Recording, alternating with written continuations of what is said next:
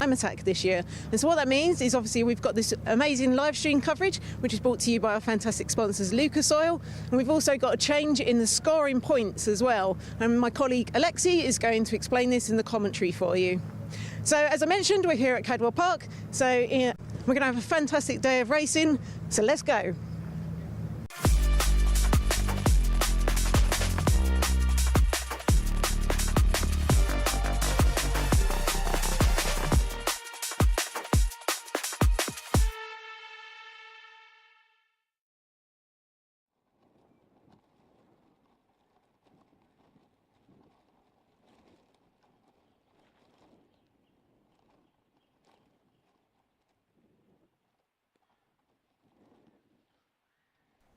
Thank you, Susie, and good morning, everyone, and welcome to Time Attack 2025. We are now coming at you live again through the stream. Thank you to our friends at Lucas Oil who have made this possible again. A much-loved feature from some years gone by, and the live stream is back. Now, of course, thank you, as always, to our show sponsors here at Modified Live as well. A whole host of friends, old and new, supporting us at Club Time Attack and Modified Live, Yokohama, Tegawa, Lucas Oil, Exidi, Motegi Racing, ADG Vehicle Transport Limited, Kent Models, Abruzzi, and Clear Freight. And of course, show sponsors MMT Performance, Get It On, and Hugo's Plates. Now, as Susie mentioned, this year is a special anniversary season of Time Attack, with it now being a whole 20 years since our first ever event at Rockingham, all the way back in 2005. Long time ago. I've been involved for a big chunk of that, and so the years kind of blur together, but it's been a whole 20 years, believe it or not. And indeed, the format has changed over the years, and this year features an important new addition to the rules in that drivers are now eligible to score points in every single session to encourage some spicy driving throughout the entire day. For those of you who are new to Time Attack, and you can see some of the cars getting ready now in the assembly area. For those of you who are new to Time Attack, what are we all about? Well, this is all about setting the fastest flying lap possible. So all of the cars will be on track for 20 minutes or so. It's an open pit lane format, and they have as many attempts as they can fit in to set the fastest flying lap that they possibly can. And that's all we are concerned with. So at no point will these drivers be racing wheel to wheel, for example. They will be competing to try to set the fastest lap time they possibly can.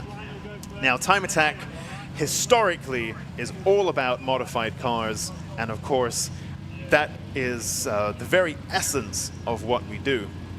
But to keep things somewhat fair and competitive, cars are grouped together based on how modified they are, so that cars of a similar spec are competing with each other. Now, it's a pretty broad church, and the rule book can accommodate all kinds of things, and chances are, whatever you've built at home, or perhaps with the help of a professional workshop, whatever you've built, there will probably be a class for it in Time Attack. Now, the cars that will be hitting the track first are cars in the Classic and Retro, Clubman, and Pocket Rocket classes. Classic and Retro for the older chassis that are 25 years or older, Clubman for perhaps what you might call a fast daily, so cars with very limited modifications, and then Pocket Rocket is for the cars with smaller engines, up to 1.6 liters if naturally forced induction, sorry, and 2 liters if naturally aspirated. So perhaps your Honda Type Rs, K20s, Renaults, the little old naturally aspirated Renault Sports, and so on. Whereas the forced induction cars, you know, the little Fiesta STs, the boosted ones, and stuff like that. And then we'll move on to the other classes, and we'll talk about those in more detail down the line. But for now, these are our perhaps the least modified cars that we have in Time Attack, which is actually, you know, if you take a look at the cars that are assembled in the assembly area, they are pretty serious builds in some cases. So that's not to really try to, you know, it's a sliding scale of modifications that are allowed in Time Attack. Well, pretty much anything, all the way up to Pro Extreme, which is pretty much an open rule book. And you know, we'll get to that later on. I don't think we have any Pro Extreme cars here today, actually. Maybe just Club Pro and Pro. Let's just take a look through the entry list. Of course, we have lots of returning drivers, as well as no Pro Extreme today at Cadwell Park. But yes, we'll come to that later. Now, on your screen, if you're thinking, is that a Corsa B? You are absolutely right. That is the one and only Michael Greenhue in the Team LAR Motorsport Vauxhall Corsa. However, this Vauxhall Corsa hides a pretty dark secret in that it is actually powered by the legendary Volkswagen Group PD130 engine, the 1.9 TDI. So it's the only diesel that we have here in Time Attack, and I caught up with Michael earlier today.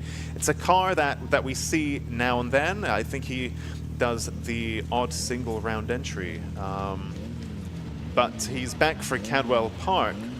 Now, this PD130 Volkswagen Group engine in this Vauxhall Corsa is now putting out 370 foot-pounds of torque, and it's a mostly standard engine. It's got a sporty cam, but otherwise just throw in loads of boost and see what happens. The red line at 5,500 RPM, which is of course diesel things, 925 kilos. And of course, the great thing about diesels is it's torque for days. And if you think back maybe 10, 15 years ago, there were lots of famously Audi diesels at Le Mans and so on. So you can make them work on track. And with all of that torque, Michael calculated that it's torque per ton pretty much equivalent to a Dodge Viper, which famously very, very torquey machines. And of course, if you have very beefy diesel in a little 925 kilogram car, well, that's definitely going to move. And I can see the session has now been green lit, and the car is now heading out of the assembly area onto the track. Jamie Biss there, I believe, in the little Mark 1 MX-5, flippy lights and all. And you can see them now making their way around the track.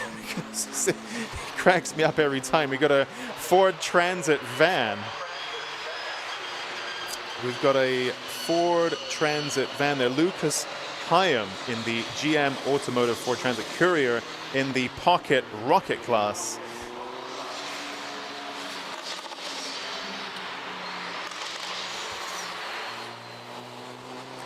And I believe while these cars now complete their warm-up laps, which will take a little while, Susie caught up with Dean Riley earlier on of DRS Racing. So we're down here in the paddock, and I'm just taking a little bit of time to catch up with Dean Riley this morning. So, Dean, you're here with your amazing VX220, but you've had a bit of a journey to get here, right? That's right. Well, 7 days ago, the car was on fire on a track day. Engine blew up, which was the actual second engine. 2 weeks before that, the engine let go again. So, yeah, 7 days ago, we were on fire. It was an absolute mess. I thought Time Attack season was over. Yeah, I was in the down trying to find parts, melted wiring looms, sensors. Everything was destroyed on the car. And I was like, what do I do? I was struggling. And when did you get the car back together again then? About 2 days ago. Yeah. Oh my God, so really last minute, and it's all back, like everything working again? Hopefully. I mean, we've had a small amount of road test. Car is on a base map. I've done it on the road. Yeah, I mean, hopefully it holds together, but the first test is going to be the warm-up, so we're just going to take it easy. Hopefully everything stays together for the day. I don't want to be throwing another engine in. I mean, it's been stressful enough just getting the car ready for the season. And can you give us a little bit of information about the car? Because it's not quite a standard VX220, right? So I bought the car as a standard road-going car about 3 years ago. It's supercharged, so around 250 horsepower. We did build another engine that hopefully had more power, which now we're taking a backwards step. But yeah, I mean, a lot of the parts are custom because you can't buy them off the shelf. So it's trial and error, trying new things with the car, thinking outside of the box of what we can do to go faster, stripping as much weight out of the car. I mean, it's a lightweight car anyway, so it's like around 900 kilos-ish. Yeah, we fitted a roll cage this season. The car suffers with heat soak, so we've tried to fit water injection. That is not plumbed in this time because of the engine issues, so it is going to be running without the water injection this time. Suspension is Nitron. ECU is pretty much standard with, just like I say, a custom map on it. And we saw you at a single round entry last year at Alton Park, right? And now you're back for the whole season. Yep, back for the whole season. I tried it last year at Alton Park, which is my local round, and enjoyed it so much. I mean, I didn't think I'd ever have the money to do this, but thought, why not just give it a go and, you know, reach out to some people to help us. Got some sponsors on board that have helped us this year. I mean, I didn't expect anything. I've done one race in my whole life, so this is my first full season. But yeah, I mean, I've enjoyed it so much. I've got the bug, and yeah, I want to try and win it this year. I'm not going to lie. So. Fantastic. I mean, it's so great to see the car back. Fingers crossed you have a much smoother rest of the season than the lead up to it. So good luck out there today. All right, thank you. Cheers. If you're wondering why on your cameras you can see the cars coming back into the pits, we do actually have a red flag. Now, I can only see what I can see from the commentary box, so I'm not sure what has brought out that red flag.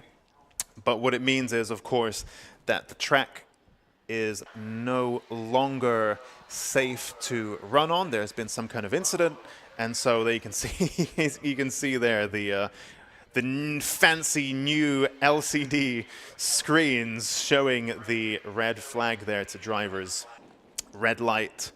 And so while that incident is cleared up, the drivers have been channeled into the pit lane. Now it's been a long off season. I think last year we actually began the season in a slightly longer off season perhaps than what we're used to, and lots of tweaks and changes and builds happening over the winter. Time Attack is a pretty unique motorsport in that modification is very much welcomed and encouraged. So unlike perhaps in some other motorsports where you're running to a very strict spec, and once the car is built and you know it works, then, well, that's it. You can just park it up and leave it for the winter. In Time Attack, the kind of people that it attracts and the kind of builds and cars that we encourage means that over the winter, everyone takes everything apart, messes around with it, puts it back together again, throws in some more boost, and so on. And so when you've had a long off season, of course, you then get back into it, and things can break, or perhaps drivers haven't driven in a while because it's been the winter and so on. So, you know, things can go wrong. So hopefully that won't take too long to clear up.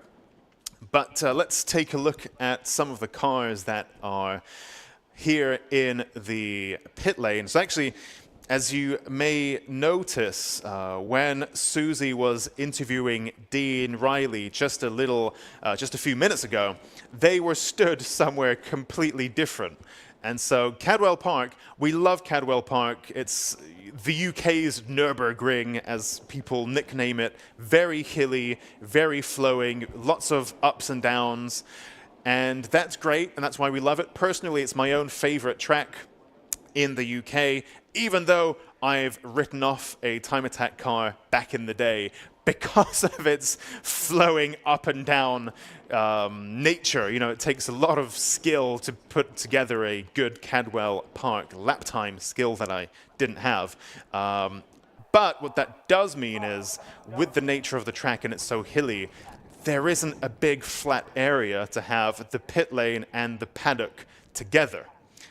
So uniquely at Cadwell Park, the paddock and the pit lane are in two different spots. So you saw Susie there interviewing Dean up in the paddock, which is uphill, and then the actual pit lane is in the middle of the track, kind of separate from everything else. And so, for example, when the track is live, because the pit lane's in the middle of it, you can't get to the pit lane while the track is live. Unless you're on the track. But what I mean is, you know, for teams, crew, circuit staff, you know, you have to cross the track to get to the middle of it to get to the pit lane. So it's a pretty unique layout at Cadwell Park. And you can see there the number 313 Ford Transit Courier van of Lewis Hyam. This is the great thing about Time Attack, is pretty much everything can be made to fit into a class. So, you know, this is what we encourage, is huge variety of cars, huge variety of builds. And who is that? That's the Mini. There you go, speaking about variety. That is the classic Mini there. The Rover Mini of Thomas Mosley, 33 Motorsport, now recovered. And let's take a look at what's going on there. So, well, so while that recovery takes place, I can see the driver there jumping out. We have, I believe Susie's been doing some investigating in the paddock for us. So just quickly getting some time down here in the scrutineering bay and just catching up with Dan from AKB Racing with this amazing Evo 9.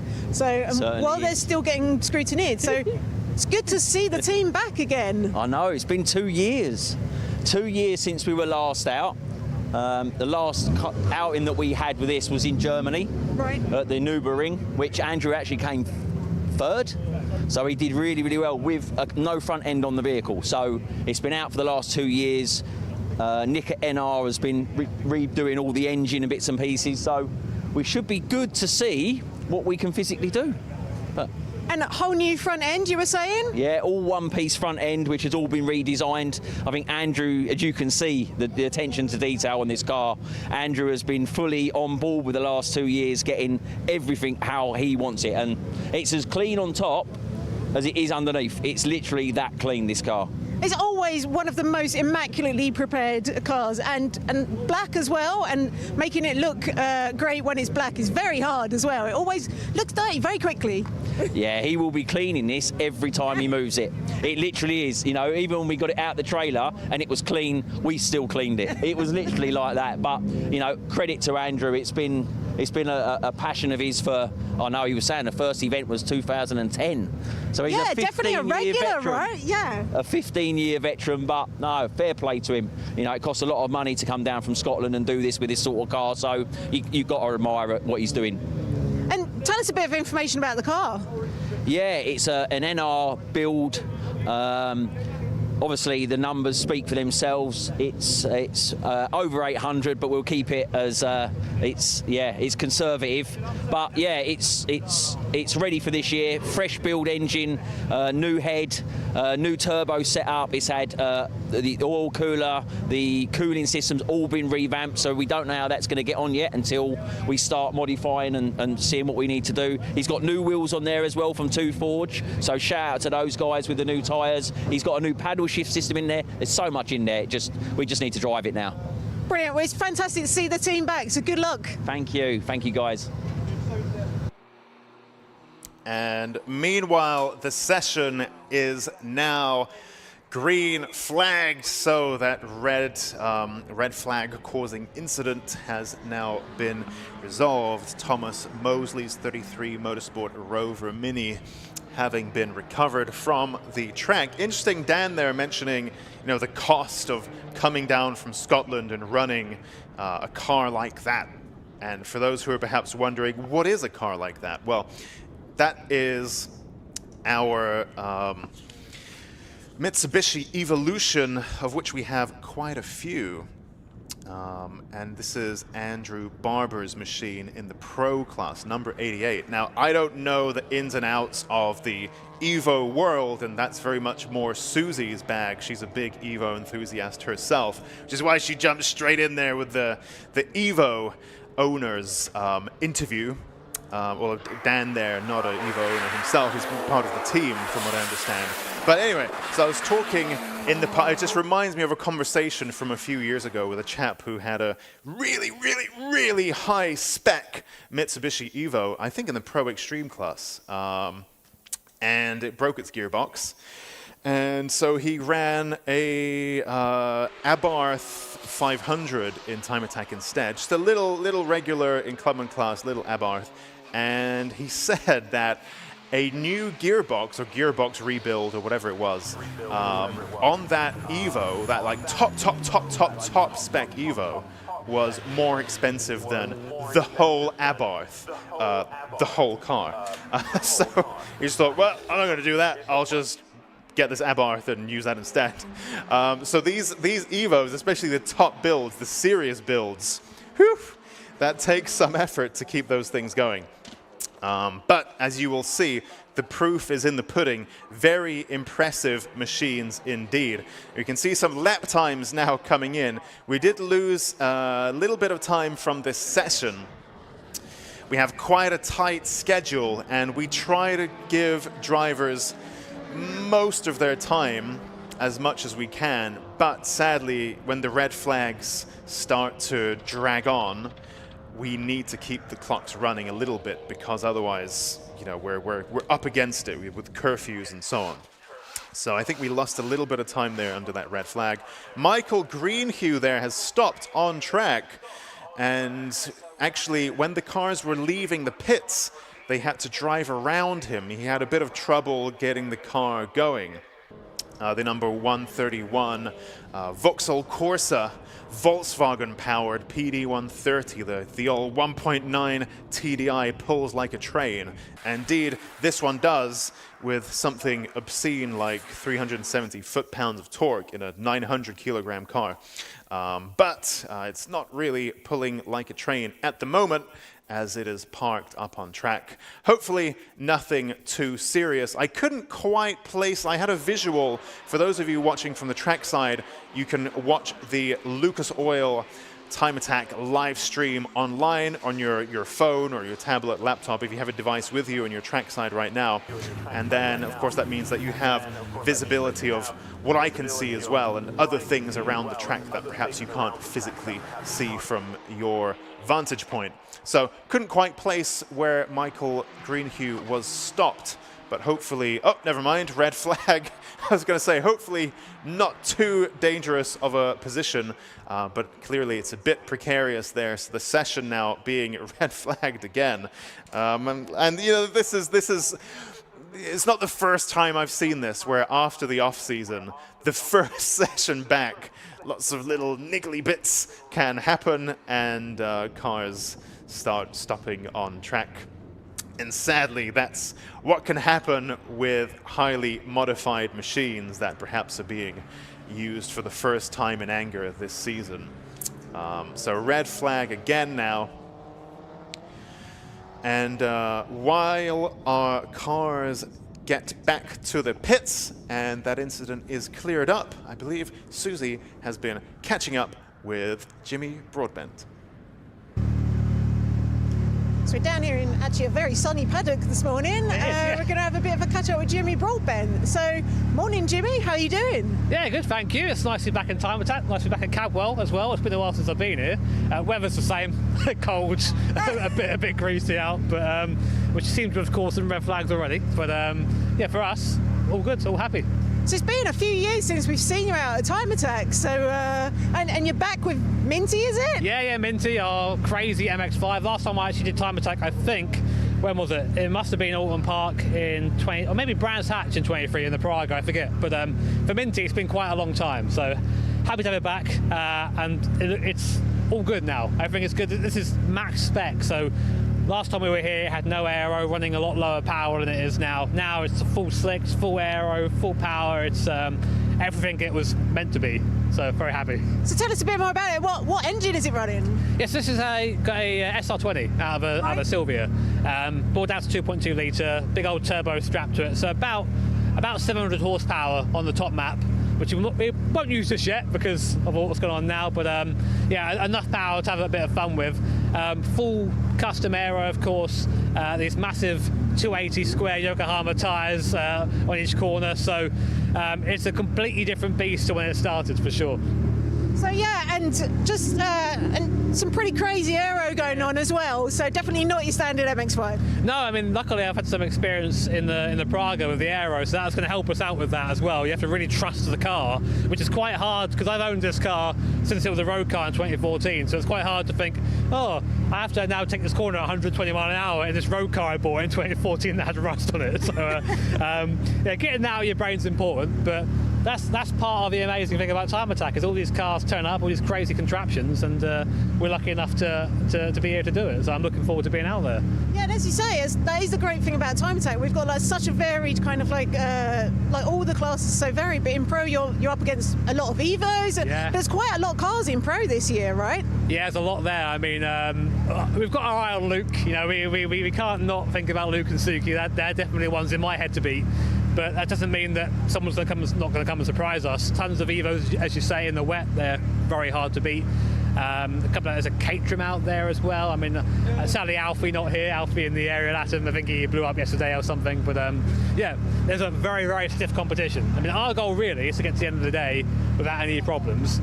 But I also want to do well because there's a competitor in me. So hopefully we can do well. We'll see. And you're back for the whole season? That's the plan. Yeah. I mean, if this helps us get through the whole season, we'll do the whole season. But we're signed up, so the goal is, as always, championship. There's no point in signing up otherwise. But we're doing that with no testing. So what could possibly go wrong, Jimmy? Exactly. Come back to me in half an hour to find out what went wrong.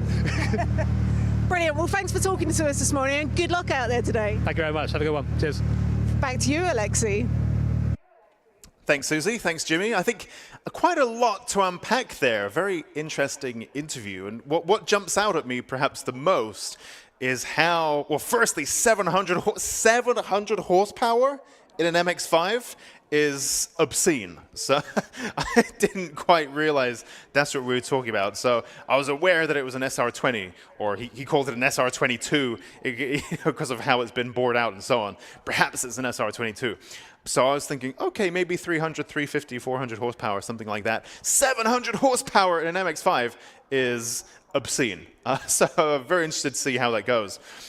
And of course, that will be a real handful, and we've had a little bit of rain here and there at Cadwell Park over the evening. This morning it's quite a little bit dampy here and there.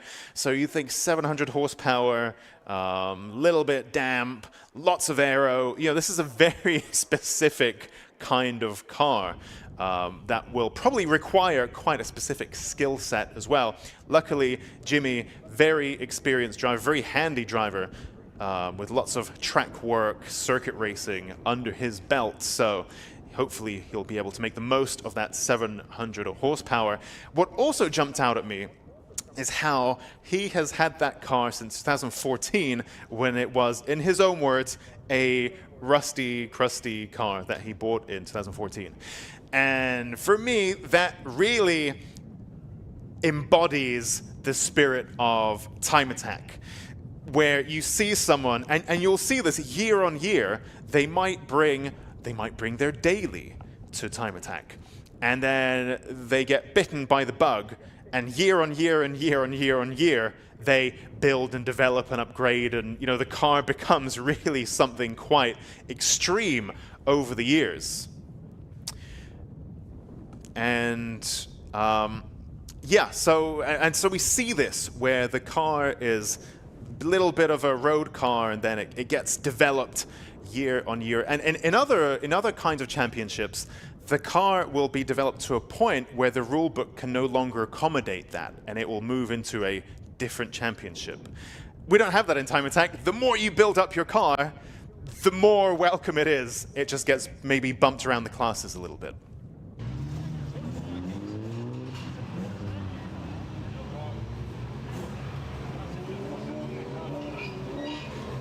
And you can see now in the assembly area, the club cars now heading on to the track.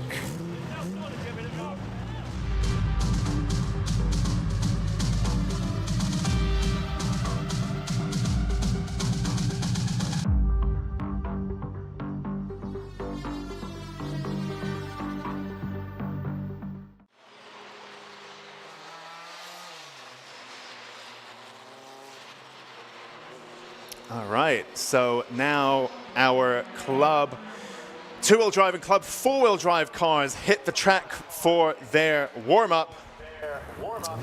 Now, our new rules for 2025 to encourage running in all of the sessions. I mean, it kind of depends on the class, depends on the drivers. Some, especially as you look into the pro classes, like I mentioned, you know, Evo gearbox costs more than a Fiat 500 entire car. What that would mean in some classes, for some drivers, they may choose to play it safe and not run in warm-up, maybe not run in practice, because there are no points up for grabs, so why risk it? Well, now the rules have changed, and what that means is if you manage to complete, I believe it is 3 laps in warm-up, then you will score a point. Well, that's nice. And what that means is now our drivers are incentivized to get out every single session and do some driving. And of course, it also rewards the reliability as well as the outright pace of the car. And if we take a look at our refreshed format for this year and the point scoring, how it's going to work this year is that previously, Time Attack had a warm-up, and then practice, and then what was called qualifying, and then the final. Now that changes for this year, where we have the Time Attack warm-up, then Time Attack Attack 1, Attack 2, and then Super Attack at the end of the day. And there are points up for grabs in all of these sessions.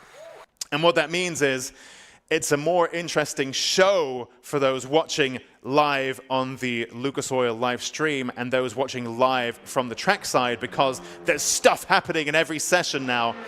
And it also means that our drivers now are also rewarded for building a reliable car that can go out every single session and put in some times.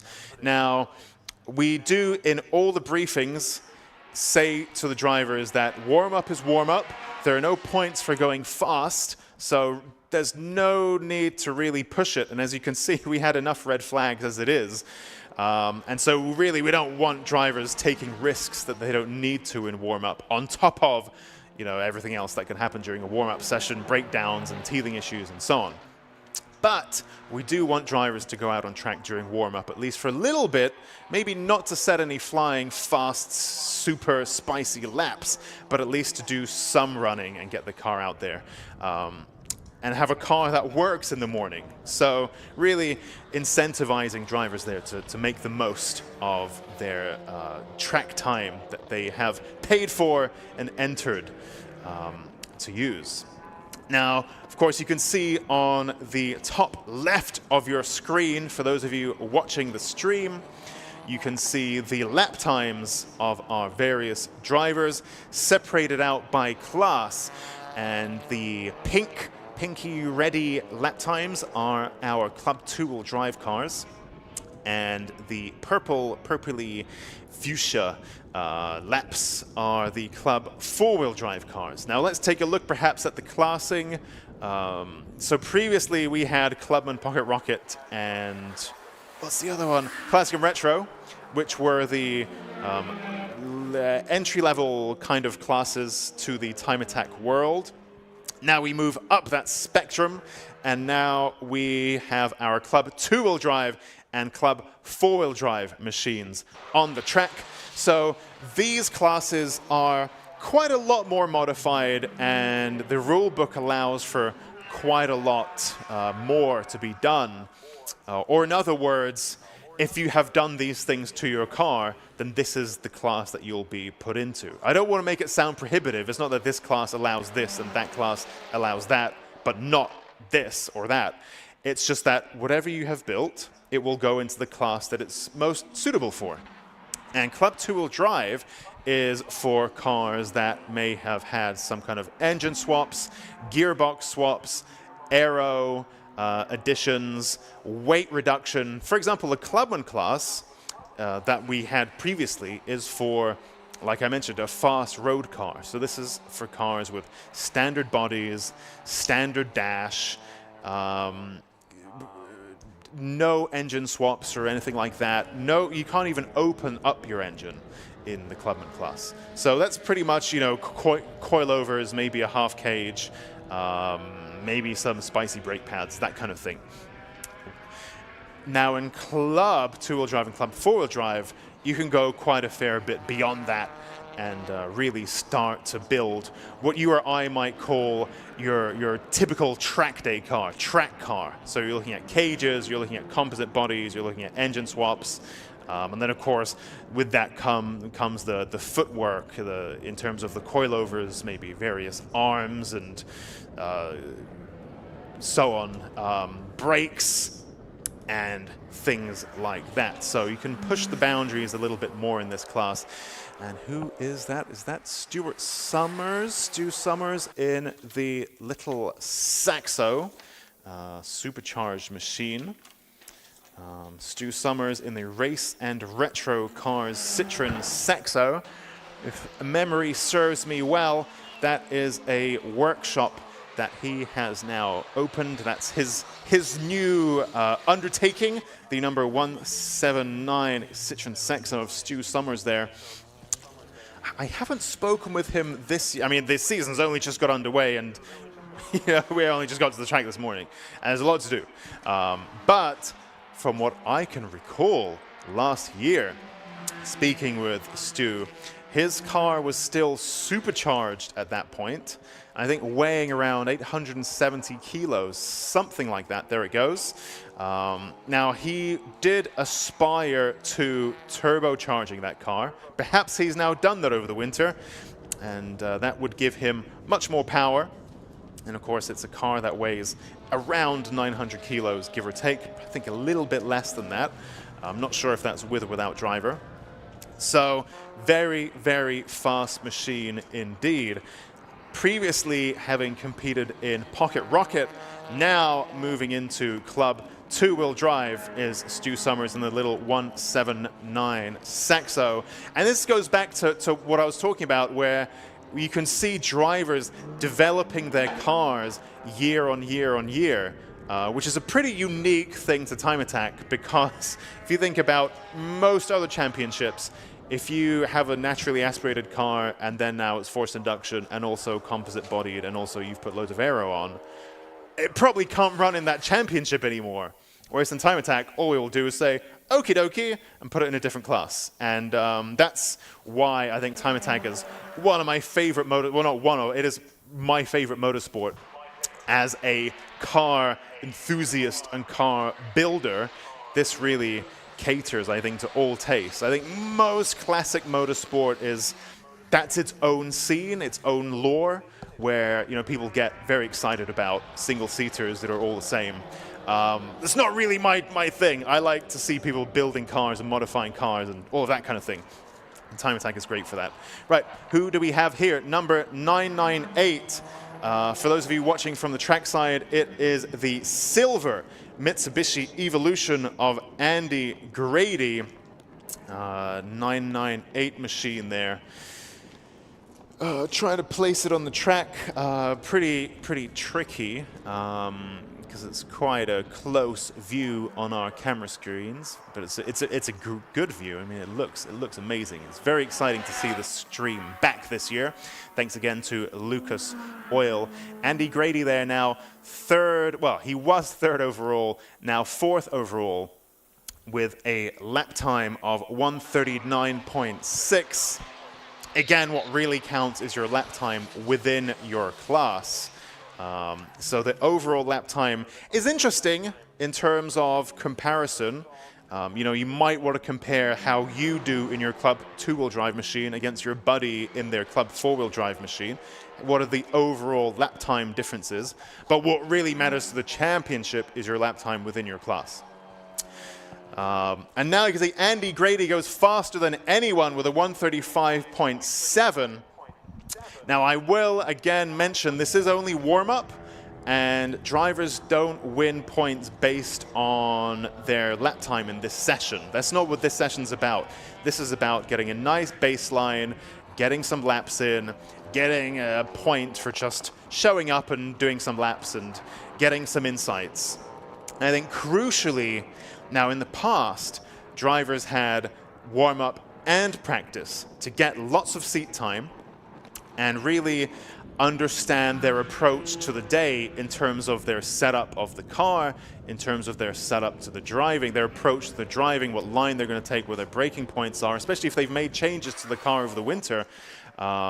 For this first round, you know, you take the warm-up and practice session to finesse your own approach to driving your lap, as well as your car setup. Oh, they got the pit lane exit. David Dyson there, and he is new for 2025 Porsche Cayman GT4 RS, joining the track there into turn one. Anyway, now of course what that means is you would drive warm-up, you think, yep, tweak this, tweak that, and then tweak that again after practice so that you are nice and ready and the car setup is perfected for the sessions where your lap times count.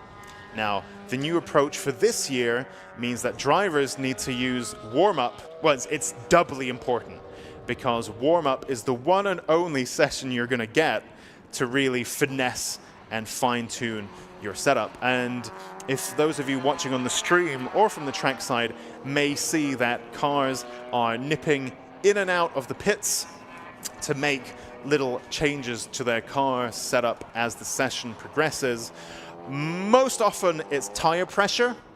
And I think modified live here, you know, we see loads of modified cars and lots of money thrown at good upgrades. If you take a look around all of our car clubs here, some very elaborate builds, very cool stuff. But when it comes to track work, the real fundamentals need to be right before getting out the credit card and throwing all the money at the upgrades. For example, tire pressures. Tire pressures are so important that you can have the most fancy coilovers in the world, but if you're not on top of your tire pressures, then you're not really going to be making the most of your suspension. And that's one of those powerful tools, and it's free. It's one of those powerful tools to change and fine-tune the balance of your car. Do you want it to oversteer more? Do you want it to understeer more? You can adjust these things with your tire pressure. Just a few PSI here or there. It's incredibly effective. And that's one of the things that we will see being tweaked the most as drivers come into and out of the pits. And of course, that's in addition to other easily tweaked things like perhaps the clicks, the clicky clicks on the top of your coilovers if you're fortunate enough to have such a setup. That's another thing you can quickly and easily adjust in the pit lane. Perhaps if you're being brave, you can adjust the stiffness of your anti-roll bars as well. And so these sessions then, very important. Well, now it's just the one warm-up session this year. Very important to getting that just right so that your car is ready to attack the lap times later on. Let's take a look at Mike Butler in the white and blue E92 M3. Let's take a look. Mike Butler, there is Stop the Family Farm Tax JCPE BMW M3 is the team name. 2012 car. I can see he's got that branding on the side of the car as well. I believe this car may be supercharged if memory serves me well. And you can see it's got a American Le Mans Series inspired livery on that car. It really looks the part. He's been in Time Attack for a while now, Mike Butler, with that car.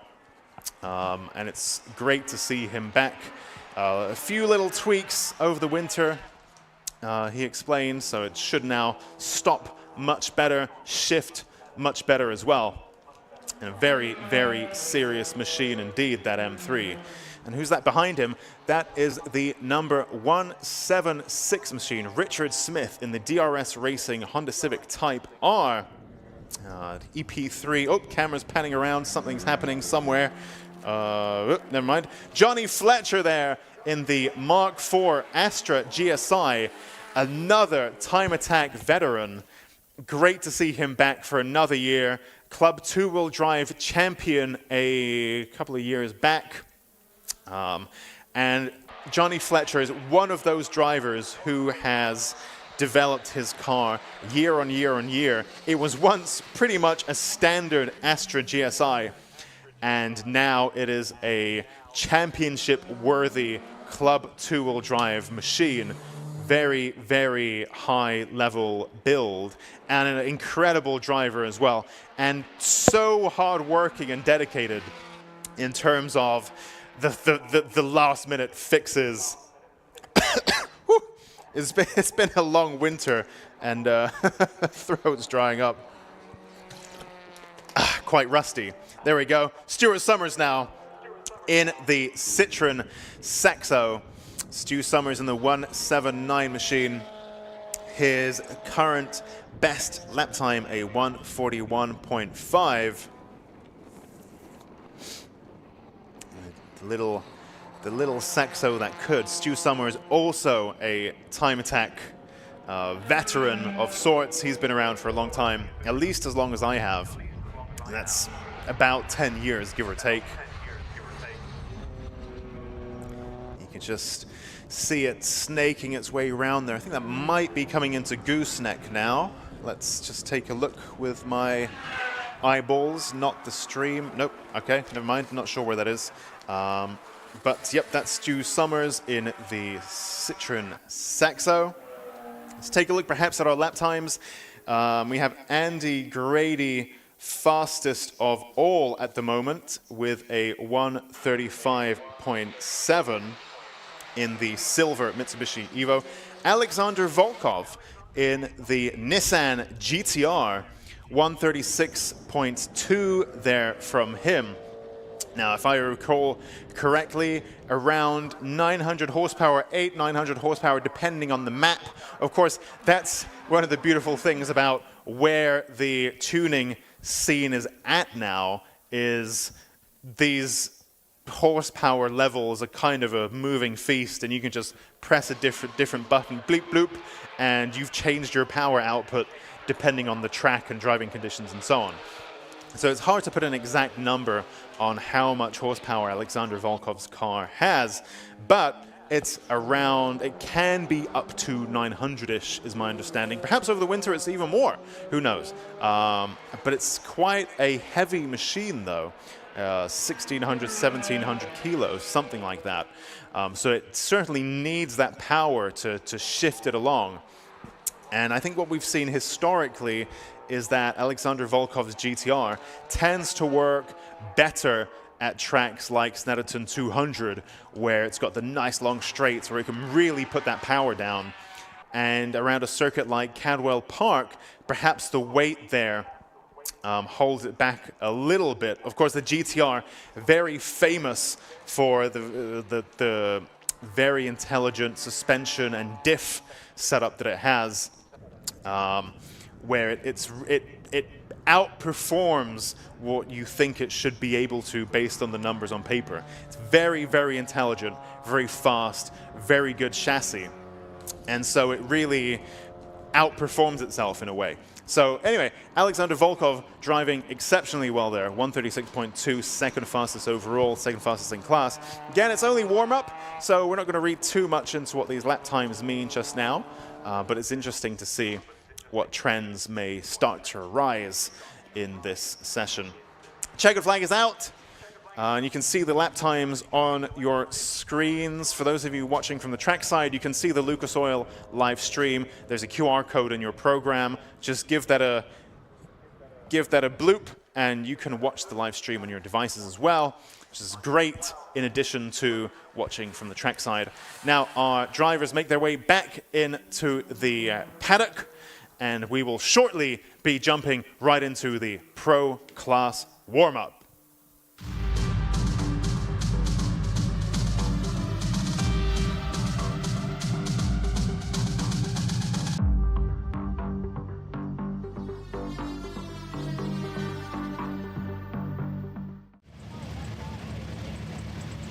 So you can see our pro machines in the assembly area, ready to hit the track.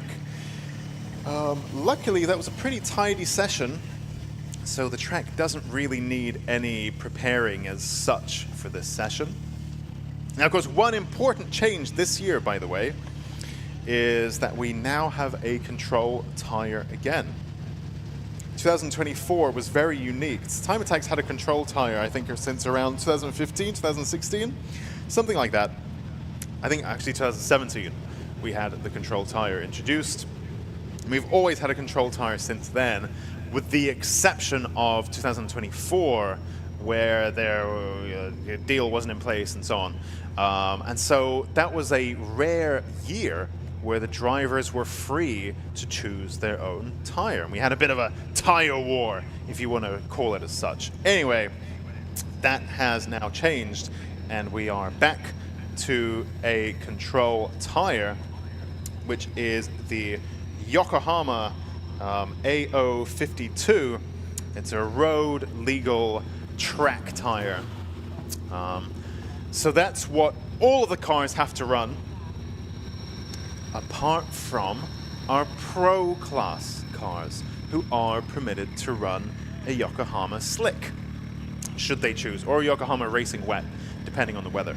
On your screen now you can see the minty fresh SR20 powered MX-5 of Jimmy Broadbent. That's Mick Porter's R35 GTR, and that is Ilya Krylov's Haltech. I was going to call it a micro. No, that's Eden Young. This is Ilya Krylov's, the other Haltech machine, the RWF Renault Sport Clio, Honda K Series powered, around 420-ish horsepower. And actually, over the off-season, so Ilya Krylov, you may be aware of him. He does lots of bits and bobs on YouTube, and a lot of composite work as well, for his own cars and for other drivers too. And so Ilya made a whole front clip for his Renault Sport Clio, comprised of the two front wings, as in the fender and the front bumper. That's all one piece now, and that whole piece weighs 4 kilos, which is extremely light. His doors, I had to play with his doors earlier on, also super light. But I think what really blew me away is front bumper and both front fenders. That whole unit is 4 kilos. That's incredibly light. That's weight saving of, well, quite a lot.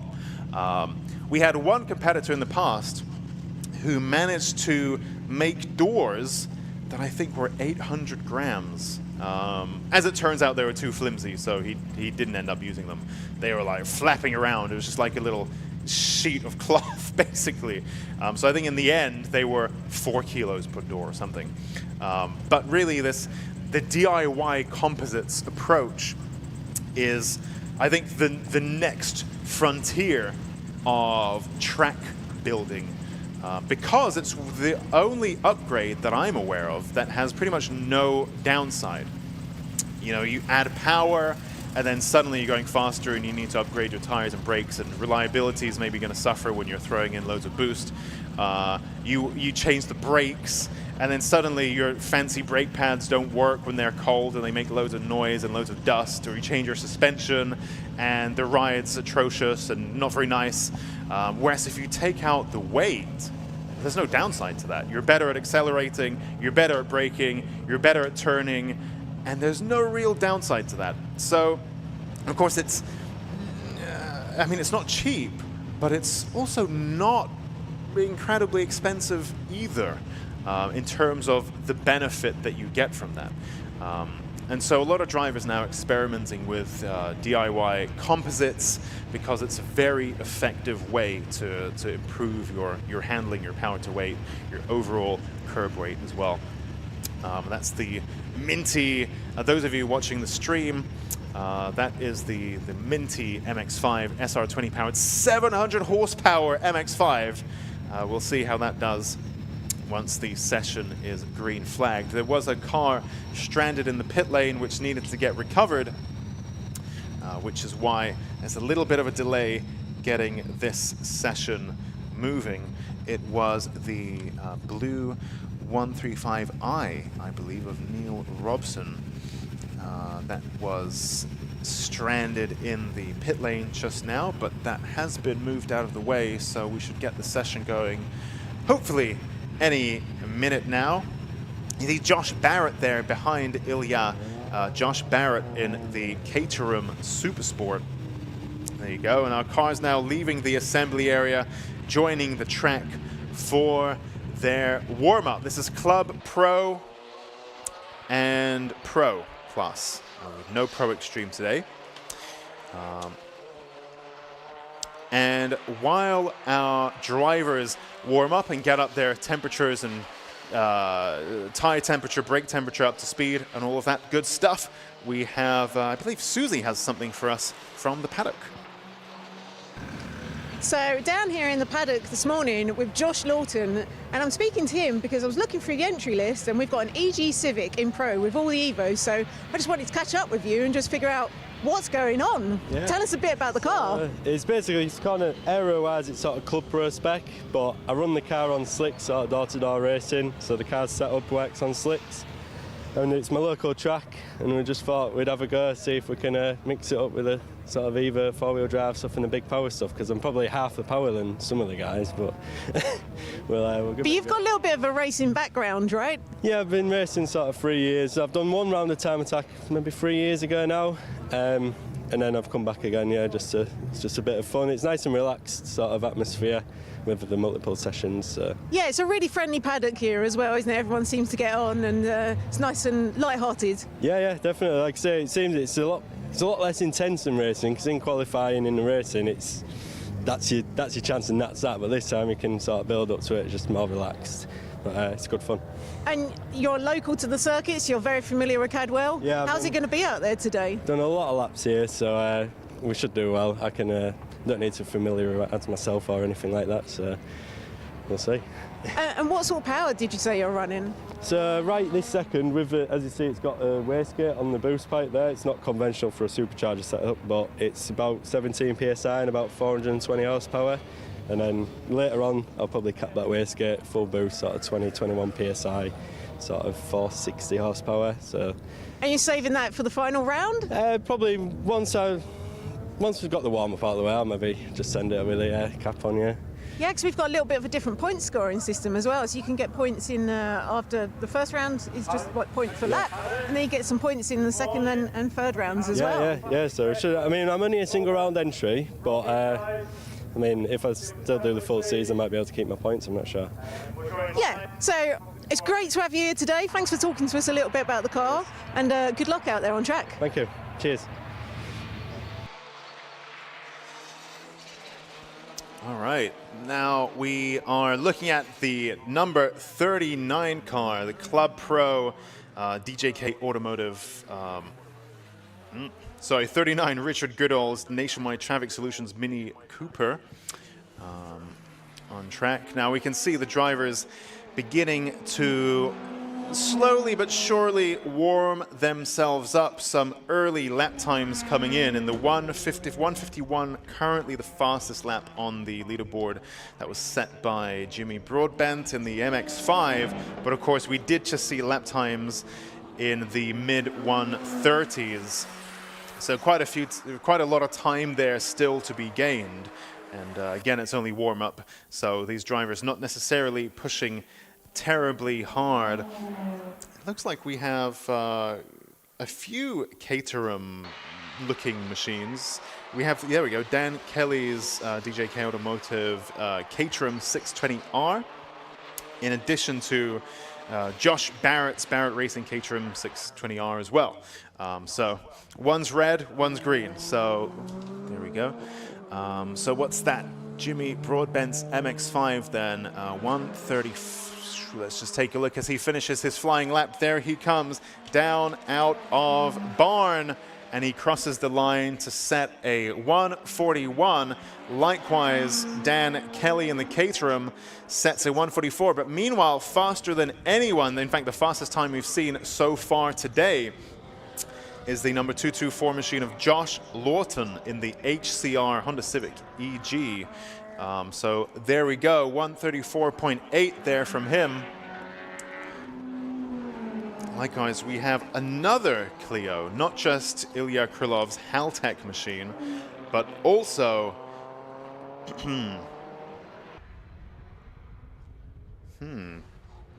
let's take a look at the old entry list. I'll come back to that one.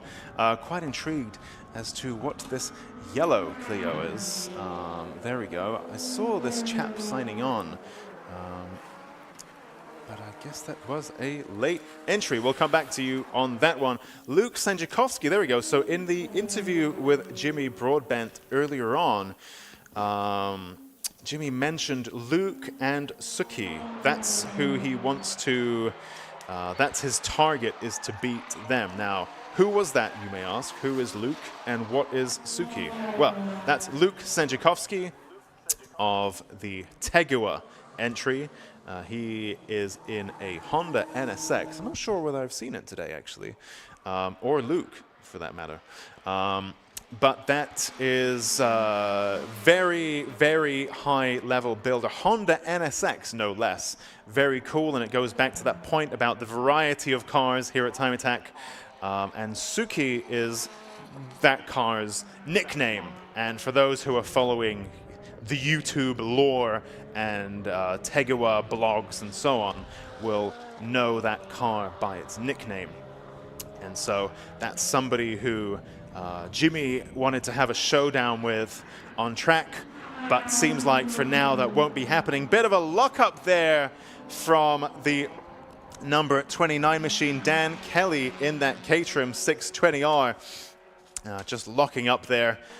Again, it's early days, it's warm up. Perhaps it's been a long off season as well, so just understanding how all this stuff is going to work, how the brakes are going to brake, how the maps are going to map, and so on. We have Mick Porter. Oh, I can see Luke. So Luke Sandziakowski is actually in the pit lane with that Honda NSX. Hasn't yet set a timed lap. It just came out of the paddock by the looks of things, came around and then stopped in the pit lane. So no timed laps there, no flying laps from Luke Sandziakowski. But he is on track. He's just in the pit lane at the moment. But he is here. Ilya Krylov now in the pits as well. So whereas Luke Sandziakowski hasn't really moved a great deal, Ilya Krylov in the Haltech machine has set 2 flying laps so far. So he's in the pits perhaps for a few little tweaks or something like that. Likewise, Mick Porter, I can see Mick Porter's tire pressure is being adjusted there on that Nissan GTR R35 shape. And it goes back to what we were saying earlier about tire pressures being so important. That's like the main car setup tool that you will have on your car is your tire setup. So tire pressure, sorry. So important to get your tire pressures right. We have a car stopped on track. That is, who is that? Eric Holmes, I believe, in the number 79 Mitsubishi Evo 6 RS, stopped on tracks. The first stoppage we've had in a little while. Got a yellow flag out. Let's see whether that brings out another red flag, or perhaps we may dodge a bullet this time. It all depends on where the car is stopped. If it's in a position where there's a high chance of something else coming off in the same spot and smacking into it, then we'll call a red flag and try to move that car. If it's actually out of the way and it's not going to really bother anyone, then we can just wave a yellow and people can just drive past it. Oh, never mind. There we go. Red flag has now been thrown. So race control there deciding that where Eric's car was stopped is in an area where it's not unthinkable that something else might come off in that same spot and collide with it. So red flag being thrown there so that car can be moved out of a tricky, potentially dangerous spot. So we have a red flag now. So our cars will be going back to the pit lane. I can see Martin Henry. There's the guy I haven't seen for a while. So Martin Henry with a Mark V Vauxhall Astra, and we'll watch him closely. He competed in Time Attack many years ago at the same time when I did, and then you know, life and so on, so he stepped away, but it's good to see him back. And while we wait for that red flag incident to be cleared up, presumably Eric's car, I believe Susie has been busy in the paddock. So we're here down in Paddock with Tom Mosley. So you've not had a very good morning this morning. No, so my first outing of the car, I've been 2 years in the build, and my track rod snapped, and I went straight off the track and smashed into the barrier.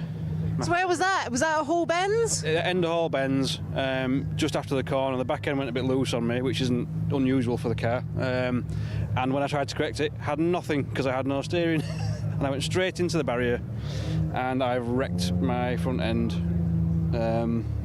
So has it caused any kind of like mechanical damage, or? Luckily not, no. So we've damaged it's obviously got a broken track rod, so I need to replace that. Subframe's in good condition still, engine's in good condition still. Radiator's a bit bent, but it's not leaking. I think we can get away with it. Bit of bodywork damage that we can fettle up for the to get back out, hopefully. But you're on the lookout for a track rod end then? We are, so if anybody knows anyone that's got a track rod end or a steering rack, I'd be really grateful, and I would pay through the nose for one. Well, there's the shout out to anyone watching. And you just want to show us, there's a little bit of damage to your front bumper as well, wasn't there? If he snapped it on the track, you'd have to look into that. A bit bendy. But that's my handiwork for the morning. It's a little bit of cosmetic damage, Yeah, but the car's looking fantastic, and we haven't seen you out for 2 years, have we? Oh, and then I go and do this. Well, fingers crossed someone sees the video, and then maybe they can help you out then. Please, help. Well, that's the call out, if anyone out there can help out. Right, throwing back to you, Alexi. Thanks, Susie. That's a really good point, actually, because now that we have the live stream back, there could be somebody conceivably watching this out on the world of YouTubes who is perhaps not too far. And thinking about it, that's really empowered our drivers a little bit to make it easier for them to find bits and bobs if they do end up breaking something in the past. And you know, especially when we had double header events, people would go on Facebook Marketplace, find somebody with spares, drive across the country at night, fix it overnight, you know, drive for hours and hours and hours to a faraway place that might have a classic Mini or Mitsubishi Evo or GTR drive shaft or whatever. But get that, bring it back, fix it overnight, and then they're back. But now it's all on YouTube, and hopefully we have lots of viewers, and perhaps someone knows someone who knows someone who will have that bit. And if you do, then yeah, get in touch. Meanwhile, the red flag is still out while that incident is resolved. Let's perhaps consider Ilya Krylov's machine, the Haltech RWF Clio Renault Sport. Of course, there's not much of a standard Clio left on that car. At one point, Ilya was aiming to build the fastest Clio engined car. The engine code slipped my mind. Whether that happened or not, I'm not too sure, but now he's gone to the dark side and it's K-swapped. It's been K-swapped for a little while now.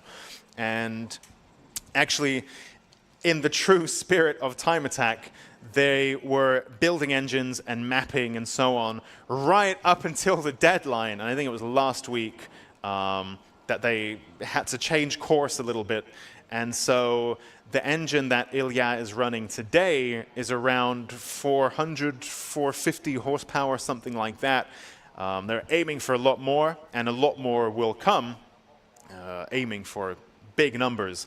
But now 400 will have to do in a Clio, which is already very, very fast indeed. Like I mentioned, that new front clip that incorporates the bumper and the front fenders, all of that weighing 4 kilos, that whole unit, so big weight saving there. Ilya's also running the Yokohama tire 295 width, 18-inch wheel, which is wider than it was before. So the bodywork, you know, this new front clip is a bit wider to accommodate that. In addition, it's running the new flagship Haltech ECU, the R5, as well as their UC10 Dash. So it's really the latest and greatest Haltech gear that you can possibly get, and that's in this car. Now, as you all know, the Time Attack Paddock is one of the friendliest in the UK motorsport scene. It's open to the public, and you can go and poke around these cars. Obviously, you know, within reason. If you can see people are stressing out and fixing stuff and working against, you know, a ticking time clock, and, you know, they're not really, that's not the right moment for it. You know, you've got to read the room a little bit.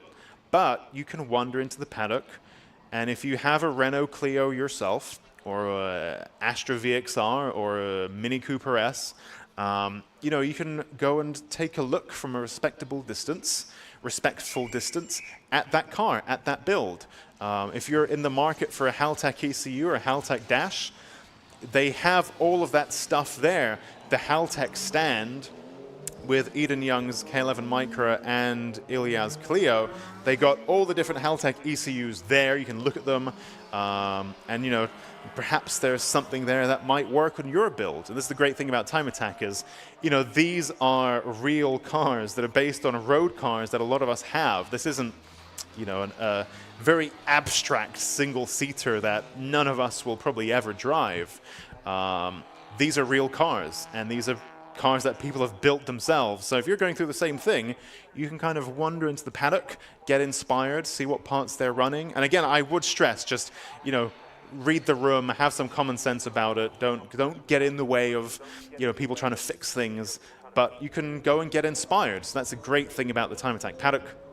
And so absolutely do take a look at Ilya Krylov's Haltech machine with the latest and greatest Haltech goodies. In the meantime, the track has been green lit, and so Eric Holmes's car now recovered. We have 3 minutes in this session remaining. We do have a very tight schedule, so once you're so many red flags in, you can't keep stopping the clock because we have curfews and things like that to keep to. So lost a little bit of time under that red flag there. Now on your screen is the black and blue number 151 Mitsubishi Evo of Colin Dorward.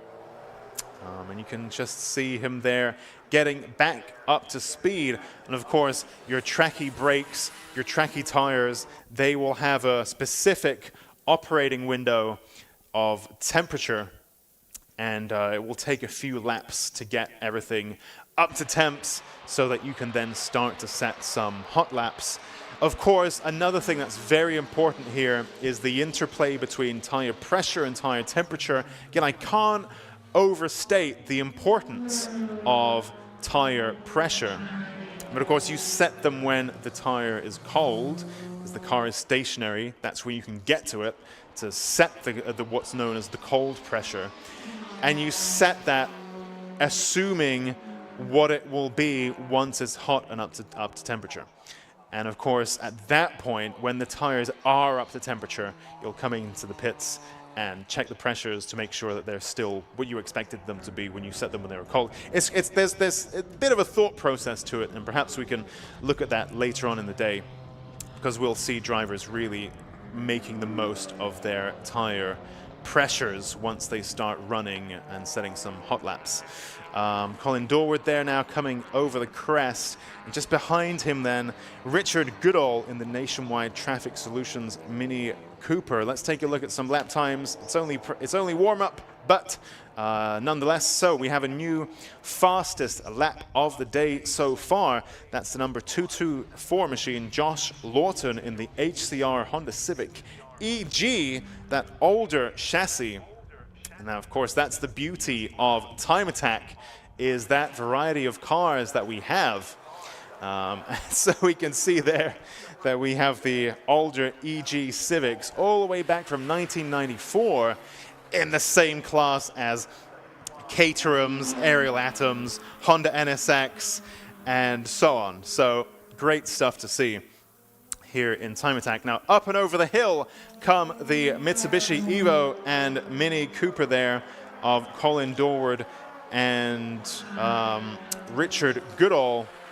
Now, famously, as you come up and over the mountain, especially if you're on a superbike, and of course, Cadwell Park is a real classic track for those of the two-wheel inclination. The bikes often get air as they come up and over the mountain. On cars, that's not as frequently seen, but if you have something very fast, very light, then you can see it lift some wheels off the ground as it comes over the mountain. Checkered flag is thrown for this session, and you can just see there that Minty MX-5 sets its last lap time. That is good enough. That's a 140.1 there for Jimmy Broadbent in that 700 horsepower MX-5. It's crazy. I used to have a 260 horsepower one, and I thought that was fast enough. 700 horsepower MX-5. Anyway, wow.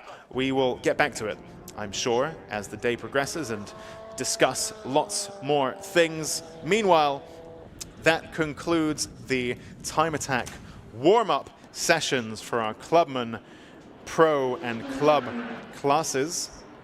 Now, coming up after a short break will be the Racing Honda's Championship practice. And in the meantime, well, go make yourself a cup of tea, have a little comfort break, and we will see you shortly after this little break for the Racing Honda's practice.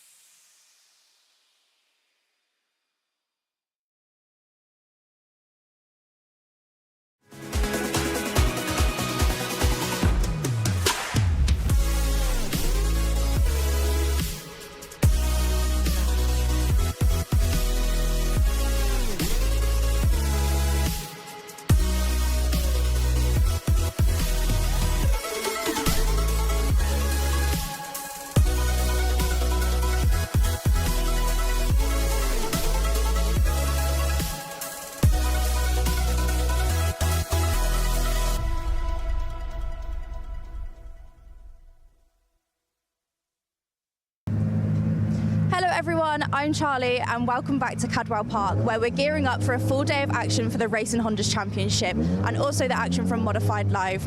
We are here today with our seasoned drivers on a very technical track here today, often unforgiving. We've got everything here from EP3s to Integras and really everything in between. We've got qualifying, practice and 2 sprint races, hoping to put on some fantastic door-to-door racing. So stick around and let's get geared up for a fantastic day of racing.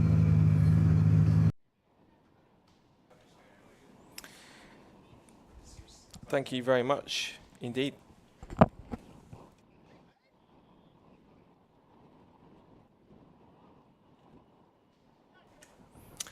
Thank you very much, Charlie, over in the assembly area as the cars leave the assembly to head out for their practice session. Scott Woodward's here in the commentary box to guide you through all the action today and through the season in the 2025 Racing Hondas Championship. Pleasure to be here.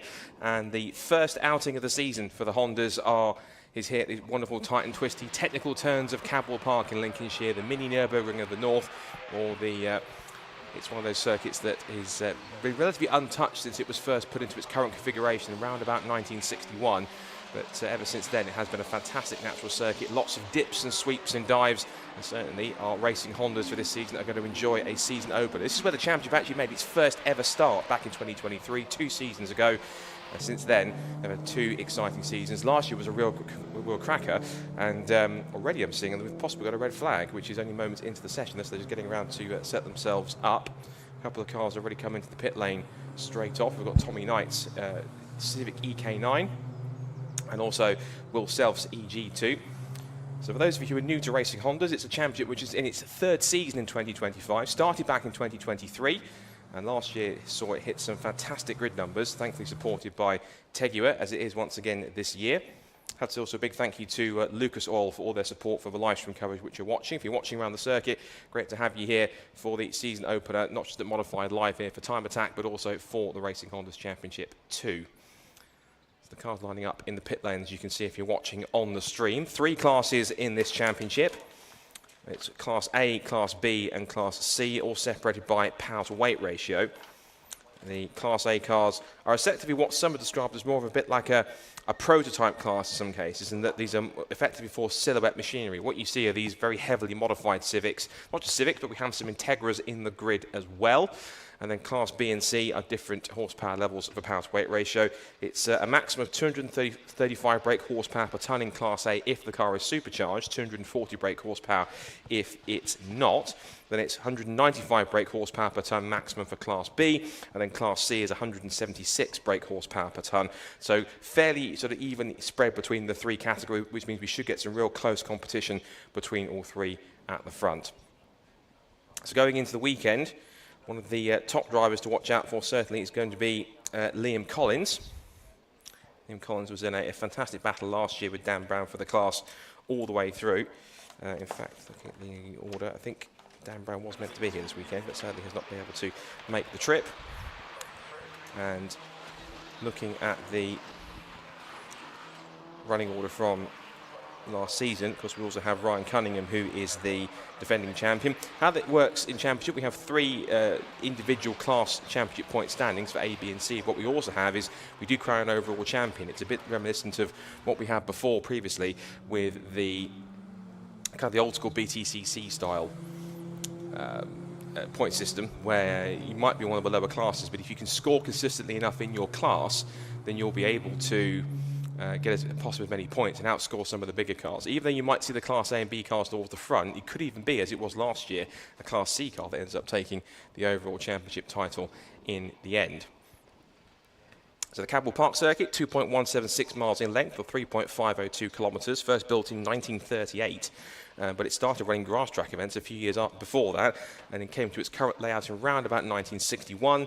And since then, it's been, as I said, one of the circuits that hasn't really been changed in terms of layout. And even though many will call this more a bike-friendly circuit, certainly when the cars get around here, it is quite a spectacle, as some of you will have seen already from the Time Attack warm-up sessions this morning. Green flag on the session, so 15 minutes of practice as we now get set for practice here, the first session of the season for the 2025 Racing Hondas Championship here at Cadwell Park.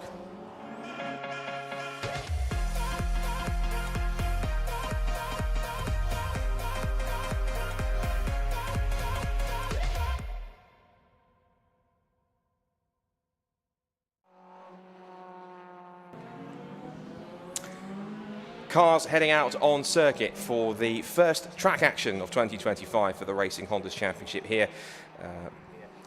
With Lucas Oil thankfully supporting the live stream, and thanks to them here at the Modified Live event for showcasing it in the mix. So let's talk you through some of the drivers who are on track. Is car 19 in the field. That is Luke Krasismenu. I think he's quite busy this weekend. He's not only in the Civic, but I think he's also taking part in some of the drifting on top of that as well, or at least he has a rather brilliant pink S15 Silver that he also travels around in this part of the motorsport world too. This will be the first exploratory laps to see what the conditions are like, how the cars are with a baseline setup, and just to get a feel for how these cars are working. There is car 37. That is one of our 2 Class C cars in the field. That's Callum Houchin. He's got experience racing before in Renault Clios, but he's recently switched this season from racing in an EP3 Honda Civic last year, now onto an FN2, the 2008 year car for Team 24.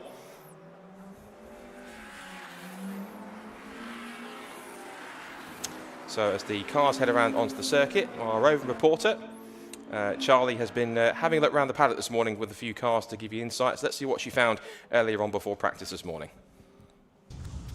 Right, I'm here with Ryan Cunnings. He is our Class C winner of 2024. We've got his great EP3 behind us. How are you feeling? Yeah, good, yeah. Ready to go. Ready to go. Fantastic. Obviously, you've come up from Class C last year up to Class B this year. How are you feeling jumping classes? Initially, it was a big jump because obviously the bits we've had to change, the diff and bits and pieces and the big brakes. So we managed to get out over winter to do a few test days. But after yesterday as well on the track day, we've managed to get to grips where we need to be, I think. So time's near enough there, so we should be off today. Fantastic, amazing. Are you happy to walk us through the car quickly? Yeah. Fantastic, I'll pass this over to you. But this year we've gone with the big brakes, which was a massive upgrade for us really, to be honest, from last year, because we was at 13, our end weight was 1300 kg, so with a heavy car and the standard brakes it was a lot of hard work to get the car to stop and stuff. Obviously we had a new livery this year. Big thanks to Kent Models for the sponsor as well. That's our main sponsor this year, along with FMC. We've gone Perspex windows to take a bit of weight out, done a bit of weight reduction inside the car. Other than that really, it's as it was from last year. The car was a good base last year and it was minimal changes to get it to where we need to be this year for B. So yeah, we are still slightly overweight, so we've got to do a bit more weight reduction through the year. But other than that, yeah, it's ready and good to go. Amazing, perfect. Thank you so much. No Good worries. luck for the season. Cheers, Thank you. Thanks, Charlie. Great to hear from Ryan Cunningham, who is the defending champion from last year. As he mentioned, was in Class C, the small of the 3 class, the slowest of the 3 classes, if you like, or the lowest horsepower class cars. Moving up to Class B and making some key adjustments to make that car a little bit quicker to fit within the class. And so Ryan now has the responsibility of carrying number 1 on the door to try and hold on. Session, unfortunately, has now just seen a red flag, according to the flag waving master just outside me here. I haven't quite seen exactly the reason why. We have had a couple of times come in on our practice session. Remember, this is just practice, so these are the cars adjusting to get themselves tuned in before qualifying in a couple of hours' time. First couple of times coming in on the board, and the first top time it's come in for is one of our 2 single round entries this weekend, so they're not scoring championship points, just here for kind of a bit of a test to see how they get on. It's James Allen in car 224, and his car is quite an interesting one. It's the 1995 Honda Civic, entered by Garage 24, and some have dubbed this car, if it's the right one I'm talking about, it's something of a, what they call a Fast and Furious special looking machine. It's all black, and yes, it's an EK sedan. So he finished 3rd in Class A last year, and that car's had a bit of a shakedown. It was taken to a couple of events, including a couple of key circuits, including not just Spa-Francorchamps, but also the Nürburgring. If you're a YouTube fan, you'll recognise the name. I hope I'm not butchering it. Misha Sharudin. And he has plenty of laps on YouTube where he'll take other people's cars around YouTube and thrash them around the Nordschleife. And so that car has certainly been put around the ultimate proving ground when it comes to race cars and high-performance cars around the old-school 13 miles of the Nordschleife. So the cars are lined back up in pit lane, waiting for practice to get back underway. The rest of the times that we've had so far in the session are as follows. Second quickest and it's Class A cars in the top 5. So second quickest is car 63, Philip Wright, 2023 Racing Honda's champion, the very first champion of Racing Honda's in its first season. 139.184 for him, 2 seconds off Alan's pace. We've got Tommy Knight in car 24 and a very striking looking EK hatchback Honda Civic. Third fastest for him, 139.339. Fourth fastest, number 137, which is Kevin Talbot in the KC Imports Honda Integra. And that car has set a 139.625. Then a bit of a gap back to fifth place. Will Self, who's one of the drivers who was looking to really put himself up the order if he can. And then we have 147, who's the top of the Class C cars up there. That's Matthew Rowling in his M&D Racing Honda Civic EP3. And then the last of the cars that have set a flying lap time is Oliver Barsby, one also to watch out for as well, which is car number 10 in a very striking looking RSR Robotics Ben Sharp Racing Run Civic FK2 from 2016, 145.866. He's part of the Ben Sharp Racing outfit, which also houses Lewis Barker, who's had quite an eventful event already before track action has even really begun, and he caught up with Charlie down in the paddock earlier on. Right, so I'm here with Lewis, one of our Class 3 drivers. We've had a very interesting weekend to begin with. Am I right saying we're on our third engine? Yeah, in mid-morning yesterday, coming up to Gooseneck, went for fourth gear and I hit second, blew the engine, snapped the starter motor, so yeah, it was a bit upsetting, but gone back, Ben got a spare engine in, we changed the engine within 3 hours, got me back out, had a few issues with smoke, so I had to drive it steady for a few laps, and then I leant on it a little bit and it spun a journal, so that was engine number 2, no go. At that point we dropped this engine out. We'd already got a spare engine what we lent to Ben because he blew one at Civic Cup. So Ben and his team and I dropped this engine out. Ben drove down to Northampton, put a car on the ramp, dropped my engine out, drove back up, and then this morning at 6 o'clock they put the engine in. As you can hear, it's running. We know the engine. We know what he did last year when Jake was driving the car in 6 races, 4 firsts and 2 seconds, so it's capable. It's just how good I can put it out there on the track and make it work, shall we say. Nice. Obviously, you can see from Learn Across, I'm on my 7th ever race, so it's going to be interesting. Amazing. Yep. Fantastic stuff. Are you happy to just walk us through the car quickly, show us what's going on? Yeah. So at a minute now, they're just bleeding car up, just making everything's done. Obviously, the car's probably the same spec as everything else on it, yellow speed coilovers, big brake kit, standard engine. I think that engine did 225 brake horsepower on dyno. It's not the biggest engine. It's got a cup map on it, roll cage, just a standard car, pretty similar to a cup spec bar the cage. Yeah, as you can see, lads are now just finalising the last few bits and getting it going. Yeah, it's been stressful. Interesting weekend to say the least. Well, thank you so much for talking to us and good luck. Yeah, well, thank you. Hopefully no more engines.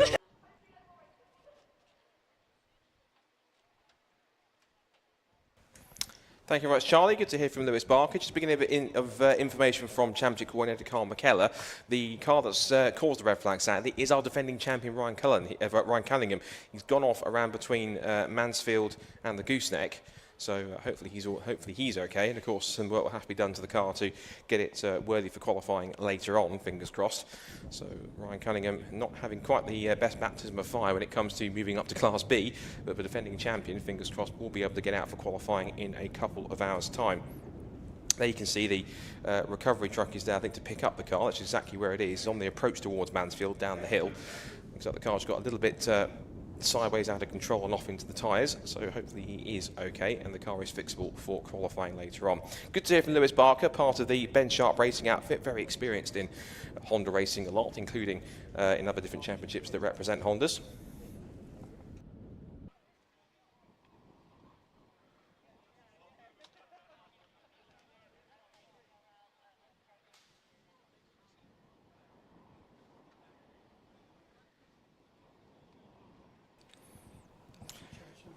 So just waiting for news on what's going to happen later on, which we'll come to in a minute. We believe we possibly have some barrier damage. It might need a little bit of repair. And just seeing on the timing set on the timing screen now on TSL, showing that unfortunately session will not resume. Sadly, we had a couple of time constraints in the time attack session, and because we have some barrier repairs also on top of that, means that there's going to have to be some work down at that part of the circuit. So I believe that off stream the drift cars are going to take over and have some entertainment for those around the circuit. So shame we've cut the Racing Honda practice session prematurely, but once again, for the times that we did get, we'll quickly run through who did what as a bit of a reference point roughly for qualifying later on, and fingers crossed we'll have an uninterrupted, trouble-free qualifying in a couple of hours' time. It was James Allen, who's the guest driver this weekend, the single race entry, doesn't score championship points. He is on a 137.083, that's followed by the 63 of Phil Wright, 2023 champion, 139.814. Tommy Knight was third fastest, 139.339 from Kevin Talbot, 137, 139.625. And Will Self, fifth fastest and fifth of the Class A cars in 141.344. Then that's followed by the 147, which was 147 Matthew Rowling, sixth fastest, and Oliver Barsby in seventh. All the other cars sadly didn't get a chance to properly set a flying lap time, but they'll get a chance to do so in a couple of hours' time when we're back with qualifying for the Racing Hondas. So fingers crossed we'll be back all clear and well in a couple of hours' time, but until then, enjoy some of the sights and sounds of Modified Live here with the Time Attack meeting here at Cadwell Park. We'll be back with Racing Hondas with qualifying in a couple of hours' time.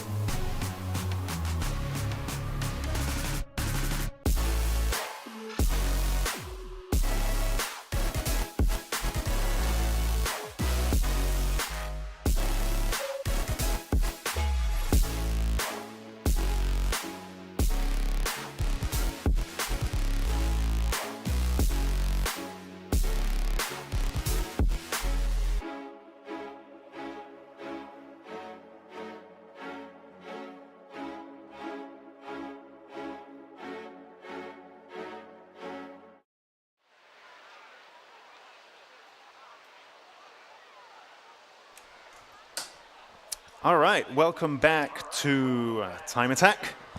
It is now the first session in our new for 2025 format as our Attack 1 gets underway. So previously this was all a little bit different, but this year we're trying a new format. And so this session will score points for our drivers, which means that really they should be performing, well, now.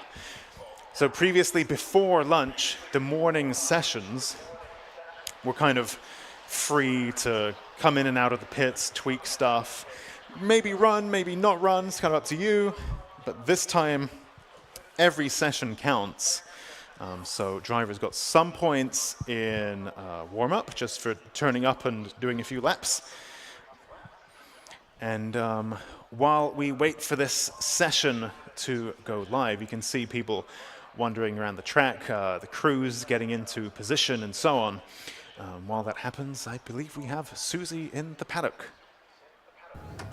So we're down here in the paddock and I'm catching up with what might be our first Time Attack couple for the full season. Possibly, hey? Possibly. So we have Luke Capehorn and Annie Thompson, sorry, surnames. So Luke, you're returning to us. You were out last year. I think you came second in Club 2 wheel drive. Yeah, that's right. First year last year, full season. So back this year, made some changes to the car to try and take it to first place, hopefully. And you had a pretty eventful year last year, right? Yeah, few engines, few gearboxes, plenty of troubles and tribulations, but it's all part of the fun. How many engines exactly in the end, was it? Four, yes. 4 engines. So hopefully a few less this year, is that the aim? Yeah, we've spent the time building this one so it can do the whole season. So fingers crossed we don't have any major issues. You never know though, do you? That's the thing. So hope. You say more prep this year, but I hear you were on the dyno yesterday. Yeah, so although we've been preparing the car since basically the season finished last year, somehow it was still late last night, finishing some bits, getting on the dyno till about 10 o'clock. So, but... Yeah, I was actually, Luke was at a good friend of mine's, Ash of Giz Motorsport. That's where he was yesterday in Skegness, just down the road from here. And of course, as it always is during the Time Attack season, a lot of this stuff is happening right up until the 11th hour of the day before Time Attack. And so Luke there working with Ash to just get those little tweaks in, I believe they were tweaking the map as well. And like, I mean, I kind of pieced out and left at, I think, 8 p.m. or so. And they were still there at 10 doing the maps. Oh my goodness. And that goes to show the dedication of these Time Attack drivers. And like I said, it's a bit different to a lot of other motorsport categories where, well, the car is the car, it's built to the spec, and that's kind of it. So you can park it up at the end of the year, maybe fix a few bits and bobs, put some new bushes in, and then it's ready for the first round of the next year. Whereas in Time Attack, because of the kind of people that we are, that get attracted to the sport, we can't help ourselves but fiddle around and change lots of things over the winter. Maybe put an additional turbocharger on or something silly like that, which means that then everything else has got to change by the time you get to round 1. And of course the Time Attack rules accommodate that. They're flexible enough that as you build up your car and develop it, then you can just move around the classes and so on. So there we go, Annie Thompson there in the Lotus Exige in Clubman class. Fellow ex-Time Attack competitor Ross Gillett, who I know through the world of Toyota GR Supras. He used to compete in Time Attack as well in a GT86, no less. Also one of my favorite platforms. So he's just poking up his head. Hey Ross, good to see you on the stream. Thanks for joining. from what I understand, there are comments somewhere on the stream, but I don't have that open on my PC. Perhaps I might get round to it later on. Perhaps if you have any questions, I'll try to answer those, or perhaps Susie can, who's out and about in the paddock.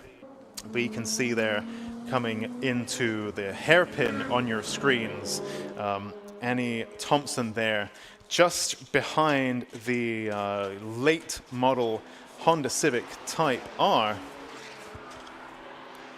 the number 41 machine of Dan Buckingham. So both of these Clubman class competitors. And the Clubman class is for cars that are pretty much what you might call a fast road car. Some people just straight up bring their dailies, they put the stickers on. Time Attack mandates I was talking about being flexible and so on. Time Attack is flexible in a lot of things. But what we must have is a fire extinguisher, and we must have safety harnesses. And what that usually means, safety harnesses often don't work with standard seats, so then perhaps you need some kind of bucket seats as well. That's it. And then you can bring your car, you can bring your daily driver to Clubman. So we've seen that in the past. Now, in this class, the rules do permit things like coilovers, brake pads, that kind of thing. In fact, the brakes are free in this class, as is exhaust. You need to have a CAT, and you need to pass noise test. Induction is free. So the little bolt-on bits and bobs are allowed. You can't change your gearbox and remain in Clubman, because the gearbox is a good way of capping power. So, in the spirit of running just a fast road car that's relatively unmodified, if you start going into the world of swapping out gearboxes and stuff, then you're probably not really within the Clubman spirit. So Lotus Exige and Dan Buckingham's Honda Civic Type R. We have Clive Hopwell in the MMT Performance Volkswagen Golf R in this class. Now, interestingly, we also do have Jay Elliott in the Honda S2000, which is quite a rare treat to see in Time Attack. Not something that we see too often. We did have a competitor in the past who comes and goes, Ramunas Chapoulis, who also had a very high spec Honda S2000 with like a GT1 style wide body. Also campaigned a Honda NSX as well. So Ramus very big on the hot Hondas. And today in the S2000 we have Jay Elliott in the Clubman Plus class. Now, some of you may wonder what's the difference, what's Clubman Plus? Good question. So Clubman is for, like I said, fast road cars. And in fact, Clubman Plus has the same rules. So you think, why is something in Clubman, why is something in Clubman Plus? Well, let's say you have a Renault Sport Clio, and you have a Nissan GTR, or even we've had a McLaren in the past, McLaren 12C of some description, or one of those derived cars. And you think, well, they both have spicy brake pads, maybe coilovers, and harness. And yet, we're going to put a Renault Clio and a McLaren in the same class? That kind of feels strange.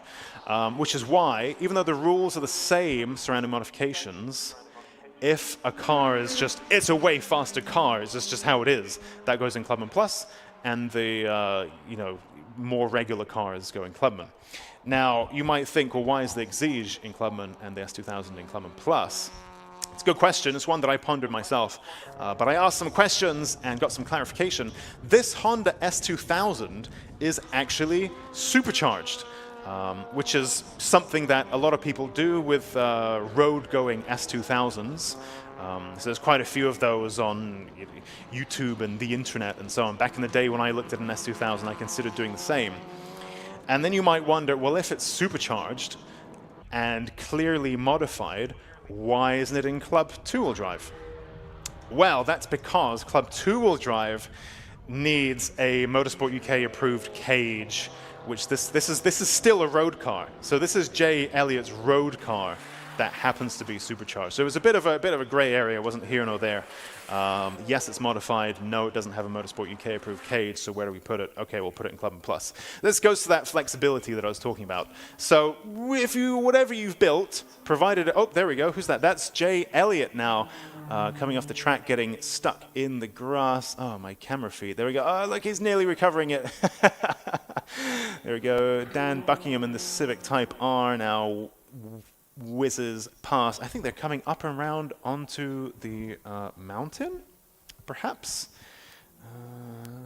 Yeah, there he goes. Up mountain and now through the whole bends. Very nice, clean car. And if you look at it from the outside, it's pretty unassuming looking. But as it turns out, it is supercharged. There's a little giveaway, which is there's a sneaky little intercooler poking out through the bumper for those of you who are especially eagle-eyed. So there you go. Otherwise, a pretty unassuming looking car, real wolf in sheep's clothing, and yeah, fully road car, full interior, all of that good stuff. I even tried to see if it had a boost gauge when I was trying to work out what kind of car that is. I don't think I saw a boost gauge inside, so it's very, very standard looking, other than the fact that it has a supercharger. Anyway, very interesting. Now let's have a look. Classic and retro then. We have the Mark Donnelly's Ford Escort, car number 76. Also, we have the Vauxhall VX220 of Dean Riley. Susie caught up with him earlier on in the paddock. As you saw, he took one bite of the Time Attack apple last year, and that was enough for him. So he thought, yep, I want to do this all the time now. And so he's back at Cadwell Park. Great car, great chassis. And again, it goes to that variety aspect of Time Attack because just looking, yeah, it's got the Elise behind, the Exige behind. Oh dear, probably can't say that. Lotus people get very upset.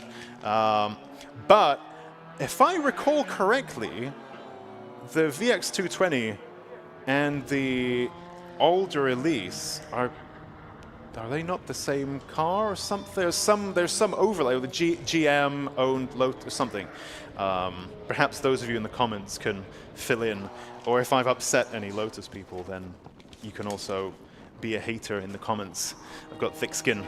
But there we go. That's Dean Riley's machine back for 2025. Very good.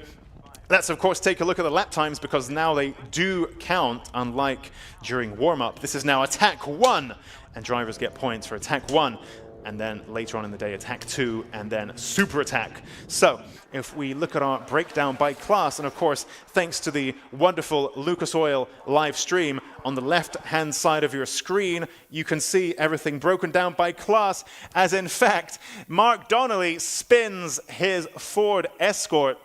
Luckily, Dean Riley saw that coming and managed to just tiptoe around the Ford Escort that was facing the wrong way. As we now follow on board through the cameras, Dean Riley's car as it comes through hairpin now and charges down towards Barn. And down that hill he comes. Headlights are switched on. You may be wondering what that means. There's so much Time Attack lore to get through. That's just coming back to me after the long off season. What do headlights on, what do headlights off mean? So because most road-based cars, as in not purpose-built race cars, you know, most of these are road cars with modifications. That's what Time Attack's all about. They are not necessarily built for hot lap after hot lap after hot lap after hot lap for 20 minutes, right? And if you do any track driving, you'll know this yourself, is you tend to attack for a little bit and then cool off for a little bit, and then attack for a little bit and cool off for a little bit. Now, currently on track, we have 17 cars. Sometimes we have more, and sometimes the tracks are shorter. So it gets quite trafficky.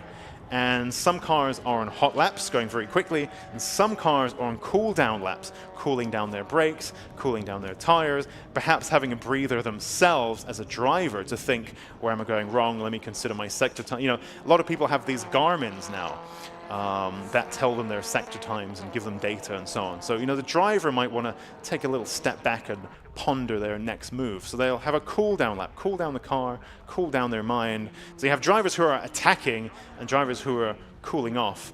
And there's quite a big speed difference between these two phases. And so drivers will put on their headlights to indicate that they're on a hot lap. And drivers will not have their headlights on to indicate that they're on a cool down lap.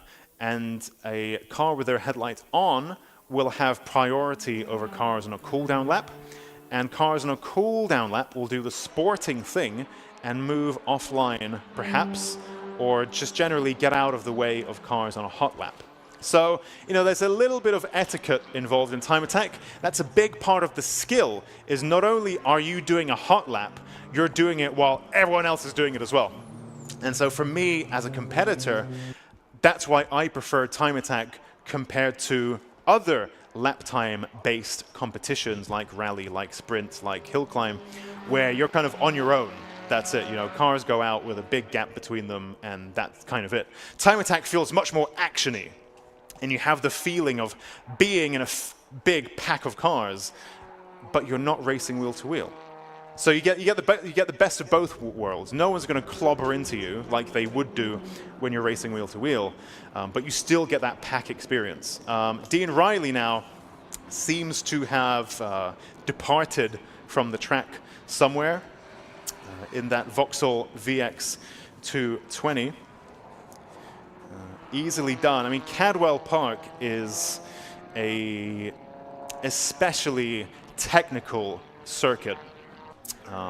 See Dan Buckingham's in the pits as well. Bonnet up, which always means that there's something interesting going on. Jamie Biss, let's take a look at Jamie Biss then in the little turbocharged Mazda MX-5. You can just see he's really throwing it around there. And he's just coming up to Mike in the Vauxhall Corsa, Michael Greenhue. Now, I was lucky enough, actually, we have a little, me and the gang, we have a little team track day at Llandau in South Wales every year. And Jamie joined us with his GT86. And I jumped in as a passenger with him. And this guy can drive. He's very fast. Even in the standard GT86, he really, really hustled that thing around. And even watching him in the silver MX-5 just pound his way round Cadwell, you can really see how he's working that MX-5. It is turbocharged, so it's got some beef to pull it along the straights. But when it comes to the corners, it's all about momentum. Of course, these cars weigh just under a ton. I think people like to say that Mazda MX-5s are super, super, super, super lightweight. I mean, they're not, but they are quite light. You know, it'll be in the real world, it'll be a ton thereabouts. I think the standard ones are 1,050 kilos, and then you take some weight out, but then you put a cage back in, and then you put some wider wheels on, and then you put a turbocharged. So, you know, they're not going to be that light. They're going to be around a ton. So, you know, they are very good at that momentum kind of driving. And again, you know, thinking to YouTuber, the YouTube world, those of you in the comments might be upset that I said something about MX-5s. I mean, I love MX-5s. I think that's the best car ever made, with the exception of the Toyota MR2, which is better than the MX-5 at everything. But, of course, MX-5s are also very good, and I don't mean to offend. Annie Thompson, then, in that Lotus Exige. Now, that is a lightweight car, and very, very, very capable out of the box. And like Susie mentioned, this may be our first ever time attack couple, where we have a couple, both of whom compete in time attack. And so we have Annie Thompson in the Midnight Motorsports Lotus Exige 410, and we also have, where has he gone? In the number 420 machine, Luke Capehorn in the Midnight Motorsport Vauxhall Astra VXR.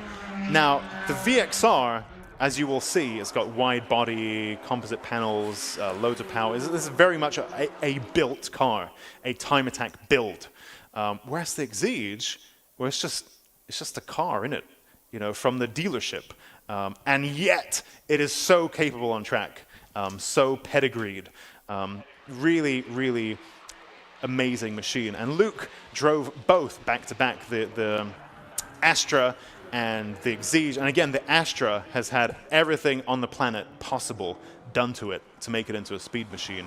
And the Exige, as far as I'm aware, is maybe it's got some brake pads or something, but it's like mostly a standard car. But it feels so capable and fast and racy, and it's a factory car. Very, very, very impressive stuff. Let's go back and take a look at our lap times then. So in our Clubman class, it's Dan Buckingham who leads from Annie Thompson from Clive Hopwell. In Pocket Rocket Naturally Aspirated, that's right. That was another point to get to, is Pocket Rocket has been split into naturally aspirated and forced induction, which is when we have a healthy enough entry list, we have enough cars to warrant splitting Pocket Rocket, then we do. So Pocket Rocket naturally aspirated then. Mark Roberts leads from Stephen Wilkinson from Mark Blackburn. Clubman Plus, it's Jay Elliott in the S2000. Pocket Rocket forced induction is the number 185 machine of Gary Papworth, who leads from Rafael Tataris, Stephen House, and then the number 313 of Lewis Hyam in the Ford Transit Courier. And then Classic and Retro, we have Mark Donnelly, the 137.1, who leads from, something's going on there.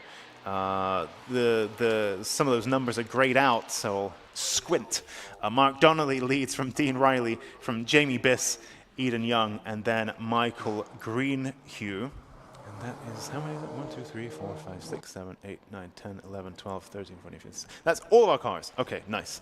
So actually, once you break them down into classes, we've got 3, 4, 5 entries per class in this particular session. You got the Ford Transit. Absolutely incredible. And so it's all liveried. It looks like one of those parts delivery vans. It's absolutely amazing. I think the sense of humor that some drivers have with what they bring reminds me of Rob Boston with the K20 swapped Ford Fusion, which looked just like a regular Ford Fusion that you might see at Bingo. But it was incredibly fast. And Rob Boston, of course, very fast driver, very capable car builder as well. But outwardly, it just looked like a Ford Fusion. So great to see some of our drivers with a sense of humor with what they bring to a time attack. And the checkered flag is now thrown for this attack 1. So that's our Clubman, Pocket Rocket NA, Clubman Plus, Pocket Rocket Force Induction, and Classic and Retro. Now, for those of you watching from the track side, there is a QR code in your program, your event program, and if you scan that QR code, then it will ping you over to the live stream. And I believe the live stream, otherwise, if you don't have an event program, you go onto YouTube and you search for Time Attack live stream, and then you have what I have in front of me, but on your phone. So you can be here from the track side, enjoying the sights and smells and noises and lovely weather here at Cadwell Park. And you can also have the feed and the commentary and all of that good stuff on your phone. Additionally, TSL Timing, who are our timing partners, well, we'll get onto that in the next session when it's the Club 2-wheel drive and Club 4-wheel drive Attack 1. And that will be in just a few moments.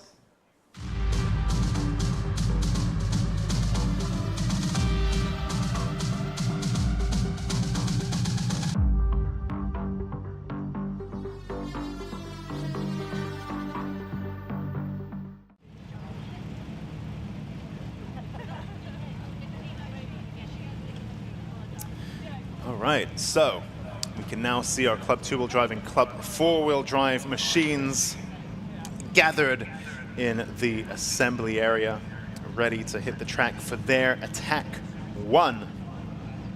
So again, slightly different format this year. For those of you who are just joining us on the Lucas Oil live stream, Time Attack is all about lap time, more so than racing wheel-to-wheel track position and all of that stuff. So that's where we are, and given that it's all about lap time, timing here is provided by TSL Timing Solutions Limited. And if you go into the Timing Solutions Limited website, then you can get the replica of the timing screen that I'm using right in the palm of your hand. So go in your search engine of choice, put in Timing Solutions Limited, and then it's got a list of all of the events that they're timing today, of which there are many, but you find Club Time Attack in there, and there's a little map, a little picture of Cadwell Park. So you click onto that, and then you have the timing screen that I'm using, which is very useful if you're following a particular driver. Then that's very useful because there are a lot of drivers, and I can't really cover all of them at all times. So if you're interested in following a particular driver, then that's the way to do it. Or of course by watching well, those of you who are watching the stream, you have the lap times on the top left of your screen. Not right now, because the session is not live. Cars are waiting to be released onto the track. You can see Stu Summers there in that supercharged Citroen Saxo. We've got Andrew Kimes, also Citroen Saxo. Barn Work Motorsport Citroen Saxo ahead of the... Oh, it's a different shape, isn't it? It's got different headlights. I never noticed that. I'm not very well versed in the Saxo world, but there you go. We've got two different generations of Saxo, all tastes and needs catered for here at Time Attack. Cayman GT4 RS, which is David Dyson's new machine of choice. He used to campaign a 911 GT3, and now he has made the jump into the mid-engine superiority gang with the Cayman GT4 RS. Just looking at this number 180, David Frost in the TBOM Racing Honda Civic. Interesting machine. Alexander Volkov there in the 186 Nissan GTR.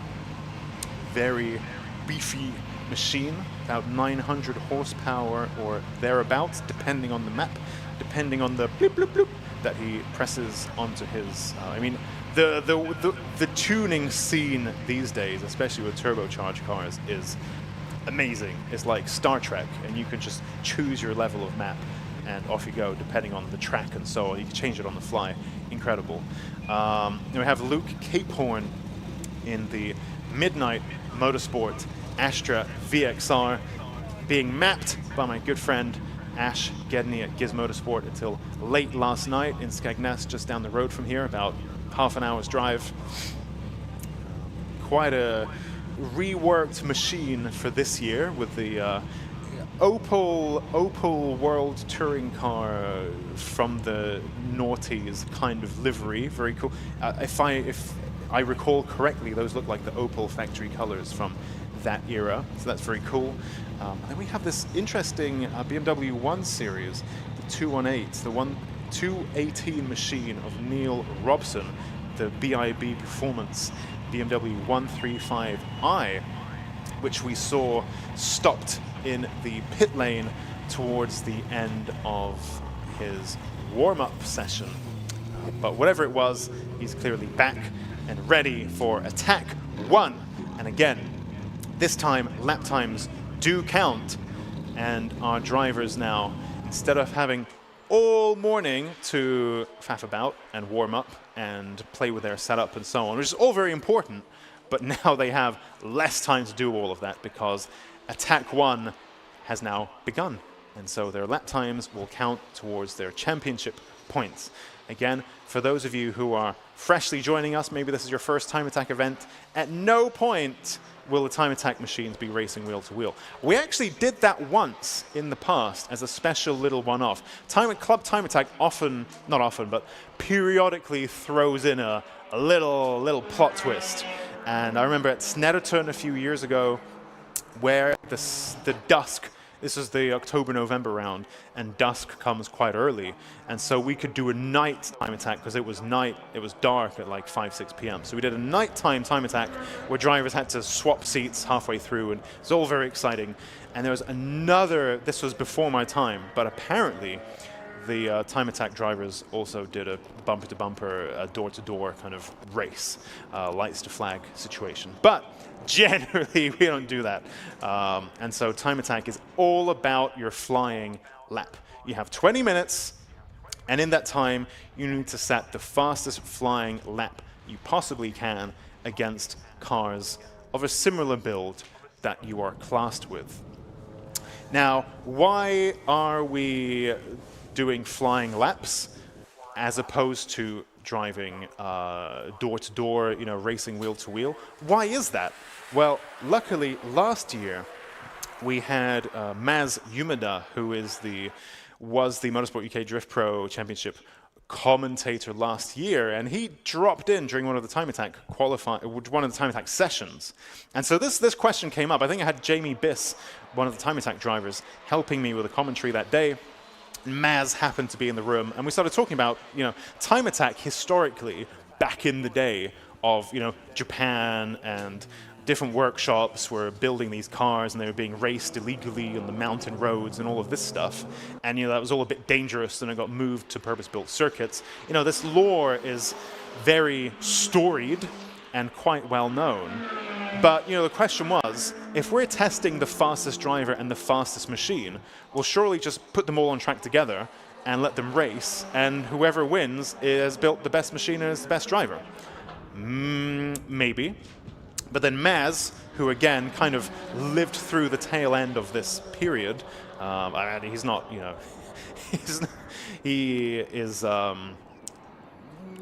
he caught the tail end of it, let's say. I don't want to add years to him, but he caught the tail end of it. He's aware of the lore. Basically, because these cars, a lot of them are one-offs, and there's lots of custom fabrication, custom bodywork, custom this, custom that. If you put them all wheel to wheel, there's a big chance of contact. And you compare that to tin top cars that are a lot of the time, not so with the Racing Hondas Championship, but a lot of tin top cars are built to a spec, and they use off-the-shelf parts, standard bodies, and so on. So if they get in a little bit of a fender bender, well, it doesn't matter. You just go and buy a new fender, or you go to auto parts and get a different standard thingy and you put it on. Fine. But in Time Attack, these are often privateer built cars with lots of bespoke stuff. So like Ilya Krylov, for example, he made that 4-kilogram carbon fiber front clam thingy. Well, if he's racing wheel to wheel and suddenly someone knocks that, that's going to explode because it's carbon fiber, and that's the end of it. He's got to go and do that all. He can't just go to the shop and get a new fender. So that's why Time Attack evolved in such a way that we never pit these cars head-to-head, wheel-to-wheel, but we look at flying lap only, because there's so much custom, precious, handmade, meticulous, creative stuff that goes into these cars that we try to safeguard it that way. Or at least this was how Maz explained it to me. And this is going back in time, Tsukuba and the lore. That's how it evolved, to encourage that creativity, to encourage these one-offs.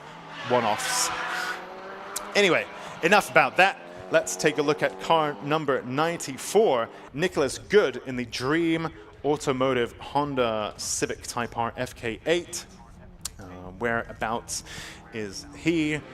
Second in Club 2-wheel drive so far, with a lap time of 1:42.8. So pretty good going there. And again, we're nearing representative lap times because these times are being counted and scored towards the championship. Now, we group cars based on their spec. And so the Time Attack rulebook is very flexible. So whatever you've built, provided it conforms to the safety stuff and has a fire extinguisher and harnesses and all of that, past that point, pretty much anything you've built, we can fit into a class. And so the fast road cars were in Clubman, the little engine cars were in Pocket Rocket, the older chassis is in Classic and Retro. And then Club 2-wheel drive, Club 4-wheel drive is for what we might call a track day car or track car. in terms of, they're very stripped out. They've got some aero going on, maybe, composite windows, composite body panels, engine swaps, gearbox swaps, forged engines maybe. In the Clubman class, for example, that's for engines that have not been opened, have not been touched. Very kind of standard things. Whereas Club 2-wheel drive and Club 4-wheel drive are for the more tracky, purpose-built machines that are built for this kind of thing. They just see track time. A lot of them, they don't have MOTs, they're not road legal. It's, not that kind of car. These are the full-on track cars that get trailered around. Andrew Keim there in that Citroen Saxo, number 45. I've got something at the back of my mind telling me that this car might be K-swapped. So let's whack up Google.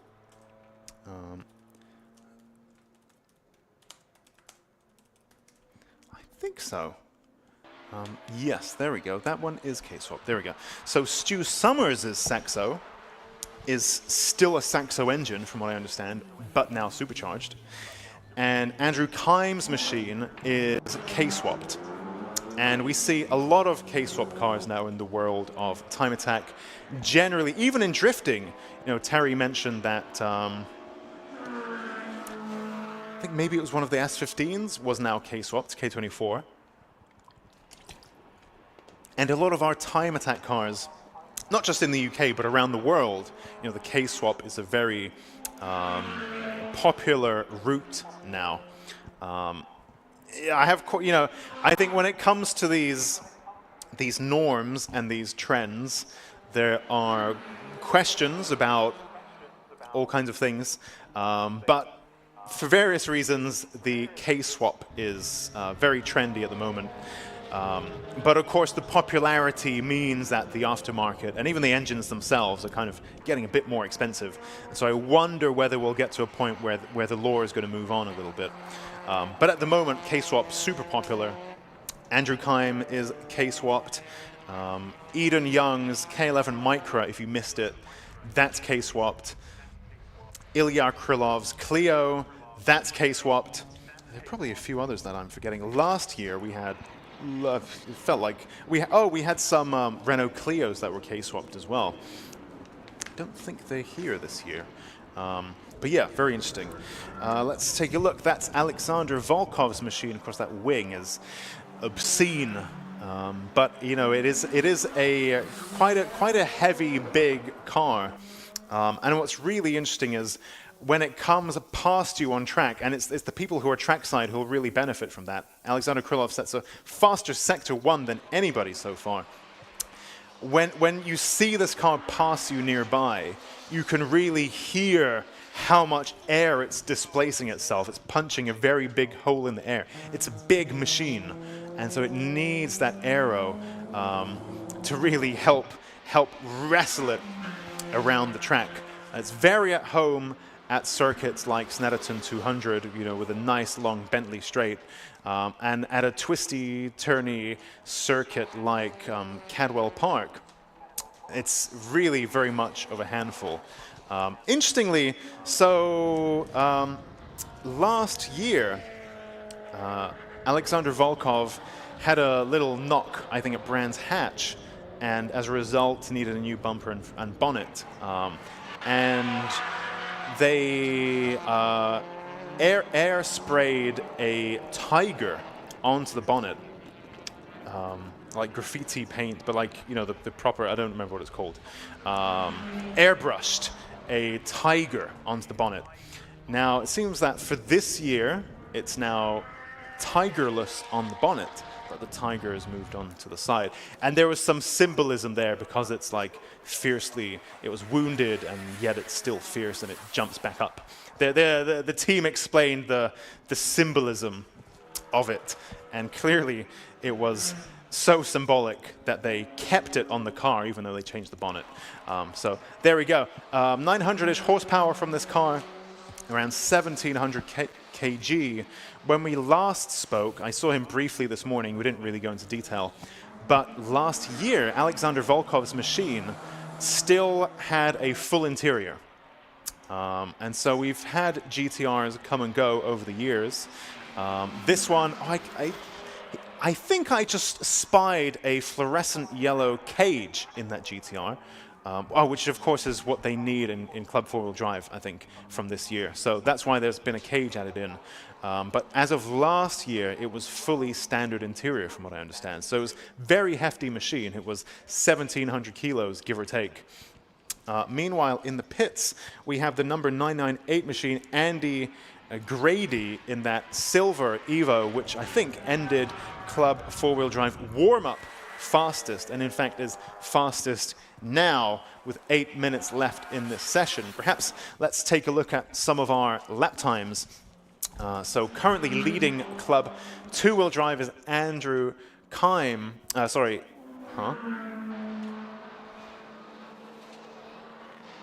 Okay, my two timing screens are diverging a little bit. So I will come back to that. David Dyson's in the... yeah, he is. Maybe my brain's glitching out. But yeah, okay, we'll come back to that. Timing screen's saying one thing. The live feed's saying something slightly different. Oh no, he's grayed out. Oh, he's gray. See the timing screen, the live stream. There's some of these numbers are grayed out for some reason. But there we go. So currently fastest of all is Andy Grady in that silver Evo. He's just back on track now with a 133.4. And he leads Alexander Volkov, only 0.3 of a second between them, so very, very close. And we've seen this last year as well. Very, very competitive in Club 4-wheel drive and Club 2-wheel drive, and that is often the trend throughout the seasons. This is probably one of the most competitive classings that we have. Club 2-wheel drive and Club 4-wheel drive always pretty tightly fought. So Andy Grady leads Alexander Volkov, who leads Dean Taylor. Meanwhile, in Club 2-wheel drive, our leader at the moment is Andrew Kime with that K-swapped Citroen Saxo with a 136.2. who leads David Dyson in that Cayman GT4. Luke Cape Horn, Richard Smith, Stu Summers, Johnny Fletcher, Mike Butler, Neil Robson, David Frost, Nicholas Gooden, Philip Naidenov in the Sierra that's on your screen now. I believe that's the Sierra, number 946. That is a Ford Sierra Cosworth. All the way back. Look, he always does this. So Philip Naidenov, as you will see, this is quite an old chassis, 1991 Ford Sierra. So someone actually told me this. This blew my mind. Apparently, some YouTube journalist drove, I think it was a Sierra Cosworth, and said it was one of the best chassis he's ever experienced. Apparently. I'm not very well versed in YouTuber lore, but that's what someone said. I kind of assumed that, you know, it's a bit old, it's a bit long, it's a bit brutish. But apparently it's a very good chassis. But nonetheless, you will see that Philip really needs to grab, as they say, grab the car by the scruff of the neck and throw it around to really make it handle and point in the right direction. You know, it needs that kind of driving style.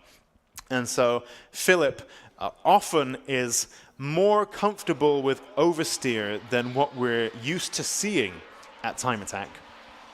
Usually, you know, this is all about grip, and the driving approach is quite point and squirt with a lot of these cars, especially, you know, the grippy front-wheel drive and four-wheel drives. But even if we look at Annie Thompson's Lotus Exige or Mike Butler's BMW M3, which has just popped onto your screen, these are very much point and squirt kind of cars.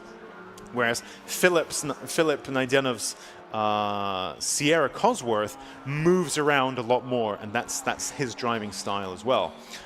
So very interesting there. And again, underscores that variety point. Interestingly, in the pits, we have the BMW 135i of Neil Robson. He's back in the pits again. He ended his last session in the pits, and he's back in the pits again with 4 minutes to go. One crew member looking at something under the car, and I can see another crew member checking the tire pressures.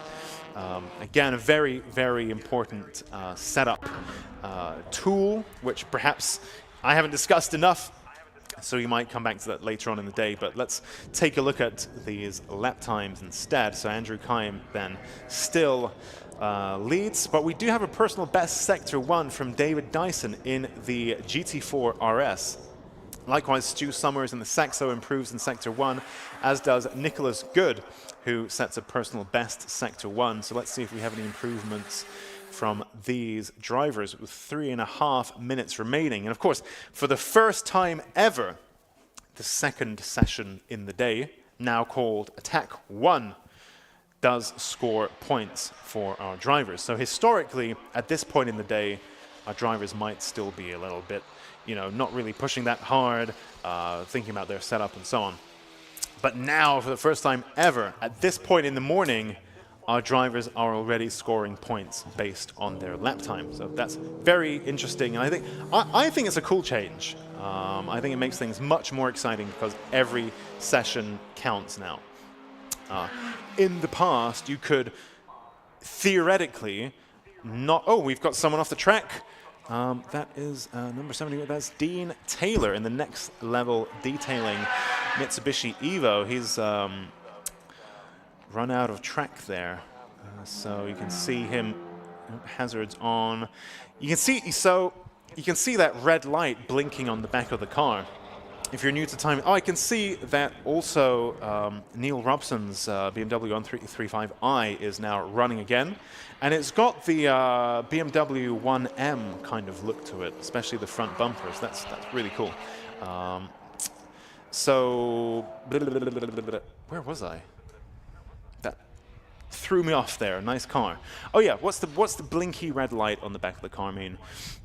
So we talked about if the headlights are on, it means they're on a hot lap. If the headlights are off, it means that, but they're not on a hot lap. Maybe they're not on a cool lap.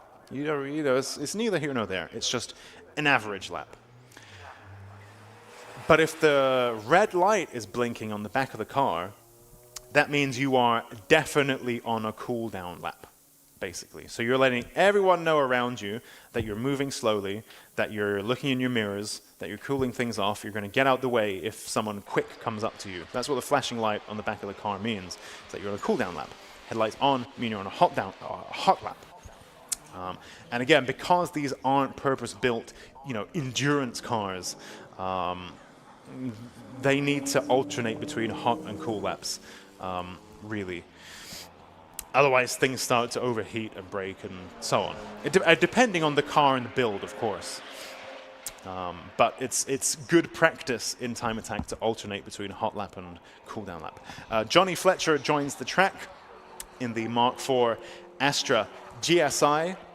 He's got 1 minute left in this session, but of course that's fine. If you just wanted to come in and do a little tweak and see if it works, then even this one lap is enough to think, yep, that's better, nope, that's worse, and then you can take that insight away for the next session. So even if it's just one lap, every lap counts, every lap is useful. So Johnny Fletcher going back onto the track. Of course, the pit lane is separate to the paddock, so you can't come into the pits and then go into your garage into the paddock like at a regular track at Cadwell Park. Is a bit different. Meanwhile, car number 94, Nicholas Good in the Dream Automotive Honda FK8. He has stopped somewhere. Looks like he might be on one of the little recovery roads. So you can see that's triggered a yellow flag to be waved by the marshal at that post, but it looks like he's out of the way. Meanwhile, a checkered flag comes out. Let's take a look at the results of our Club Attack 1. So, fastest in the session in Club 2-wheel drive was Andrew Keim with a 1:35.1. Ahead of Johnny Fletcher, David Dyson, Luke Capehorn, Richard Smith, Nicholas Good, Stu Summers, Mike Butler, Neil Robson, David Frost, Philip Naidenov, and Neil Wren. And in Club 4-wheel drive, our fastest driver was Andy Grady with a 1:33.4, ahead of Alexander Volkov and Dean Taylor. So our cars will now head into, well, they need to head into Parc Fermé now, just to be checked over, and then they will head into the paddock. Following which, our pro class cars will head onto the track for their Attack 1 in just a few moments.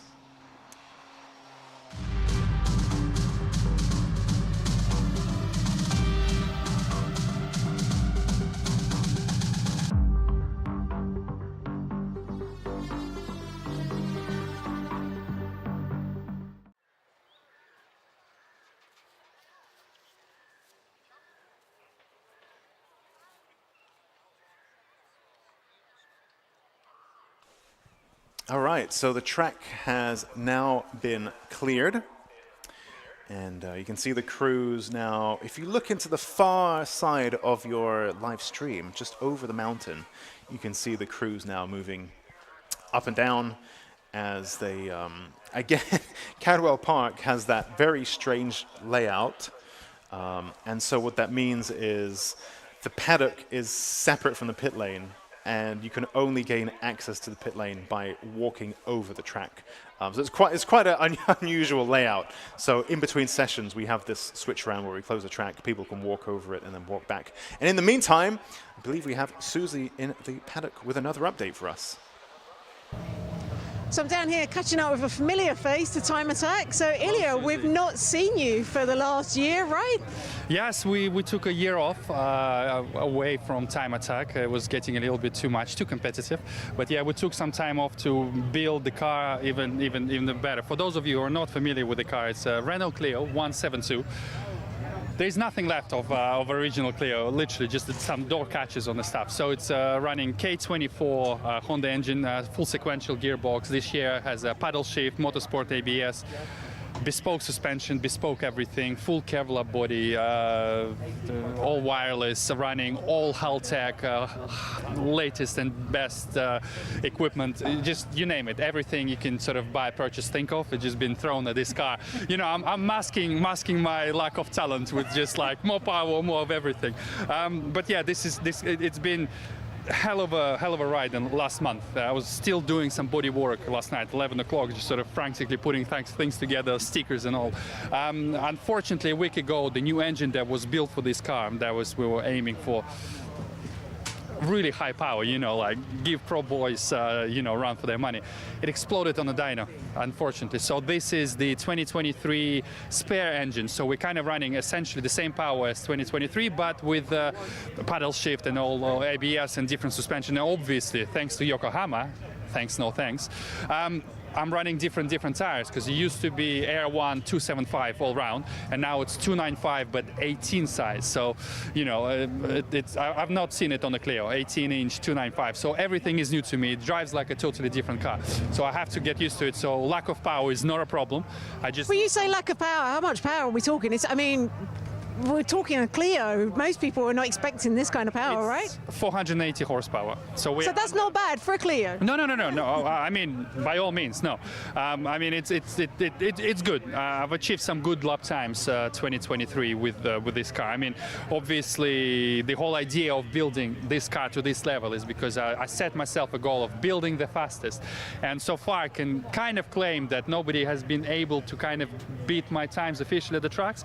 And it's all about the YouTube channel. That's why I was like building the fastest. So that's how I build the audience and all that stuff. So that's what drives me in essence, because I want to have the fastest Renault Clio around any track in the UK. But yeah, it's not really a Renault Clio. All of you purists be like, that's not a Clio. It's like running non-Honda, but it's a base, it's a shape, it's what you kind of do with it. It's not really about the car. So it could be Honda, it could be some Nissan. I mean, look, Nissan Micra, similar powertrain. So, yeah. What's with the new engine then? All bells and whistles. I mean, I'll have to rebuild it, but I'm not going to go into details. I mean, thanks to race-winning brands, they're one of our big sponsors, so they've kindly provided everything.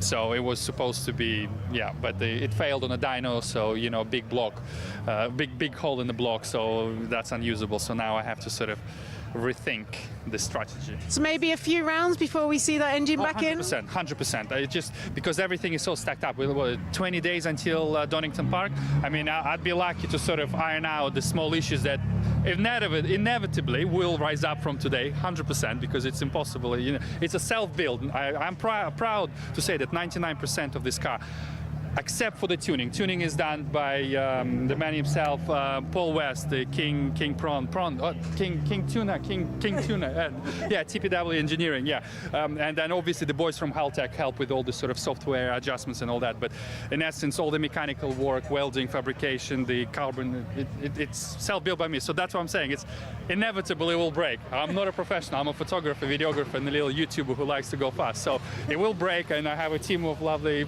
people, helpers, who are sorting things out while I'm doing this. Well, let's not jinx it anyway. First round of the season. So yeah. Well, good luck for the rest of the season then. Thank you very much, Susie. Thank you very much. We'll catch up with you soon. Brilliant. Thank you. Like and subscribe. And back to you, Alexei. Thanks, Susie. Thanks, Ilya. It's amazing. This man is so slick and so enthusiastic and keen. That was a lot of detail there. Very, very interesting stuff. And I'm fortunate enough to know Ilya reasonably well. And he is an exceptionally talented and skilled guy. So I'm fully confident that, you know, you have these trials and tribulations in the run-up to a season, and that's what happens, you know, when you're ambitious and you're chasing the unchaseable. You know, you break things and then you bounce back from it. And if there's anyone who can do it, it is Ilya. So very good to see. Meanwhile, the session has now been green lit.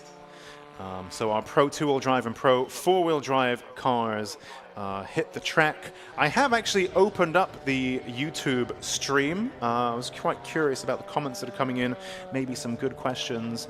Russ Gillett, again, says that, oh no, Russ, oh no, this is a different one. This is a different Russ.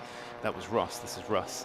Russ C20 Let's said, Night was at Brands, Alexei Numpty. Night was at Brands, pretty sure that it may have been a different nighttime time attack in the distant past, perhaps. But the one I witnessed was, I'm pretty certain that was at SNAT. But like, I don't know, now, you know, I think all reasonable people doubt themselves and are open to learning new information and being corrected and so on. I thought that was SNAT. We're talking about perhaps 2016, I think, something like that. So if any of you other old heads were involved in time attack at that time and you remember this yourselves, I don't think it was Brands, I think it was SNET, unless there was more than one. I'm open to being wrong on that. I'm wrong about lots of things.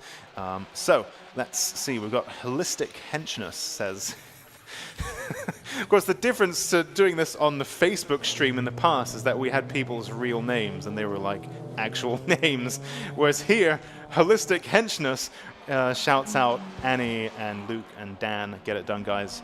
Great stuff. Thank you, everyone. It's good to see that the stream has landed well and that people are being quite supportive. It's our first go at this after a few years out of doing the live stream. You know, we're giving it our best, but ultimately it's our first one back. So, you know, bear with us. We're doing the best we can. And I think, especially the video side of things, less so the commentary, but the video side of things, as in time attack specifically, I don't want the Racing Hondas Championship commentary is wonderful. I didn't want to like accidentally throw shade that way. I got Scott sat here. But the video side of things is very slick. It's quite cool. I'm enjoying it a lot. And we have the lap times on the side of the screen, which is very cool.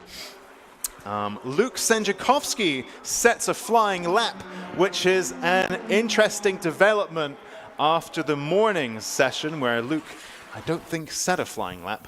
And I don't even know whether he scored his point for putting in 3 laps in warm-up, because I don't think he did 3 laps. So Luke Senjakovsky is already a lap behind on, a point behind on everyone who did run in warm-up. But Luke Sandziakowski now is putting in some timed laps, which is, of course, important because attack 1 does score points. So most of this, in fact, all of the sessions score some points here or there. But attack 1 is timed, and based on where you finish in your class, you know, how fast your lap time is within your class, you are going to score points. That's very important. So we have our pro class cars on the track now. And who is that? Something small. Is that Josh Barrett? That's Josh Barrett in the Caterham 620R in Club Pro. No, where is he? He's in pro class. Very interesting stuff. Mick Porter there moves out of the way of Ilya Krylov's machine as they come over the line to start their next flying lap. It's kind of interesting because the GTR is quite a big car, you know, quite wide, and yet Ilya's Clio is also, he's widened it so much. It's like he's added a foot on either side. You know, the new wheel arches are monstrous, that it still looks wide even next to Mick Porter's GTR. So that's quite an achievement. You can see, oh, that's a cool little gaggle of cars. Luke Sandziakowski in the Honda NSX, Ilya Krylov there, and Mick Porter in that 35 GTR. Mick Porter, of course, used to run a 32 GTR.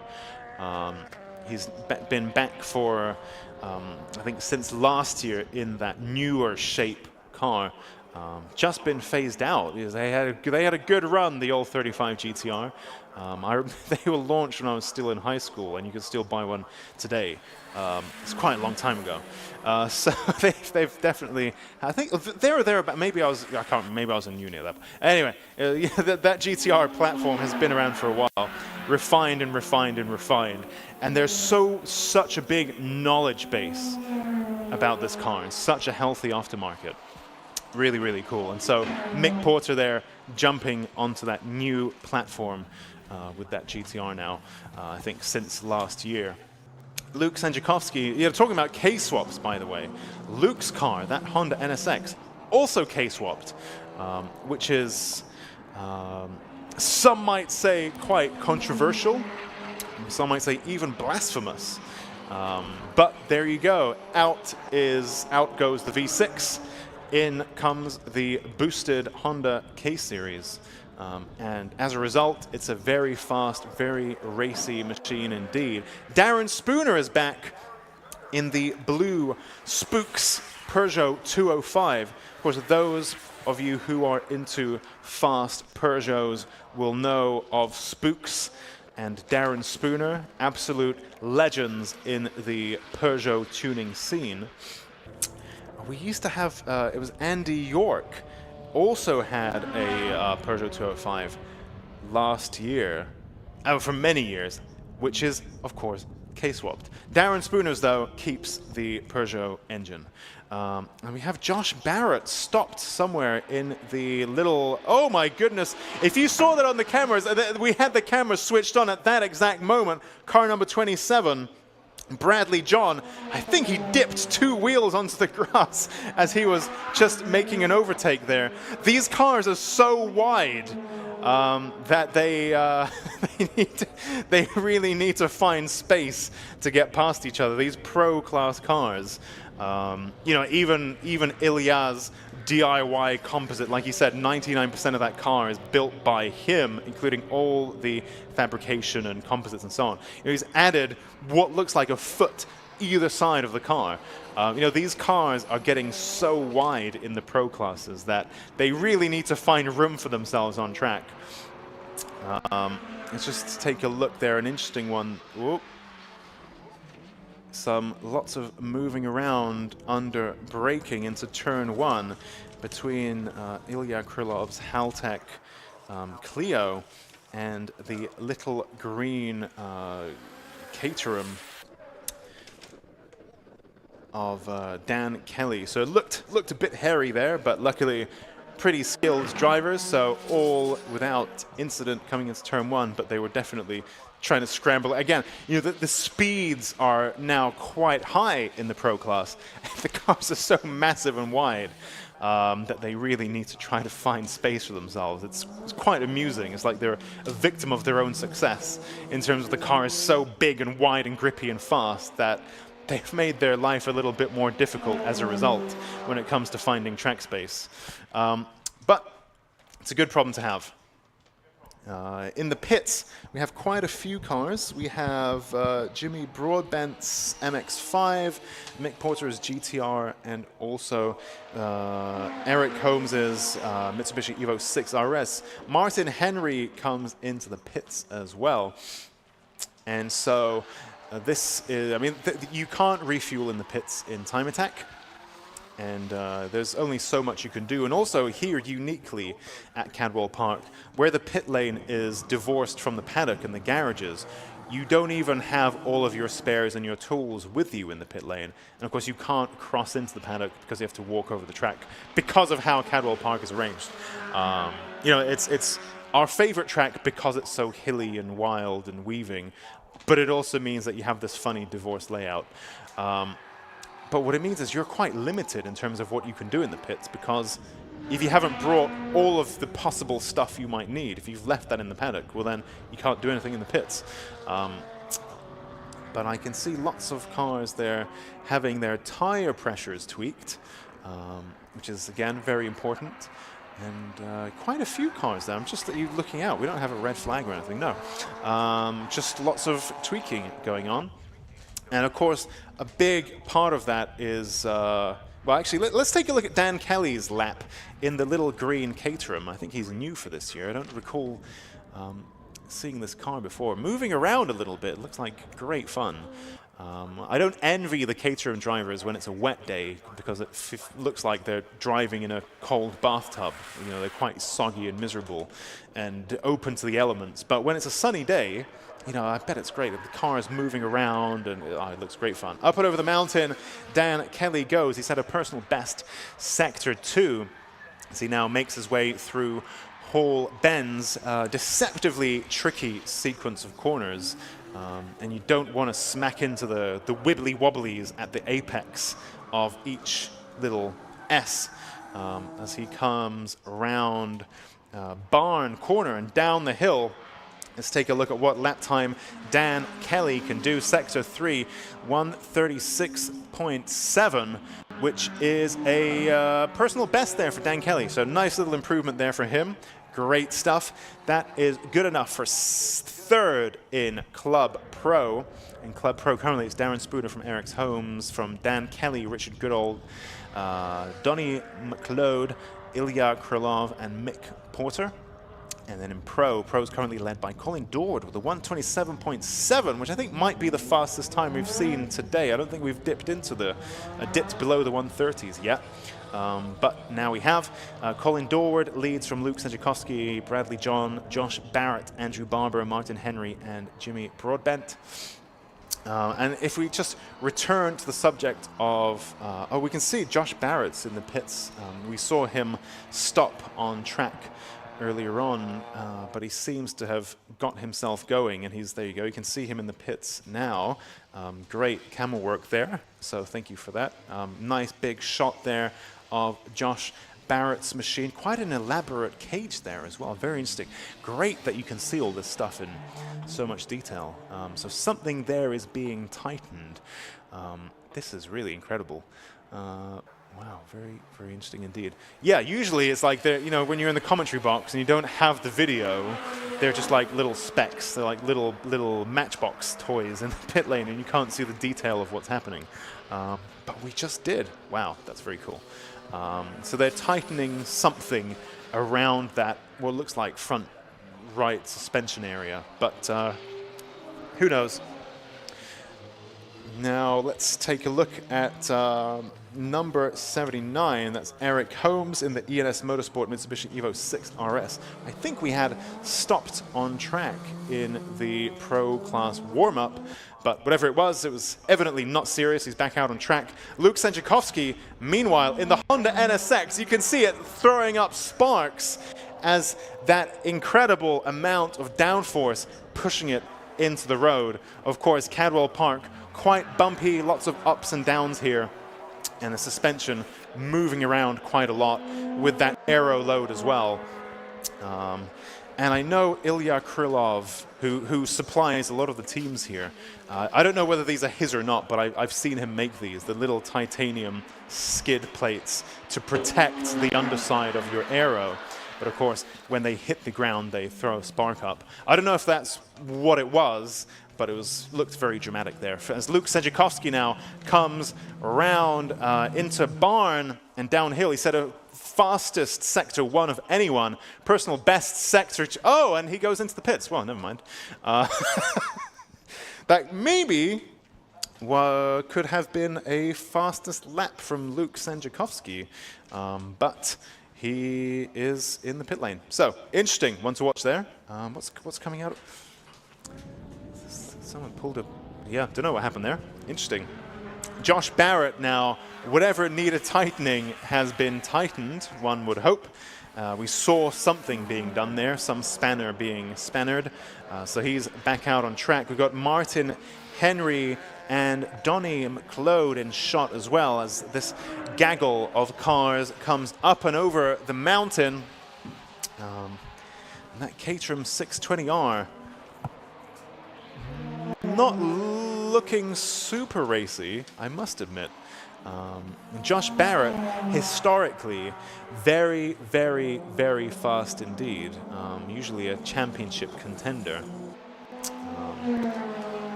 But he goes past, I think he was probably building himself up and getting that perfect placement for the hot lap. But let's see. Josh Barrett currently with a 130.0. So quite nice little lick of flame out of the side of Josh Barrett's Caterham. Great stuff. Love a side exit exhaust. Very, very cool stuff. I guess most of these Caterhams, I guess they all have that, don't they? But always great fun when you see the lick of flame come out of the side of a car. Very cool stuff. If it helps, my road car does that too. But love side exhaust. It's probably one of the coolest things that humanity invented. And looks especially good on Josh Barrett's car. And you can see Caterhams, in my mind, are not usually terribly aero heavy. They're all about mechanical grip and very light chassis. And indeed, Dan Kelly's Caterham 620R looks quite bare in comparison. But that is in the Club Pro class. And meanwhile, Josh Barrett's Pro class Caterham 620R has all of that extra aero hanging off it as well. So it has not only the mechanical grip, but also some nice aerodynamic grip as well. Again, that lick of flame as he lifts off, coming down into Barn. And let's see what he can do. Josh Barrett, personal sector 2, personal sector 3, 129.5. I believe that's an improvement from him. Yep, that's a new personal best from Josh Barrett, 129.5. Great stuff there. 2 minutes remain in this session. Martin Henry in the Mark V Astra VXR was just ahead of him. Be quite curious to consider the difference between Martin Henry's Mark V Astra VXR and Luke Capehorn's Mark V Astra VXR. So they're in different classes, but Luke's also looks quite well built, and yet it's in a different class. So quite curious what the difference there is. Andrew Barber, let's take a look. No improvements in sectors 1 or 2. As he now comes into Mansfield, up and over the mountain. As he now makes his way round.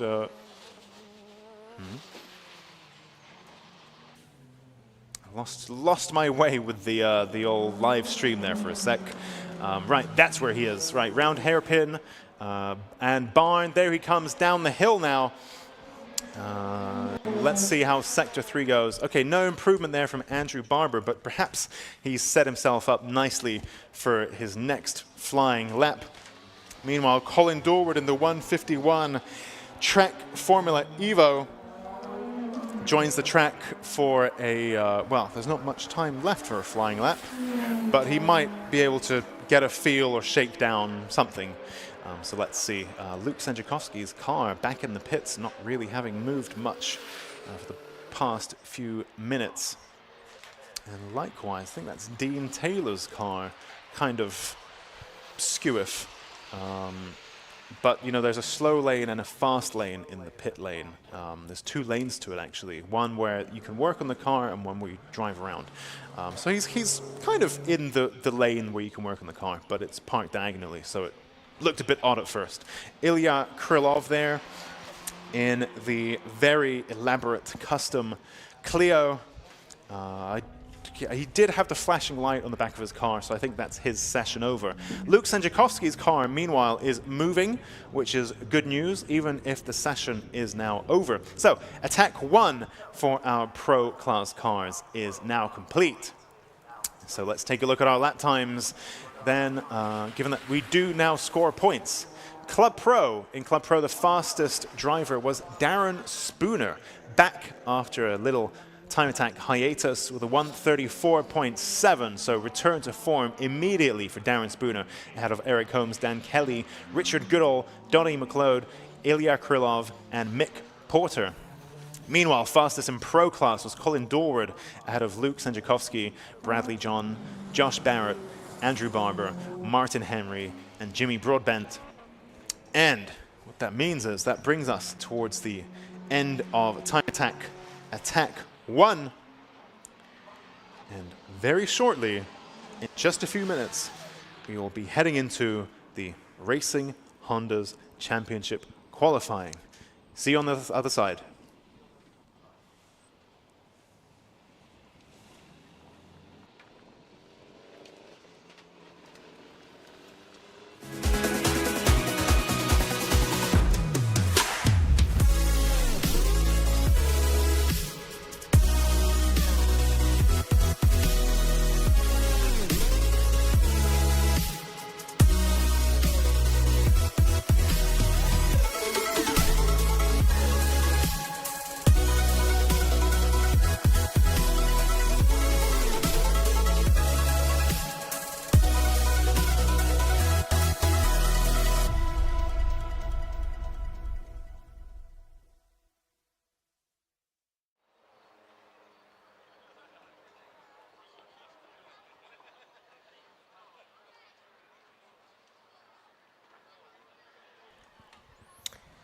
Thank you very much, Alexi, and thank you very much to our presenters as well for time attack. Now we move back into Racing Hondas here. Scott Woodward's back on microphone to guide you through the qualifying session for the first one of the season for the 2025 Racing Hondas Championship here at Cadwell Park.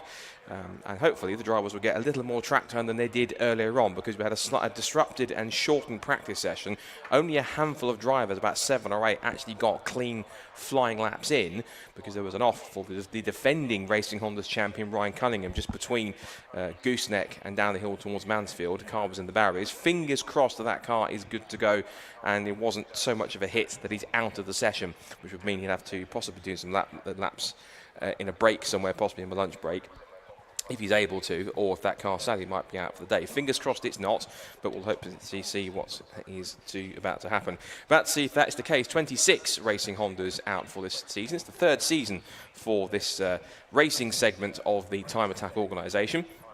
Started back in 2023, for those who were not around for practice earlier on, and since then it's in its 3rd season, and it is looking pretty good. Of course, well, I'm not the only person that's in the mix when it comes to Racing Hondas. Myself, Scott Woodward, some commentary, but I'm also very ably joined in the pit lane and around the paddock by my colleague for the season, Charlie Harmon. She's been around the paddock and she grabbed another interview earlier on this morning, so let's see who she found and what they had to say. I'm here with Ryan. We came off the back of practice, got a bit of damage here. Talk me through what happened.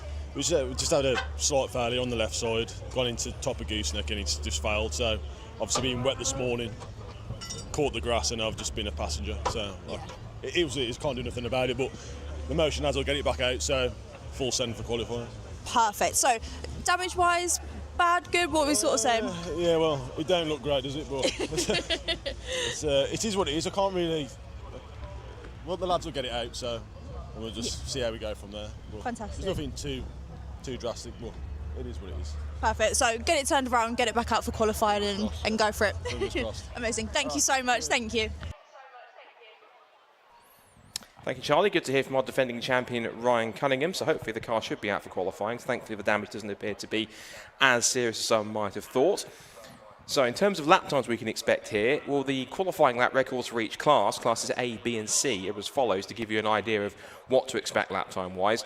The qualifying lap record for Class A was set last year by Liam Collins, 1:35.806. Class B qualifying lap record, as was Class C, both set in the very first ever race weekend that took place ever in Racing Hondas, right here at Cadwell Park. Philip Wright, who was that year's champion, set a 1:38.169. That's the qualifying lap record for Class B. And Class C was Mervyn Beckett with a 1:41.005. So those are the times they're looking to try and beat. For the lap times that we did get in practice, for what it's worth, it was James Allen, who's one of the two single race entries. They don't score championship points, as will not either Adam Kruger in car 86 in Class B. And James Allen set the fastest time of the 7 cars that managed a proper full flying lap, 1:37.083. Philip Wright, 2023 champion, was second quickest with a 1:39.184. Third fastest was Tommy Knight, number 24, 1:39.339. Then Kevin Talbot in the Honda Integra, run by KC Imports. And he was the fourth fastest, 1:39.625. Will Self, who's one of the drivers to watch for in Class A this year, according to his good self, in the 1991 Watson Gym Equipment sponsored Honda Civic, he was 1:41.344. And then we had one of the Class C cars in the field, which is Matthew Rowling, 1:44.345. And then Oliver Barsby, who's in a slightly upgraded Honda Civic FK2 from 2016. That's the RSR Robotics sponsored Ben Sharp Racing Run car, 1:45.866. All the rest did get one outlap, but didn't actually set a proper time on the board. So fingers crossed we're going to see something a little bit more going forwards.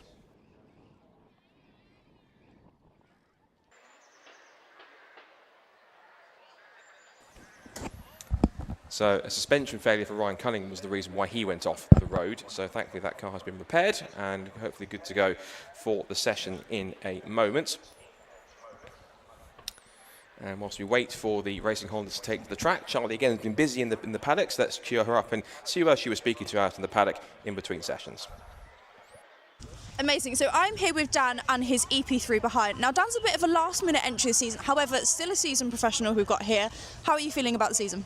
Yeah, good. It was a last-minute entry, but sometimes that's the best way to do it. Came here yesterday, first time I've driven the car probably, since September last year. Actually, a one-off round I did in Racing Hondas, and it was nice to be back. Nice to be at a track like this, which certainly blows off the cobweb, shall we say. Absolutely. And now looking forward to today.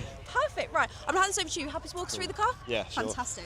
There's not too much to know that much about this. It's quite a basic spec EP3, standard engine, with a takeaway airbox and a Miltech exhaust on this one. We've got, for this year, which nicely, with the Racing Hondas Championship, we've got the YSR brakes, which are new to me. I'm used to the standard system on my EP3, so upgrading to these yesterday was quite a nice upgrade, shall we say. It was made a lot of difference. It's basically just got a welding cage and some kind of just yellow speed dampers, and there's not really much else to it, to be honest. It's quite a bolt-on spec, nothing too special, but in an EP3, when you bolt those parts together, it goes pretty well, especially around a nice twisty track like this. We don't quite have the power of the A-Class cars, but around the corners we do all right. Perfect. That makes definitely one to watch then. Hopefully. I'll be trying my hardest, I can tell you that much. Fantastic. Sure. No, thank you so much. Good luck. No worries, thank you. Thank you. Charlie, great work as always. You never tell it's her first weekend presenting. Doing a fine job actually to have Charlie on the team as my partner in crime for Racing Hondas this season. Now, as you can see on the stream, and also as you'll see around the circuit here at Cadwell Park, if you're trackside, the Racing Hondas are taken to the track. As you're watching on the stream, head to YouTube, search either Time Attack Organisation or Alpha Live, our broadcast partners either way. Be sure to subscribe to both as well, who are putting in a fine job for this opening race around the weekend of the season.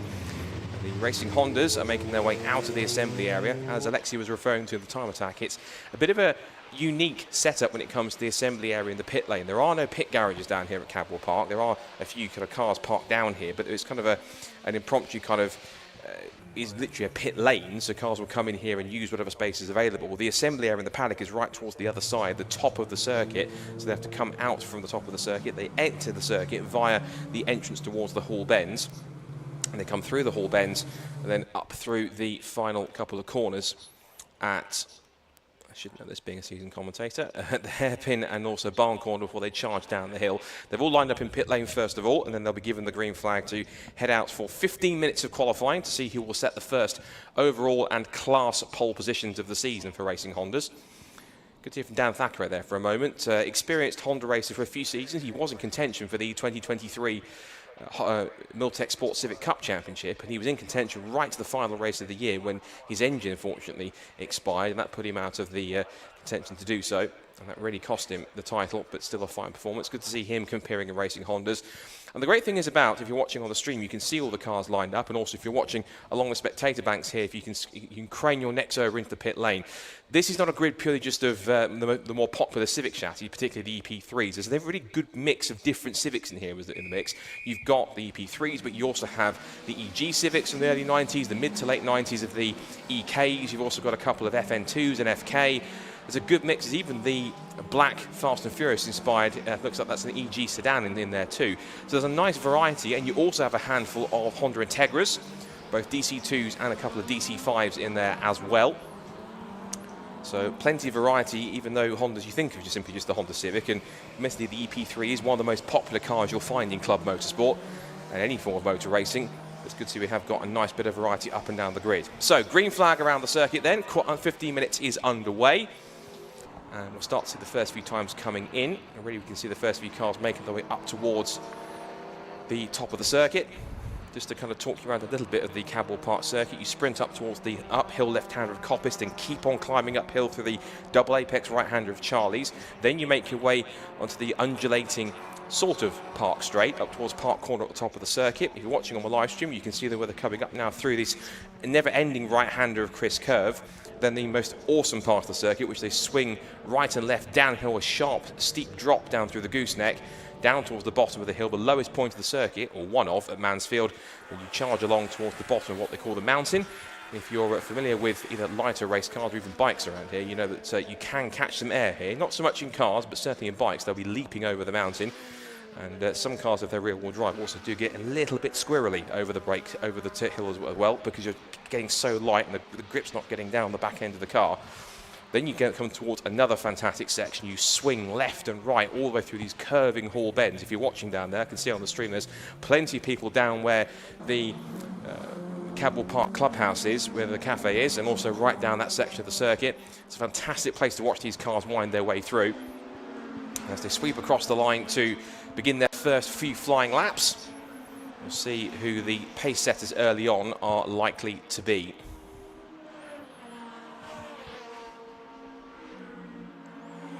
It's a tiny bit cooler out there. It's a little bit more overcast than it was this morning when we had the practice session. There going through the shot is car 15. That is Barker, Lewis Barker. And Charlie caught up with him earlier on, and that car's been through 3 engines. It's on its 3rd engine. That car was formerly raced by Jake Hewlett, which has taken a few class poles and class victories along the way. So good to see that it's now been put into the hands of Lewis Barker, who the sponsor or team they run under, which is the Euro Crash Centre squad, but they're run by Ben Sharp Racing. Founded that with his brother Ryan, so certainly trying to put that in good hands. And that car, he debuted in that car on the final rounds of last season at Snetterton in rather wet conditions, so thankfully much drive for his debut here, for his debut of his first full season in the championship. Good to see. Sprinting down towards the mountain. First couple of flying laps are going to start to come in now any second, because they're starting to warm up, and we'll see sectors. The one that's lining up the timing screen at the moment is the 2023 champion, Phil Wright, in car 63. He was due to initially move down to Class B, and if he had done that, we could have seen him in a proper grudge match with last year's champion Ryan Cunningham, who is moving up into Class B this season. we could have seen them go head-to-head in the same class, possibly for overall championship honours, but Phil's decided to stick into Class A. And as he heads through, setting purple sectors in 1 and 2, makes the sprint towards the line, goes past the 15 of Lewis Barker in the process, and goes second because the fastest time of the session has actually gone to Will Self in the number 34 Civic EG of a 1991 model. That's the car that's been sponsored by Watson Gym Equipment. 1:36.004, and he put in quite a mega final sector that was about 2 seconds quicker. No, not quite. It was about roughly... Yeah, it was much quicker than the final sector for Phil Wright. So it was the sector 3 where Phil lost the time. Will Self currently fastest by about 8.5 tenths, and that's quite a lot in qualifying terms. He's currently fastest. The 24, which is the bright blue EG hatchback Civic of Tommy Knight, is second quickest. Next is Kevin Talbot in car 137. That's the KC Imports Honda Integra. That's the car which is the one that's got a Jordan 191-esque tribute livery to it in honour. I think it was primarily green. We've had a splash of blue to kind of have a bit of honour for the late, great Eddie Jordan. Winding his way over the crest there was Will Self.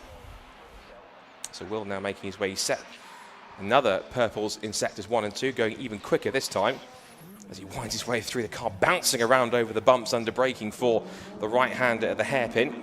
He'll squirm his way through barn corner, turn his way out onto the pit straight, punch it across the line. Now what can he do to better 1:36.044? He'll surely dip under 1:36, and indeed he doesn't. No, he missed out, so a poor final sector, pushing a little too hard. But it was purple sectors 1 and 2, so he hasn't improved. Somebody who has improved is Kevin Talbot in car 137 in the Integra. He's gone to second fastest overall. Further back, there's a few more cars coming across the line. We're watching Will Self here trying to power on for another fast lap. We'll see what he can do in sector 1. Whilst that qualifying session goes on, there is Kevin Talbot trying to get past on screen number 4, Spencer Fortag. Spencer running in Class B. And that car, the FN2, being run by Fortag Racing, so it's a self-run silver FN2.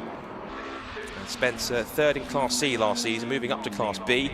Won his class twice at Snetterton last year, and he has vast experience, including lots of experience. 6 seasons of karting, 7 seasons of Caterham racing, so if you can race a Caterham competitively, you can probably race just about anything.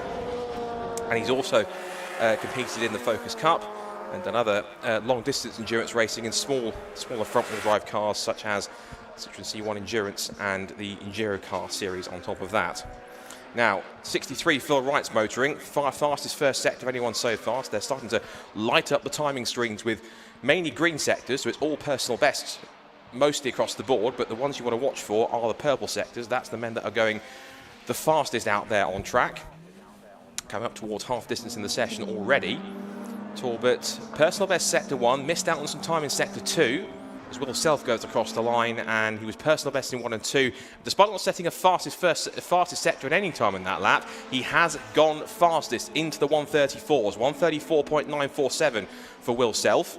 It's Class A cars first, second and third. Will Self from, well, it was Will Self, but now Phil Wright has come right back at him with a brilliant first sector and personal best in sectors 2 and 3 to put himself on provisional pole in class and overall by 1.5 tenths. So right now on pole position, it's Self in second quickest, Tommy Knight is now third, and then Kevin Talbot in fourth in the Integra.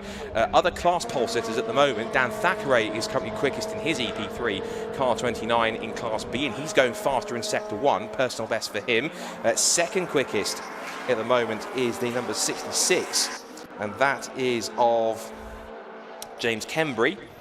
So James running well in a brand new team to the championship, Honor Motorsport. We'll talk about them a little bit later on.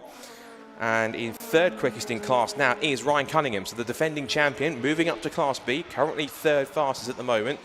We're looking at Dan Thackeray on screen here if you're watching on my live stream. If you want to watch the live stream, tune into YouTube, search for Time Attack, Cadwell Park, and you'll be able to find my live stream both on the Time Attack YouTube channel and also on the Alpha Live YouTube channel, our broadcast partners for the season.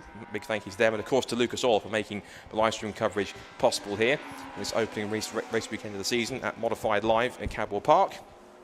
Dan Thackeray goes across the line, and he has now continued on, still in pole for Class B, but now onto a 136.995 as he turns his way now through the double right-hander of Charlie's. Looking back to Class C, it's pole position for Matthew Rowling in the M&D Racing Civic EP3. He's on class pole 17th overall, 142.078 ahead of the number 37, which is the FN2 of Callum Houchin for Team 24. A few pit callers in the lane at the moment as we're watching Will Self on the stream. We've got number 9 in the pit lane, Sammy Milam, who's quite a prominent karting graduate, so good to see him getting in the mix in racing Hondas. 727's in the pit lane, Jackson White. He's one of a few drivers that have Civic Cup experience. Also in the lane is 224, James Allen, and his Fast and Furious inspired, I think it's an EG or an EK. It's a little SIR sort of like sedan. It's all black like the ones that you found in the Fast and Furious movies. I'm not sure if it's running a spoon engine, but if anyone gets that reference, well done. And also in the pit lane is the 2023 champion and current second man in Class A and overall, Phil Wright. Just having a chat to one of his mechanics. Also in the pit lane is coming one of the FN2s. I think that's the one that's the fixer wheel sponsored car. That is Matthew Houchin. So in the mix, in the lane he comes. And also trying to avoid him there was Ryan Cunningham, also coming across to end his lap. About 5.5 minutes to go. Tommy Knight's motoring on. He's got fastest first and second sectors. He pops his way out of barn corner, charges down the pit straight. What can he do to improve from third overall and in class? Comes across the line. There's a 135.512. Better time, doesn't better his position. Here comes Will Self, who's come across, that hasn't improved in sectors 1 and 2 at all, and no, that's a 141.097. That's way off his time in that sense. Now, I mentioned at the beginning of the session we had some class lap records. Are anything getting near those at all? Let's have a look. Yes, in fact. So we've actually got a new Class A qualifying lap record. Will Self with a 134.633. A few couple of cars actually dipping underneath that. The previous one before had gone to Liam Collins, 135.806, but that's been smashed already by the first 4 cars in the order. The Class B qualifying lap record has also gone now to Dan Thackeray, 138, was a 138.1. It's now become a 136.9. And I think, are we going to get the full set? No, not quite, because the fastest time in Class C is a 141.525, half a second off Mervyn Beckett's qualifying lap record from the very first ever Racing Hondas event that took place here in 2023. So a few more pit callers coming in. Kevin Talbot's in. Also, we've got the number 19 of... I've got to get his name right because he's got quite a long name, and trying to figure it out is slightly tricky. So forgive me if I butcher it, if I get my words out. Luke Crassus Menu in the Reg Plate King by Gio by Luke on the Civic EP3. Phil Wright now making his way through the Hall bends with Will Self on his tail. I think Phil's more on an outlap, whilst Will Self is pushing on to go a little quicker. There's a handful of personal best sectors coming through here, but no one actually really going to the point where they can try and dethrone Will Self from pole position. And Will Self making his way out of the final corner. And as Ryan Cunningham exits pit lane, he'll come do so just in front of both Phil Wright and Will Self. And so they're starting to run out of time here. If they want to really put in a quick lap, they're going to get time. Those in the pit lane probably, for around about roughly... If they can get out quick enough, maybe one more flyer if they can get in. Otherwise, a couple of drivers might well be satisfied with their efforts. Tommy Knight in the blue EK Civic in Class A is currently at the moment in pit lane. As we watch Will Self make his way through. That's Oliver Barsby. It's gone for a spin up at the top of the hill at the exit of the Gooseneck. That's the location where Ryan Cunningham had that suspension failure in qualifying. In practice earlier on that brought out the red flag. And also heading out quickly is the 66, one of the Honda Motorsport cars, and also Tommy Knight in car 24. He wants to go out for one final crack at pole position. And one car that hasn't set a time at all is unfortunately James Allen's Fast and Furious inspired Civic, car 224. That's been sat in the pit lane, so he hasn't completed 3 laps. Usually you have to complete a minimum of 3 laps to properly qualify. So if that's the case, he might well have to do a couple of laps behind a course car in order to fully qualify for the race. Fastest second sector of the session so far for number 6, which is almost out of nowhere, and that is from the number 6, which is the Liam Collins in the Honda Integra. There is Liam on screen if you're watching on the stream, heading up towards the right-hander of Chris of... should be in the circuit. One's gone blank for a second at the top of the hill. I think it's Park. I will correct myself in a second. Actually, yes, Park Corner. I should know that, but my brain had a bit of sleep for a second. Minute and 42 to go in the session. And still Will Self on provisional and outright pole position. Phil Wright still second quickest. Tommy Knight third quickest from Liam Collins that we're seeing on screen on stream here. Fifth quickest for Liam Talbot. Kevin Talbot, sorry. And then it's Class B pole to Dan Thackeray, sixth fastest with a 1:36.995. Seventh fastest at the moment is car 27, Bob Barron. And that's one of the two cars that have come up from Scotland. Good to see. And this is Bob Barron. I was talking to one of his mechanic colleagues who runs the cars. I think his name was Tommy. Forgive me if I've got that wrong. But this is a new team to the championship, all the way from Scotland. Kilted K-Swaps. He's also sharing a team with Fraser McNeil. This is, believe it or not, Bob Barron's first ever race experience. Hasn't done any sprints or hill climbs at all. And he's put the EG Civic into 6th in class and 7th overall. That's a really impressive effort for him to get that done. Oliver Barsby has come back into pit lane after his spin, quickly in and out once again. So he's now exiting in the rather striking looking, touring car-esque looking FK8, I think that is, it's gone out. That car recently debuted, was given a proper shakedown with its upgrades at the opening races of the Fixed Wheel Production Cup race at Alton Park recently, a couple of weeks ago. So that car being readied for the full season. And as Barsby makes his way onto the track again, he's just keeping out of the way of Liam Collins. That's why I'm getting confused between Talbot and Collins, between the two. So Liam Collins then trying to push on a faster lap. Now Phil Wright has done a fastest second sector of the session, comes across the line and goes to stay second, but he has not taken pole. He's missed out by 83 thousandths of a second because Will Self, in one of his final laps of the session, has gone faster again, 1:34.582. And that was with with personal best first and second sectors. Second sector wasn't the fastest, but it was quicker than Phil Wright, even though he set his personal best third sector on that last lap, if you're following and makes sense. No? Good. So 83 thousandths of a second separates the top two. And then it's Tommy Knight, third fastest from Liam Collins, who's on, I think, his final proper lap. And he's setting personal best speeds through the first sector. And Dan Thackeray's come across the line, so it looks as though he is on course for Class B pole position. And then it's going to be Bob Barron 7th.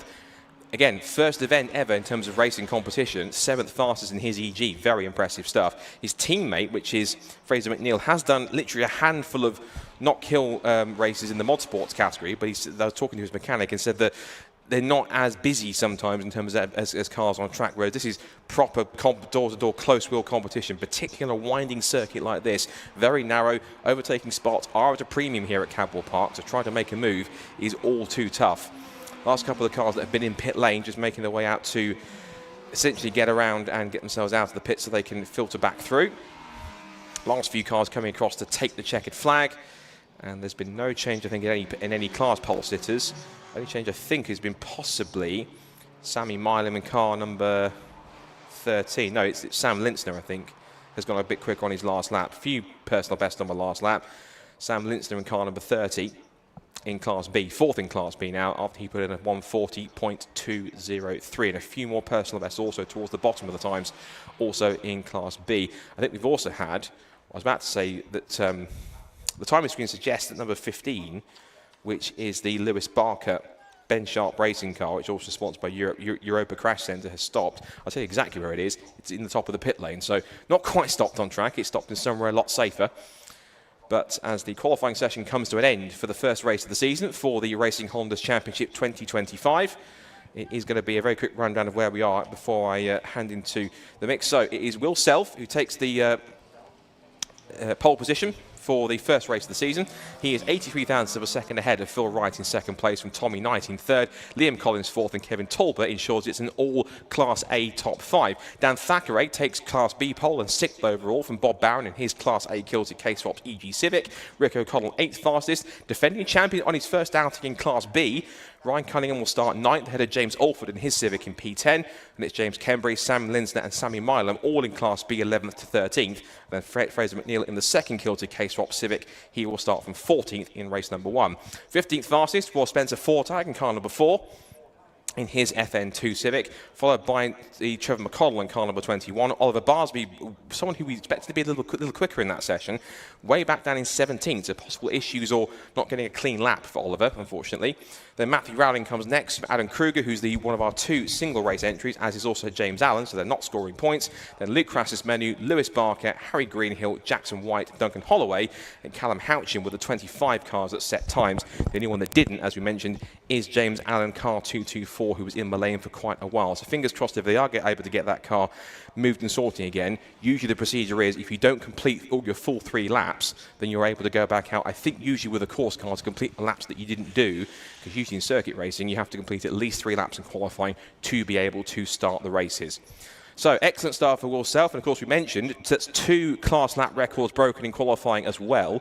There's qualifying lap records and race lap records because they're 2 different kinds of sessions. So a new qualifying lap record for Class A, Will Self sets a 1:34.582, and a new Class B lap record in qualifying for Dan Thackeray, a 1:36.995. Didn't quite get there for Class C because the fastest time for the number 147 of Rowling did a 1:41.525. He was about half a second off the record set by Mervyn Beckett back in 2023.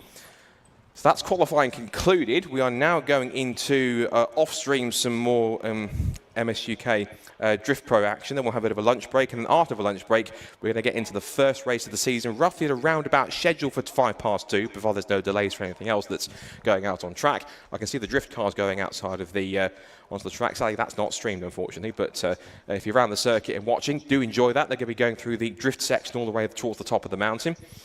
And, of course, once we get going, we'll be able to see who has got, ultimately, the fastest Honda in the venue when it comes to racing Hondas. Will Self said he was gunning for a championship charge. He's starting in the best possible way.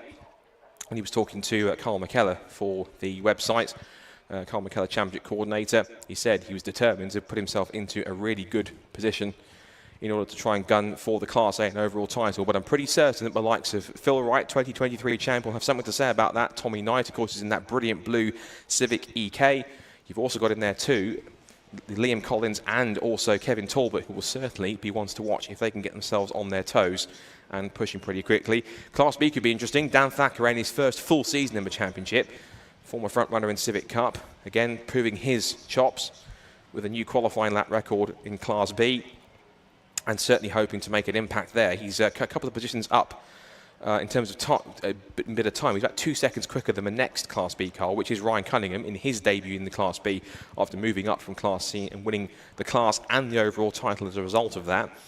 And then we have in Class C, you're going to have a battle between the 147 of Matthew Rowling and 37 of Callum Houchin. A bit separating them in terms of the grid, in terms of pace, so potentially we could see a bit of a domination possibly from the 37 car, particularly if he's on the pace from the word go. Just a reminder, it's 2 15-minute races today. It's an 8-event, 16-round championship in racing Hondas, and it follows a lot of the time attack, pretty much all the time attack events throughout the season. Of course, they're starting here at Cadwell Park, then we'll move on to Donington Park in a few weeks' time on the 26th of May. Then it's Brands Hatch for the first of 2 visits there on the 15th of June. Then it's Snetterton on the old school style 200 layout on the 27th of July. That's then followed by the 25th of August at Alton Park International, another brilliant circuit. A return to Brands Hatch on the 7th of September, and that's followed then by Knock Hill on the 27th of September and the 19th of October to round off the season at Snetterton. Right, that was qualifying for racing Hondas. Before we get to a bit of a break here, before we hand to the drifters on the circuit venue and take a break on the stream, let's head up to Pot Fair and have a chat with Charlie Harmon and our pole sitters and front runners from qualifying for race 1 of the weekend of racing Hondas. Perfect. We are down here fresh off of qualifying with our Class A pole position. Will, how are you? How was the race? Very well. Yeah, qualifying was quite good, really. I got quite lucky with 4 or 5 clear-ish laps. Got a bit of a toe round off Phil, which helped a lot. Still struggling to piece together the lap that I know is there, which is probably a second or so faster. But yeah, hopefully get there this afternoon. Fantastic. And how's the car feeling ready to head into race 1? Quite good. It felt a bit like the tyres went off sort of halfway through that, so I backed off a bit, and then they kind of came back to me, and it felt all right again. So I'll have to have a look at that. But yeah, hopefully I can do that sort of lap time for the duration of the race and get the job done. Fantastic. The lap, you've definitely got in the tank. Amazing. Thank you so much. Well, good luck with race 1. Thank you. Cheers. We are going to now speak to our second place, Phil Wright. If Phil could come over, thank you. So Phil is second in the qualifying here. How was that for you, Phil? Unexpected. Okay. Yeah, it was going well. It's a lot better than we were going yesterday, thankfully. Will followed us for a bit, so I know where we're losing time. Don't think we can do anything about it, but we'll try. Yeah, so you feel like you can get that car up to scratch ready for the race? Yeah, they've got a lot lighter car than I have, and through the tight stuff here, it's a struggle, but we'll give it a go. Let's do the best. No, definitely. Thank you so much. Right, third place. If we could grab Tommy over. So Tommy here is our third place qualifying for the Class A. Tommy, how was the car feeling? Feels good. There's more time in the car. Yeah, I've got a half a second to get them, but I can feel it in the car. You can feel it running up there. Perfect. And heading into race 1, confident? Yeah, just get a good start. It's hard to overtake here, so get a good start and then keep the boys behind me, hopefully. It's a very tight track, a lot of up and down. Fantastic. Are you confident on the track though? Yeah. I like this circuit. We went well here yesterday. We won Class B last year, so we've always had good results here, so hopefully we can do that this year. Fantastic. Confidence, I like it. Amazing. Thank you so much. Perfect. We're now going to head into the Class B qualifiers. So we've got Dan, if Dan could head over.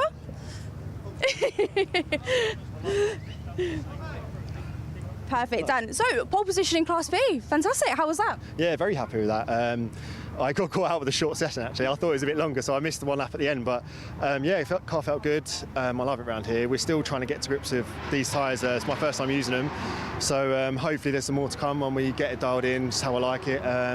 And hopefully we're mixing it with the Class A guys, I see. So I'm going to do my best to hang on to the back of them, and I'm sure Ryan, my teammate, will be right next to me with me. Amazing. Confident going into race 1?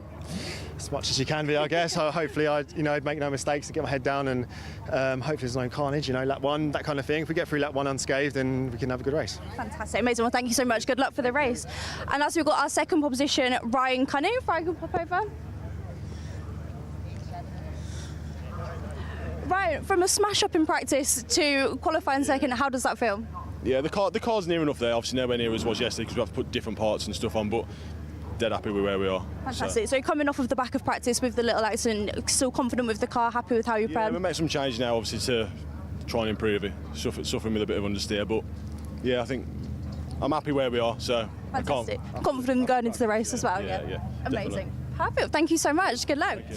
Fantastic. Well, that's it for qualifying. Stick around after a little break and we'll be heading into race 1.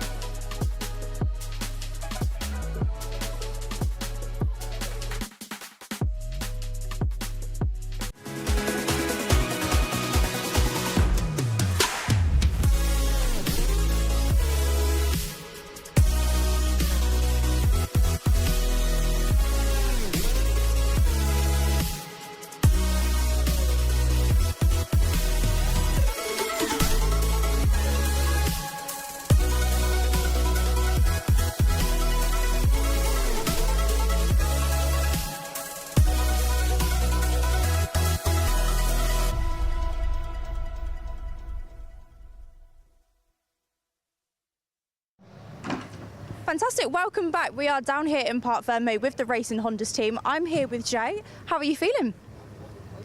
Average. Oh, yeah, all right, not too bad. Don't know what to expect, so. Okay. Yeah. How was qualifying for you sort of going into the race? Yeah, we got a good start and then went off a bit, but it was as expected. I kind of guessed we would do our best lap in the first few, and yeah, that's pretty much it. Confident going into race 1? Yeah, 50-50. Ask me after. No problem. Thank you so much. Good luck with the race. Cheers. Perfect. Let's see who else we can grab.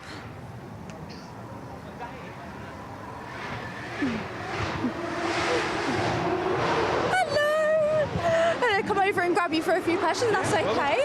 How was qualifying for you? It was okay. Had a bit of traffic, so didn't really get a clean lap, and then towards the end my right bonnet pin gave up, so my bonnet was coming up, which was a bit scary, so got that fixed. Yeah, ready to go, see how we get on. Amazing. Yeah. How are you feeling heading into race 1?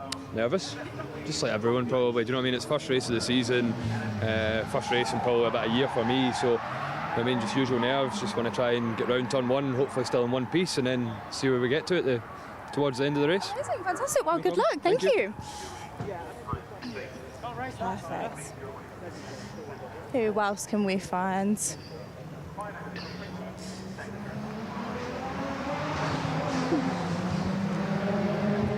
Hello, guys. We're ready to grab you. Hello. How are you? How was qualifying? It went all right, I think. Yeah, I think we did all right. Yeah. Amazing stuff. Obviously, heading into race 1 now. Nerves, how are you feeling? Adrenaline is brown, isn't it? We'll go with that. Yeah, that's the way we're feeling. Fantastic. Car all right? Yeah, car's going well, to be fair. Yeah, we've had a good session, so yeah, tyres went off a little bit, but we'll push, and we're still learning new rubber, so yeah, we'll see how we go. Perfect. Thank you. Well, good luck. Thank you so much.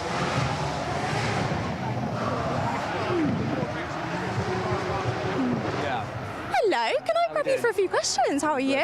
Yeah, I'm doing all right, you? Good, yeah, fantastic stuff. Obviously, heading up straight off for qualifying into race 1, what are your thoughts with the car? Well, I actually went in the wall in qualifying, so the tracking's been knocked out a bit, and I haven't had a chance to sort it out, so I'm just going to see how it goes in the race. Amazing stuff. Obviously, tracking-wise, everything like that, car setup, comfortable, how are you feeling? Yeah, I'm feeling fairly comfortable. I didn't go as quick in qualifying as what I did on the track day yesterday, but it is what it is. So plenty more time with myself.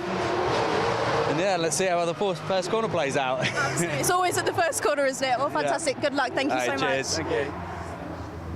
Perfect.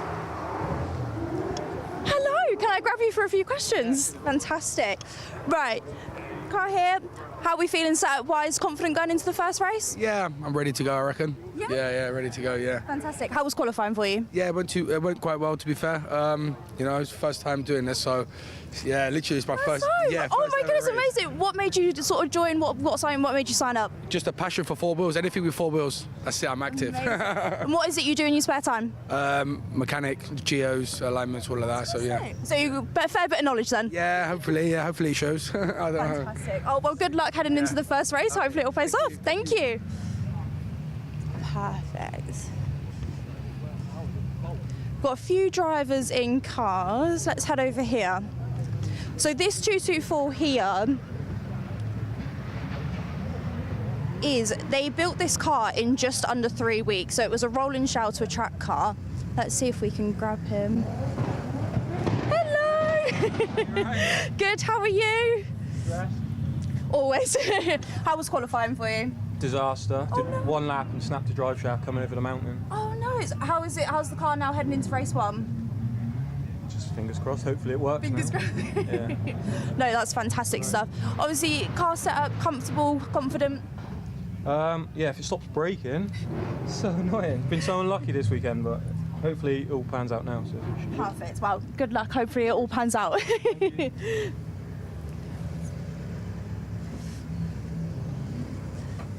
Hello. Am I right to just have a few questions? Hello. Are you okay? Yeah, very well, thank you. Good. How was qualifying? We're still bending the car in after a winter rebuild, so just getting used to the car, make sure everything's okay. Not as fast as we'd liked, but, you know, we can improve on that. Yeah. Confident going into race 1? Well, it's tight round here, but we'll give it our best. Yeah, it's a very tight track, definitely. Well, good luck. Fantastic. Hopefully it all works out.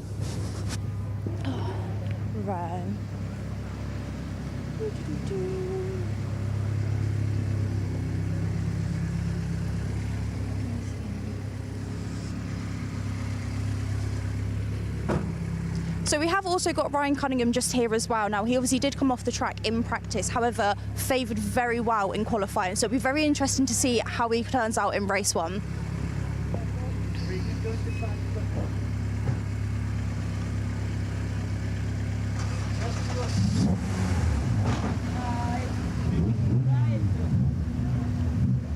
Perfect. Right, by the looks of it, everyone's in their cars ready to go. So hopefully, fingers crossed, we've got a nice, good, clean race for race 1. Fantastic. Scott, over to you.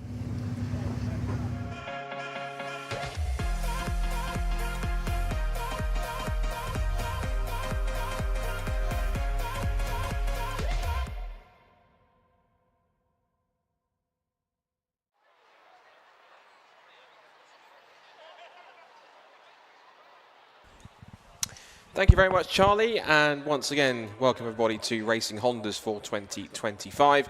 We're getting all set for the first 15 minutes of racing action of the season after qualifying earlier on, and we'll see who can come out on top, not just overall, but in all 3 classes competing on this Cadwell Park circuit. Well, good afternoon, everybody who are watching on the stream and also around on the circuit as well. Scott Wood was to guide you through all the action. If you're watching on the stream and also around the circuit, you'll have heard the tones of Charlie Harmon, who was down in pit lane and the assembly area, just chatting to a few of the drivers, see how they got on. Interesting that we heard from James Allen, who said he had another car that had a drive shaft issue, but managed to hopefully get it fixed, and he's saying fingers crossed he can get it to the end and have a good run. He's going to have to do so from the back of the grid. He has been allowed to start because collectively, having done practice and qualifying, he has completed enough laps to be allowed to start at the back of the grid, so watch for him in car 224.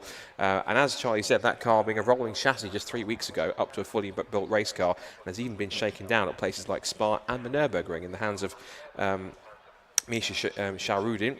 Forgive me if I've butchered that surname, but incredibly popular on YouTube, and takes a lot of high-performance cars around Nordschleife for other people to give them a try for various different builds and specs.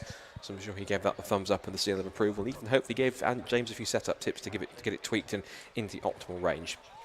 So the race format then, 2 15-minute races coming up this afternoon, the first of which is happening very shortly as the cars make their way now out of the assembly area, as you'll be able to see on the stream, around behind the Hyundai MSV safety car. They'll bring them around to the grid, and then once they come onto the grid and lined up, they'll get the signals to go ahead on to 1 formation lap to get some heat into the tyres and brakes, bring the pressures up to optimal range. And once they line themselves back up onto the grid, they'll get the green flag at the back of the grid. The 5-second ball will go up, revs will rise, and then we are underway for 15 minutes and for the 2025 Racing Hondas season. So Scott Wood was here to guide you through all the action, not just this weekend, but this season. Looking forward to it.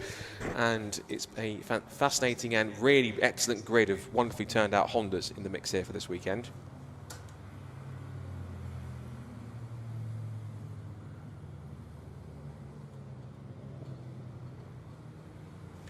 Just heard a bit of disappointing information from Carl McKellar, the championship coordinator. Phil Wright, 2023 champion, the man that was supposed to be starting on the front row of the grid, allegedly has an alternator problem, which means it might well force him to miss this race. Hopefully they can get it fixed for race 2, but we are going to be -1 car from qualifying, which is Phil Wright, sadly. So he's going to start on the back foot in the championship if he's not able to make it out and has to sit out for race 2.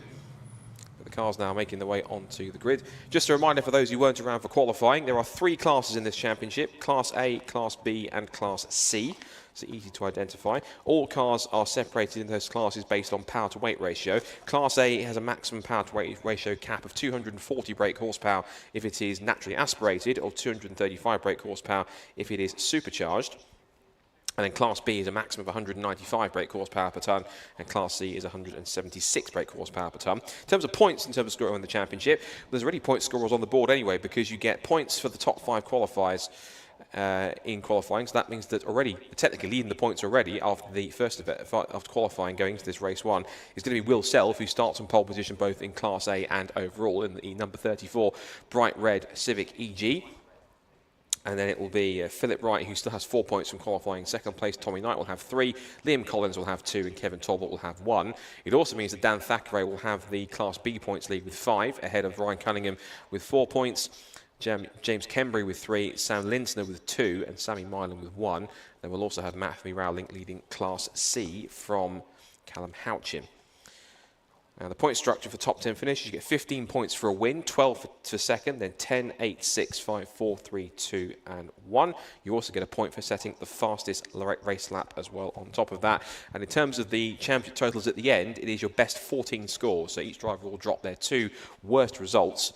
And the driver with the highest final total, regardless of which class they compete in, shall be crowned overall champion. So not only could you have a chance to win, you become class champion, but you could also go ahead and possibly become the overall champion. It's a bit reminiscent of those with longer memories of the older British touring car system before they kind of simplified the class structure, where you used to get 4 classes racing as late as the late 80s. And yes, you'd have the big faster cars at the front in Class A, but you'd a couple even back in 1989 with John Cleland, a little Vauxhall Astra, won the championship in Class D because he won his class so many times consistently that he had enough points to become overall champion. Same here, that's why Ryan Cunningham, in Class C, the lowest powered of the 3 classes with the lowest power to weight ratio cap, won his class enough times so that, yes, he wasn't the absolute fastest car in the field, but he did score enough points and win his class enough times to not only become Class C champion, but overall title winner as well on top of that. So the cars are lining up in what is a staggered 1-by-1 formation, because of course it is a narrow circuit, a tight and twisty circuit, just getting the last few cars into position. And Will Self effectively is on pole position on the front row, virtually all on his own. The one person that might well benefit from that with a clear run towards Coppice is going to be the man starting 4th on the grid, which is the number 6 Honda Integra of Liam Collins. He starts on the 2nd row of the grid, but he has a completely clear piece of road in front of him, whereas Tommy Knight, meanwhile, just in front of him in 3rd on the grid on the 2nd row in the blue Honda Civic EK, he will have pole sitter Will Self alongside him. So the green flag wave, which means we're going to get the race underway onto the formation laps. This is their last chance to get some proper heat and pressure into the tyres and the brakes before we get underway for 15 minutes of racing Honda's action. And here is the grid for our first Racing Honda's race of the season. So Will Self then starts on pole position. It would have been Phil Wright alongside him, but that alternating problem means he will have to sit race 1 out. Tommy Knight then comes next on the 2nd row of the grid alongside Liam Collins in the Honda Integra. Kevin Talbot's DC5 Honda Integra comes next alongside the Class B pole sitter, Dan Thackeray. He will be on row 3. Then it's row 4. An excellent first qualifying for his first ever competitive start for Bob Barron in the Kilted K-Swaps Civic EG. He starts in 7th place on the 4th row alongside Rick O'Connell, who starts 8th. His 1995 Honda Civic in Garage 24. Race in the top 10 sees Ryan Cunningham, the defending champion, moving up to Class B after he won the Class C title and overall last year. He's alongside James Alford on the 5th row of the grid. Row 6, it's an all Class B affair with James Kembry and Sam Linsner. And it's Sammy Milam, who's got a lot of karting experience in the previous with the Kinetic Motorsport. He starts alongside Fraser McNeil, also in part of the Kilted K-Swaps squad. Then Spencer Fortag and Trevor McCullum will come next on row 8. Row 9 is where we find Oliver Barsby. He's a bit further back than he'd like to be. That car's been updated and lightened over the winter, but that car was a pretty prominent car when it first came out towards the end of last year. But that car back in 17th, looking to try and make some progress from row 9. He's alongside the Class C pole sitter, which is Matthew Rowling. And then we have row 10, which is Adam Kruger, who's one of 2 drivers who are what we call single race entry, which means that they will not score any points. They're effectively guest drivers in the championship for this weekend. He shares the 10th row alongside Luke Crassus-Menu in his 2005 Reg Plate King by G by Luke car. Lewis Barker, who's on his 3rd engine of the weekend already, will start 21st. Hopefully it goes the distance. He's alongside Harry Greenhill on the 11th row of the grid. Then Jackson White and Duncan Holloway, followed by Callum Houcher and James Allen, who didn't set a time in qualifying, but he has done enough laps in practice and across practice and qualifying to be able to start right at the back of the grid without a time. Expect that Fast and Furious inspired black Honda Civic at the back of the field not to stay where it is in 26th position. So the Racing Honda's Championship, an 8-round event, or 8-meeting event, of course, following the time attack calendar all the way through. We start at Cadwell Park here this weekend. We're off to Donington Park at the end of May, followed by Brands Hatch in the middle of June, then to Snetterton on the old school 200 layout, which is very reminiscent to how Snetterton used to be before the 300 modifications were made. Then we have Alton Park in August, followed by Brands Hatch in September at the beginning of the month. Towards the end of the month, we go across the border to Scotland and to Knock Hill. Then we finish the season right towards the end of October, back at Snetterton on the full 300 circuit. It's going to be an exciting season, which once again has got many thankful partners and people involved. And of course, a big thank you to, of course, Teggy for playing their part. Of course, to Lucas Oil, of course, who are providing all of the ability for us to stream the entire season. A thank you to them as we get set for our first piece of racing action here at Modified Live in Cadwell Park. So Will Self, car number 34, the red Honda Civic EG on the front row of the grid on his own, will look to try and get the clear hole shot towards Coppice for the first time. The 2.187 mile Cadwell Park circuit is about to ring to the sound of Honda engines momentarily as the cars start to form up one by one. They'll stretch all the way up to the top of the hill on the exit of Barn Corner. So the cars towards the back of the field might get a good bit of a leverage as they go downhill to try and get a better start if some of the cars in front of them don't get away from the lights as quickly as they'd like to. So Will Self, pole position. No Phil Wright on the front row, so he gets a clean run towards turn one. But of course, Tommy Knight and Liam Collins will want to try and push forwards, as will also Liam Talbot in the green DC5 Integra, and also watch for the pole sitter in Class B, Dan Thackeray.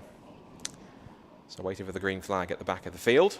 Once we get that, it's all calm and quiet until the VTEC kicks in. So green flag at the back, 5-second board. Stand by for action for the first time this year. Round one of Racing Honda's 2025 here at Cadwell Park is underway. It's a clean start as predicted on pole from Will Self. It's a good start for Tommy Knight, who slots in to second place in front of Liam Talbot and trying to get away quickly. Also, a great start for Bob Barrow. An incredible launch from what was the fourth row of the grid. He's already got past Dan Thackeray, the Class B pole sitter, and also charging up towards the back of Liam Talbot as they turn in. Talbot has a look up the inside in towards Charlie's to try and steal what would have been fourth place from Liam Collins. There's also side-by-side action further back in the top 10 as they come out of Camp Corner, out of Charlie's, up towards the Camp Straight for the first time and towards Camp Corner. It is side-by-side between two of our EG Civics. That's 22 battling away with Fraser McNeil's. 22 in the mid-pack is going to be the Rico Coddle Honda Civic, and they're going wheel-to-wheel over the base of the top 10. They funnel their way through Camp Corner. McNeil takes the outside line and holds on to the place. So 15 minutes on the clock as they turn their way out through the long right-hander of Chris Kerr, but then they'll come to one of the tightest and most technical parts and one of the scariest parts. And the race leader is off the road, so on the exit of Gooseneck, Will Self put two wheels at least onto the grass on the exit of Gooseneck on the approach to Mansfield. Top four together. If you're watching around the circuit, they're going to approach you here towards the mountain, and they turn in left and right over the top of the hill. Let's see if they can catch any air, but it's going to be Will Self that leads, Knight in second place, Collins up to third. Fourth now is Talbot, and fifth is Bob Barrow. You'd never think that Bob Barrow's in his first ever competitive race. He's keeping up with the leaders. This is fantastic stuff to see from Bob, who's come across the border from Scotland with the Kilted K-Swaps team. His teammate Fraser McNeil is somewhere around the order and roughly round about the bottom of the top 10. So out of the Barn Corner, down the pit straight for the first time, and Will Self leads the first racing lap of the season for Racing Hondas in 2025. Self leads the way then. No, it should be out in second place. The timing screen hasn't come through quite properly because it's showing Kevin Talbot being the leader, but that's not correct. Have to wait and see how that shuffles its way through. Yeah, there's several transponders that aren't fully working, it seems, because there's a few cars that haven't put their timings in quite fully, but it's definitely Will Self who leads the way from Tommy Knight in second place. Then we have Liam Collins and Kevin Talbot. So we'll wait for the timing screen to reassert itself. Yeah, that's Sam Lintzner back battling away with the 66. It's one of the Honor Motorsport cars. That's a new team for the championship. And charging along and trying to pick up a few more places, that's Fraser McNeil, who's battling away with both Rico Coddle and also the charging James Allen. Look at the black Civic, car 224, started at the back of the grid. And once they start to shuffle them through, he's already up to, it looks like, around about the base of the top 10. Now the times are starting to come in on the timing system. So Self leads the way, as we said. Knight in second, Collins third, Talbot fourth, Barron in fifth. It's still Dan Thackeray that leads the way in Class B as they turn the way out of the gooseneck. Wiggle there for the 66 of James Kembry. So he continues to pursue Sam Lintzner. They're just behind, chasing after car number one, which is the reigning champion Ryan Cunningham in his first race now in the upgraded Honda Civic into Class B. He just wind their way out of the mountain and through the Hall Bends for the second time. Just skipping over the crest of the mountain. Watching Fraser McNeil on the stream, still under pressure from O'Connell, who was a little loose on the exit of the mountain. Now he's under threat from James Allen across the road. And Allen at the end of the first lap made it up to 13th place. He's picked off practically half the field in one go. That's some impressive stuff in that sense. Race leaders have come across the lines. We keep on watching the battle further back. And that is still Lintzner versus Kembry. Fraser McNeil under pressure now from Rick O'Connell. James Allen watches on. O'Connell trying to line him up now for a move for what would be roughly round about, again, base of the top 10. Forgive me, it's difficult to try and trick exactly where people are because I think there's several cars which the transponders aren't fully working. We'll have to try and manually insert them on the timing screen. So Will Self definitely still leads on the road, but of course we'll figure out exactly who is where in terms of positions once the timing screen starts to sort itself out. Close on for second. Liam Collins putting the pressure on through Chris Curve on Tommy Knight. This is for second place overall and in Class B. So the blue EK Civic under pressure from the DC2 Integra. Wiggle their way through the Gooseneck, down the hill towards Mansfield. This is one of the close battles here, but the harder these two fight each other, the easier it's going to be for Will Self to try and make a breakout in front. So either they're going to work together here, or they're going to go into combat. They're out of Mansfield, down towards the complex of the mountain, past the mass of spectators down on the bank there watching. Great to see so many people here at Cadwell Park for the modified live event and watching the racing Hondas do their thing. Will Self already twitching his way through the hall bends. Now it's still second and third. They've broken away a little bit from the green and blue DC5 Integra of Kevin Torwood in fourth position, and he's been kept honest by Bob Barron, who again I'm still quite staggered by the fact that it's his first ever proper competitive race or event of any kind. He hasn't done apparently any sprints or hill climbs or anything like that. Does some track driving obviously, I'm sure, but in terms of actually racing, it's his first time doing so and actually doing a very impressive job in the process. So Self still leads. And Knight now feeling a little bit of pressure as they come through Coppice, then through a double right hand of Charlie's. Just looking out the window, also James Kembry's going to go onto the grass. And through all of that in the background, whilst we watch the battle for second place, James Allen's picked off 3 more cars. He's passed O'Connell, McNeil and also Kembry. Now his next target is going to be Sammy Linsner. As we watch here, the scrap for second. Here comes Collins taking a peek to the inside line. Knight's got enough confidence on the racing line to hold on and keep the position. So as they turn in through the park corner right-hander at the top of the straight, there's no room through for Tommy Knight. With Chris Curve, watch as the time start to slot their way back in again on the timing screen. And we'll see how much of a lap lead that Self has. It's now 3.1 seconds over Will Self, and Knight a little wide on the exit of Mansfield. This might give another opportunity for Collins to squeeze through as they come down towards the mountain section. Self with a clear gap of 3 or 4 seconds. You can see visibly if you're watching the stream that he's already hopped over the mountain. Only now they're turning through the right hand to go over the crest are both Knight and Collins. Back past the spectators past the clubhouse on the left-hand side at Cadwell Park, which is packed to the rafters. Watching them wind their way through the hall bends. And still Knight's got just about the advantage here as they turn back out through hairpin through Barn Corner. Past goes Will Self to complete another lap. That's 4 laps in the book for Will Self. And he made the statement, didn't he? If you watched and saw any of the pre-season coverage on the website, you saw that Will Self, he was making a bold statement. He was going to go for the title this year. He's certainly going the right way about it, pushing himself in the lead at this leading spot. Okay, forgive us for any the timing table sort of twitching around a bit. It's simply just I think there's a few cars don't have fully working transponders, so they're having to insert them almost manually coming through to make them work. Possible change on for second. Collins is in the toe of Tommy Knight. He's got lining him up for a move here. Now Knight's having to go a little more defensive in the middle of the road to try and put Collins off, and he's not close enough or far enough alongside to make a move up the inside into Park Corner. So he tries again as he looks on the outside, tries to pick his way through inside the Chris Curve. But still no way through. Good defensive driving, but I can't help but feel that the more that Knight starts to really push and defend and keep Collins back, the more time he's hemorrhaging to the leader out in front. This is music for the ears of Will Self out in front in this race. Quick checking with our other class leaders once they come across the line. It's still going to be, I think, Dan Thackeray who leads Class B. So we're checking with that order once the timing tower fully updates. The second continues on. Just in the background, you saw Kevin Talbot there in the green DC5. He's pulled away a small gap to Bob Barron. The back gap between them the last time by across the line was about half a second, but he's pulled away in this first half of a lap by the looks of it. So Class B leader, it is still Dan Thackeray from Ryan Cunningham in second place, 8th overall, and then third place in class is Sam Linsner, but he's been having that battle with the 66 of Kembry.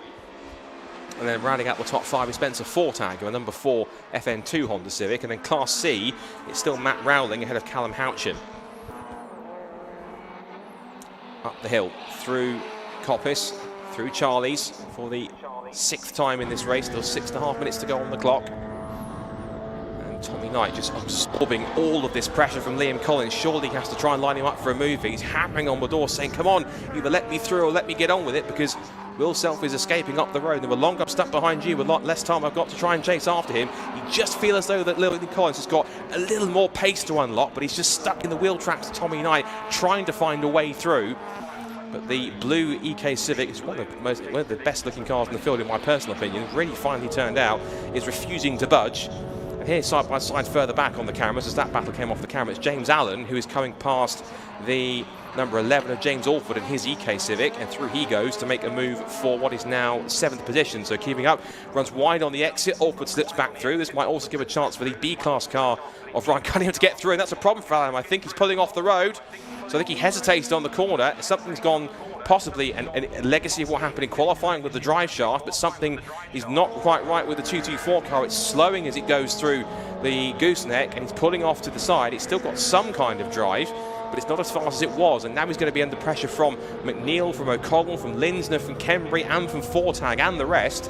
They're all going to come pouring through, and so sadly it looks as though the rather sick-looking and possibly sick-sounding EK Civic is in trouble. It is arm out of the window for James Allen. He is unfortunately out of it with 5.5 minutes to go. So sadly his car is out of the race, and he's going to have to try and pull this off in a sensible position, otherwise it might well be covered yellows, or dare we even suggest a safety car.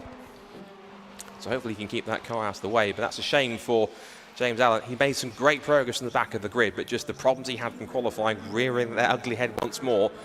You have to go back to the drawing board and get that fixed again for race number 2. So wait now for the rest of the order to come through. Still 5.3 seconds between Tommy Knight and Liam Collins and Will Self.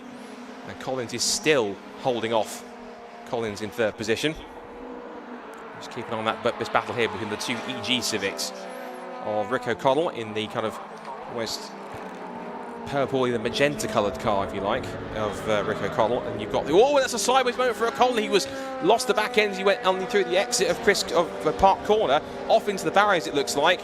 And fingers crossed he's okay. There is damage to the Class A EG Civic. Fingers crossed he's okay, that's the main concern. But off the road he went, he just lost it, possibly put 2 wheels onto the grass on the exit, lost the back end, and off into the tyre stack there was on the inside of the run out of Park Corner, of Coppice, Charlie's Corner, forgive me. So he's off the road now, I'm afraid.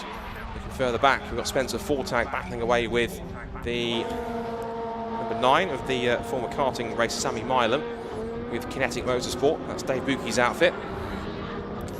Out in front, Will Self still leads the way. It still looks like, yeah, Knight versus Talbot in front for 2nd and 3rd position. Collins still 4th. Sorry, it's Collins in 3rd position, Talbot 4th. Barron still holding on to 5th place. And it's Thackeray in P6 as we watch still on screen Fortag versus number 9 Kinetic car of Sammy Milam. Back with our scrap for 2nd.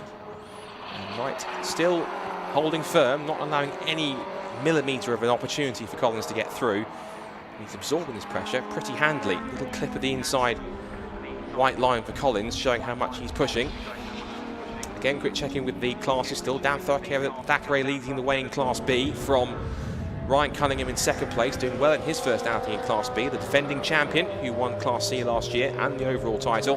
Sam Linsner in 3rd, and Matthew Rowling still heading Class C ahead of Callum Houchin.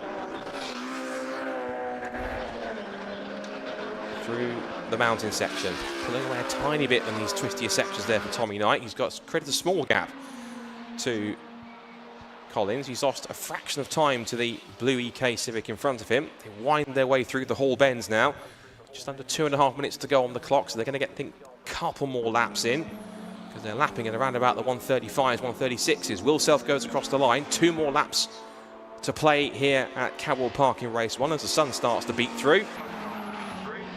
And still going through, and that is Rick O'Connell, who has incredibly got going again. So thankfully one, first of all, he's okay. The impact it had in the tyres is on the passenger side, but he's actually managed to get to refire the car up, and it's still drivable just, so I think he'll come back into the pit lane, if not into the paddock. But fair play to Rick, after taking a bit of a whack into the tyres, he's managed to refire it and get it going again. You might see as he's pulling off actually on the service road in between the back straight and the left-hander at Mansfield. So good positioning there from Rick, good driving. And thankfully, the baseline is he appears to be on the surface okay after the impact. So Will Self then turning his way out through Chris Curve now for the 2nd to last time. A bit of a moment on the opening lap here at the gooseneck, but he negotiates it fairly smartly. And Will Self, he made that beeline and that statement that I'm going for the championship this year. Certainly all the preparation he's done, all the declarations he's made, they're all starting to come good. And one has to wonder, of course, if Phil Wright, if he can get his car's alternator fixed, and hopefully that car can be out of the mix. He might have to start from race 2 from the back of the grid, and so if he can pick his way through slightly James Allen style before his car expired, there's a chance he could do that. You can see how much on stream, the way he's throwing the car through the Hall bends. He's not got this job done just yet. He wants to keep pushing all the way to the checkered flag. He's not satisfied with just keeping an open lead of several seconds. And he knows that he's been aided slightly by the fact that Liam Collins has been staring at the back of Tommy Knight's Civic for this whole 15 minutes. Across the line goes the race leader to start the last lap of race 1 of the season. Still battle for second, he's nose to tail, and if Liam Collins wants to get past Tommy Knight, he's running out of time and running out of options and running out of corners. So as Will Self turns his way through, continues into the lead. Still 4th is Kevin Talbot in the green DC5. Bob Barron still 5th in his first circuit race. Good effort from him so far. And it should still be Dan Thackeray in P6 leading Class B from Ryan Cunningham in 7th overall, and then in 10th overall is the 3rd place man in class, Sam Lintzner. But Will Self making a real statement here on this opening race, the opening day of the championship. And what he can do from race number 2, of course there'll be a partially reverse grid, so he'll have to work from wherever he is, possibly from positions 4 to 8 he might be starting. But nice and neat and tidy, uses all the road through Gooseneck down towards Mansfield. This will be a perfect start to the season for Will. Kick of the dust as he uses all the road on the approach to the mountain section. He's got a couple of back markers to negotiate. One is the 19 of Lewis Crassus Menu, and ahead of him I think he's 727, no it might be 77, which is Duncan Holloway in the Honor Motorsport car. But as Will Self winds his way through the Hall bends for the final time, we shall see him take the checker flag in a moment's time. We'll keep an eye on the battle for second also in the background, see if that's changed at all. But Will Self made the declaration, I'm going for the championship, I'm going to try and do it from day number 1. He's making that true in race number 1. Will Self wins the first race of the season in the 2025 Racing Hondas Championship with a commanding performance. Now for second place, Tommy Knight comes through, but there's several seconds gap between him and Liam Collins. So whatever happened on the last lap of the race has seen Tommy Knight take second, Liam Collins take third. And it almost looks as though I thought for a second Liam Collins was going to pull the car off the road, but 3rd place for Collins with several seconds gap. So whatever happened there between them on the final lap, we'll have to wait and see. Maybe if Charlie's brave enough, she can ask the question of both Tommy and Liam after that one. It's 4th place for Liam Talbot, and a very impressive debut performance, as I mentioned, for Bob Barron. His first ever circuit race to be P5 in class and overall. That's a real solid achievement. Dan Thackeray comes across the line to take the first Class B victory of the season, so congratulations to Dan.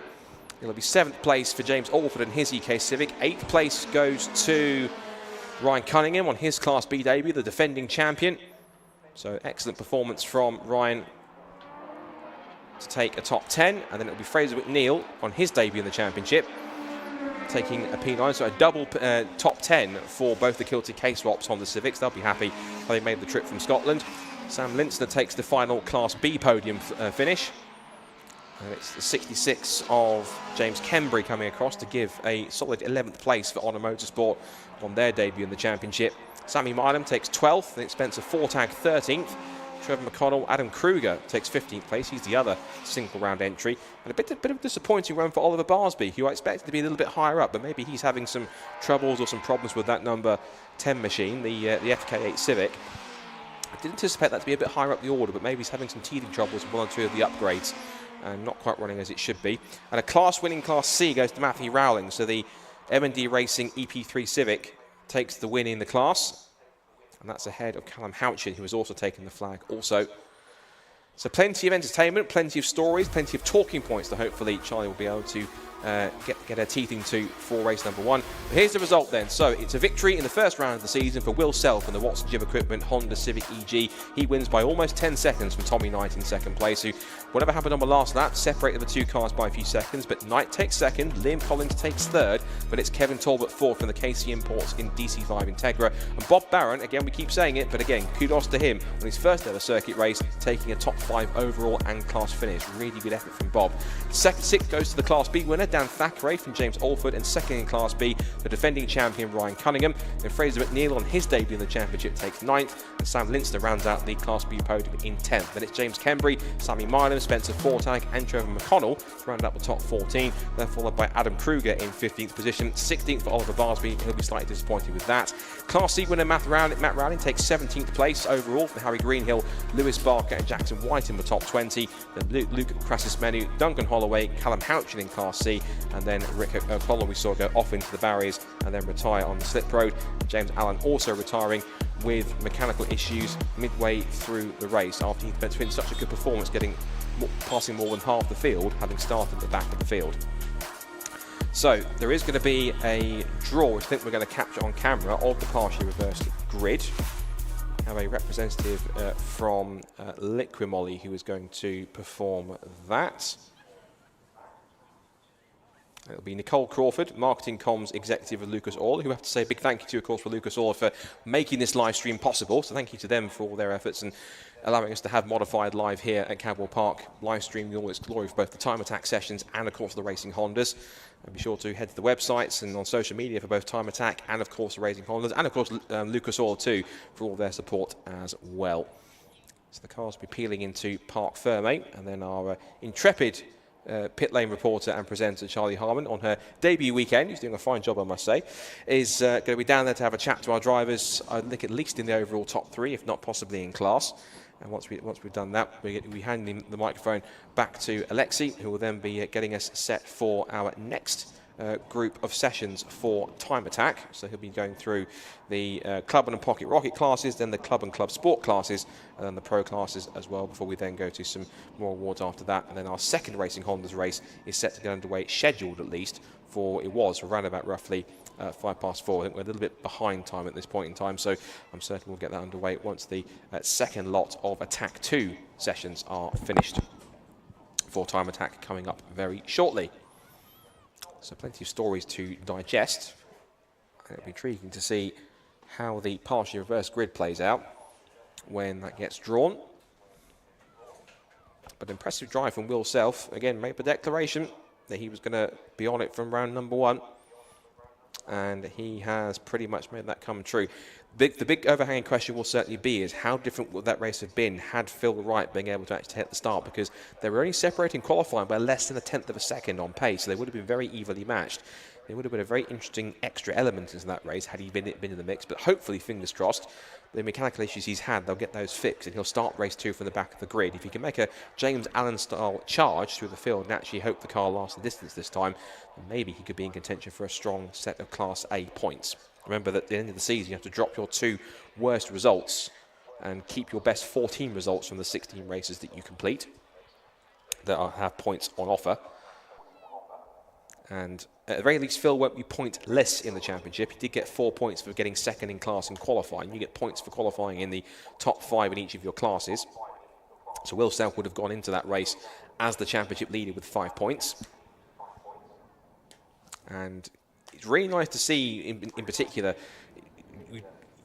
that the part of some logic could dictate that the more modern cars would be, in theory, or technically a bit faster because they're newer and possibly more modern, but it's nice to see some of the older chassis actually getting their day in the sun, because Will Self, of course, in that early 90s EG generation Honda Civic is one of the favoured cars in JDM circles. And that car, in terms of its vintage, is 1991. So it's a 1991 Honda Civic taking victory after being very fairly well put together. And then you had the Tommy Knight 1998 Honda Civic EK taking second place. And then third, of course, was Liam Collins with his 1998 Honda Integra. So both the Integra and the Civic, both of the same vintage, being of the late 90s. And good to see them in the mix as well. You could see some variance in Civic generations. It's not one generation dominating the whole way. It's different generations of cars. But also, of course, we've got the DC5 Integra in there as well of Kevin Talbot, the Casey Imports car, which is sporting a bit of blue onto its green livery now that it's paying a bit of homage to the 7-Up Jordan 191, which, of course, was the race car of the late, great Eddie Jordan, who very sadly passed away a few weeks ago.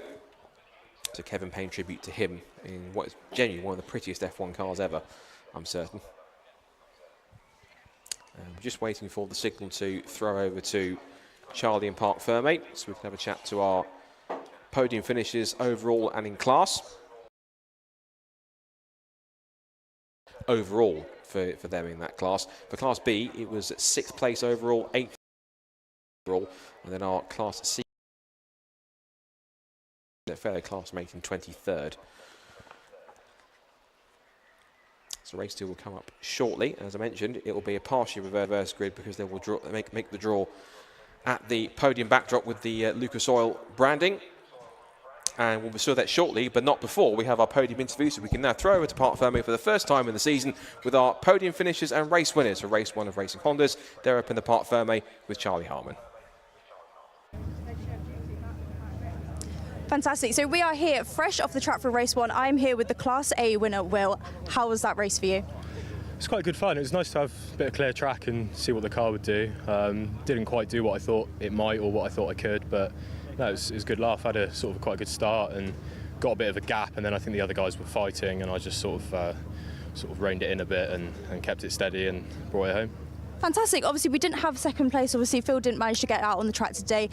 Was that good for you, obviously, for the start of the race? Well, it's good and bad. I think everyone comes here to have a race with someone, so it would have been good to have him alongside me, pushing me around sort of thing. So hopefully in the next race he can get out and we can do exactly that. Fantastic. Obviously confident going into race 2 off the back of a win? Yeah, relatively. I don't fully understand yet the reverse grid setup of race 2, and obviously I don't think you guys have done that before, so I think it'll be quite interesting to see what happens. Try and take it a bit steady and not get it all done on turn 1. Go from there. Fantastic. Well, thank you so much. Congratulations again. Thanks. I am now going to grab Dan over. Dan is the Class B winner. Here comes Dan. Hello. Congratulations. How was that? Yeah, it was good. Apart from my best effort to throw it off in lap 1, which is quite interesting. I went a bit too hot really on the gooseneck, went down the grass, which is always pretty embarrassing when you're in the lead. But kept in first position. I was hoping to mix it with a couple of the Class A cars, but they're just so much faster. And so it was a bit of a lonely race. So I was just kind of keep it going, keep it to the end, don't make any more mistakes, and then bring it home. Keep it steady for the win. Perfect. How was the car feeling sort of going round? Yeah, good. We made some big changes from qualifying. We're still trying to learn the new tyres and stuff that we're running here. That's kind of what I forgot when I went a bit too hell fast on lap 1, hence going off. But yeah, positive changes, and so I'm looking forward to race 2 now, reverse grid. Amazing stuff. Well, good luck for race 2. Congratulations again. So we're going to grab over Matt now. So Matt is our Class C winner. Matt, come over. Here he is coming over. Hello, Matt. Hello, how are we doing? Congratulations, winner. How was that? Yeah, it was a really good race. I really enjoyed that, thank you. Fantastic. Obviously, it is only just the 2 of you in Class C, so how was that just for the race 1, the 2 of you? Yeah, it was really good. I got up there with some of the Class B cars and lost a few positions at the start, but I think that's just sort of power to weight. Tried to hang on the outside into turn 1, it didn't really happen. Tried to pick a few back, and yeah, kind of had a race with a couple of Class B boys, so it was good fun. Car all performing okay? Happy with it? Yeah, I need to double check. We had an issue with the power steering after quali, so I just want to double check that, so it's still okay. But yeah, car felt good. Amazing, no, fantastic stuff. Well, congratulations again and good luck for race 2. Thank you. So we are going to try and grab Nicole over just to grab the reverse grid. Nicole, what we're going to do for the race 2, so they are going to reverse the grid. So Nicole from Lucas Oil is going to grab the number out of the hat quickly. They're just on their way over. Nicole to draw a number. Nicole is the lucky lady grabbing the number out of the hat for us. No looking. 6. Perfect stuff. So that's 6 for the reverse grid. So yeah, fantastic race 1, some fantastic driving. We had 2 of the Class A drivers literally bumper to bumper the entire time. So they've definitely put on a show for us today. That's everything for race 1. Make sure you stay tuned for race 2.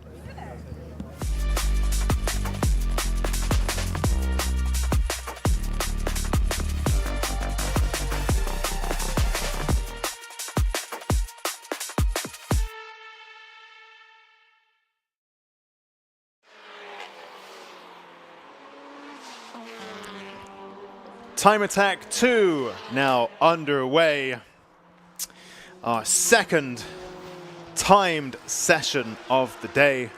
Warm up, and then as per our new for 2025 format, after warm up in the morning, we have Attack 1, Attack 2, and then Super Attack at the end of the day.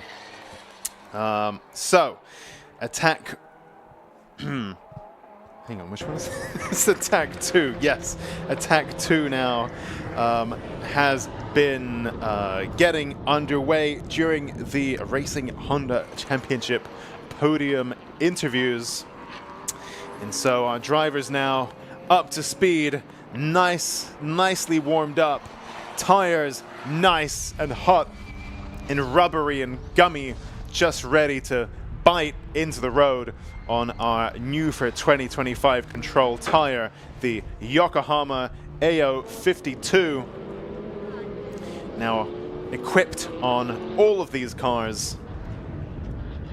Of course, last year was very unique. Oh, I think we had a car off the track just there, the Transit Connect Courier, or something like that. What is that called again? Transit Connect Courier, yes. Oh, I can hear loads of turbo noises coming through the stream, which is great fun. We had some feedback there from our YouTube commenters, YouTube watchers. Can we have a bit more engine noise? So hopefully that's what we've now delivered, and indeed I can hear that much more clearly on my speakers, the same audio as what's coming through on the YouTube. So sounds good. I can see Thomas Mosley in the Mini.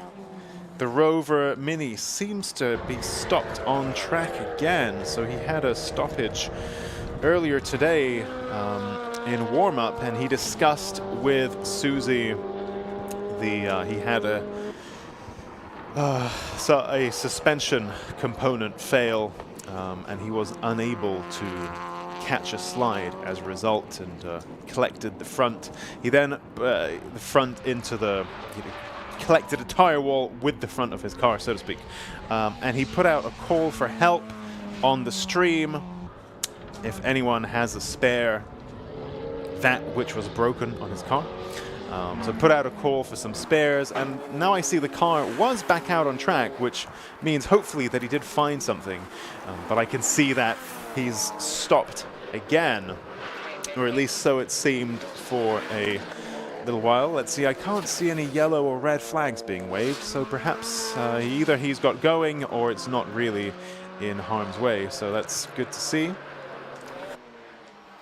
Jay Elliott there in the supercharged Honda S2000. There we go, the red flag's been thrown. Presumably for Thomas Mosley's stranded Mini somewhere out there on the circuit. But Jay Elliott here, single round entry in the Clubman Plus class in his supercharged Honda S2000 road car. And we see a lot of this in our Clubman and Clubman Plus classes. Classes which are for very much road biased cars. What you might call a fast road car. In some instances, it's even your daily driver. And we see these cars in the Clubman and Clubman Plus classes.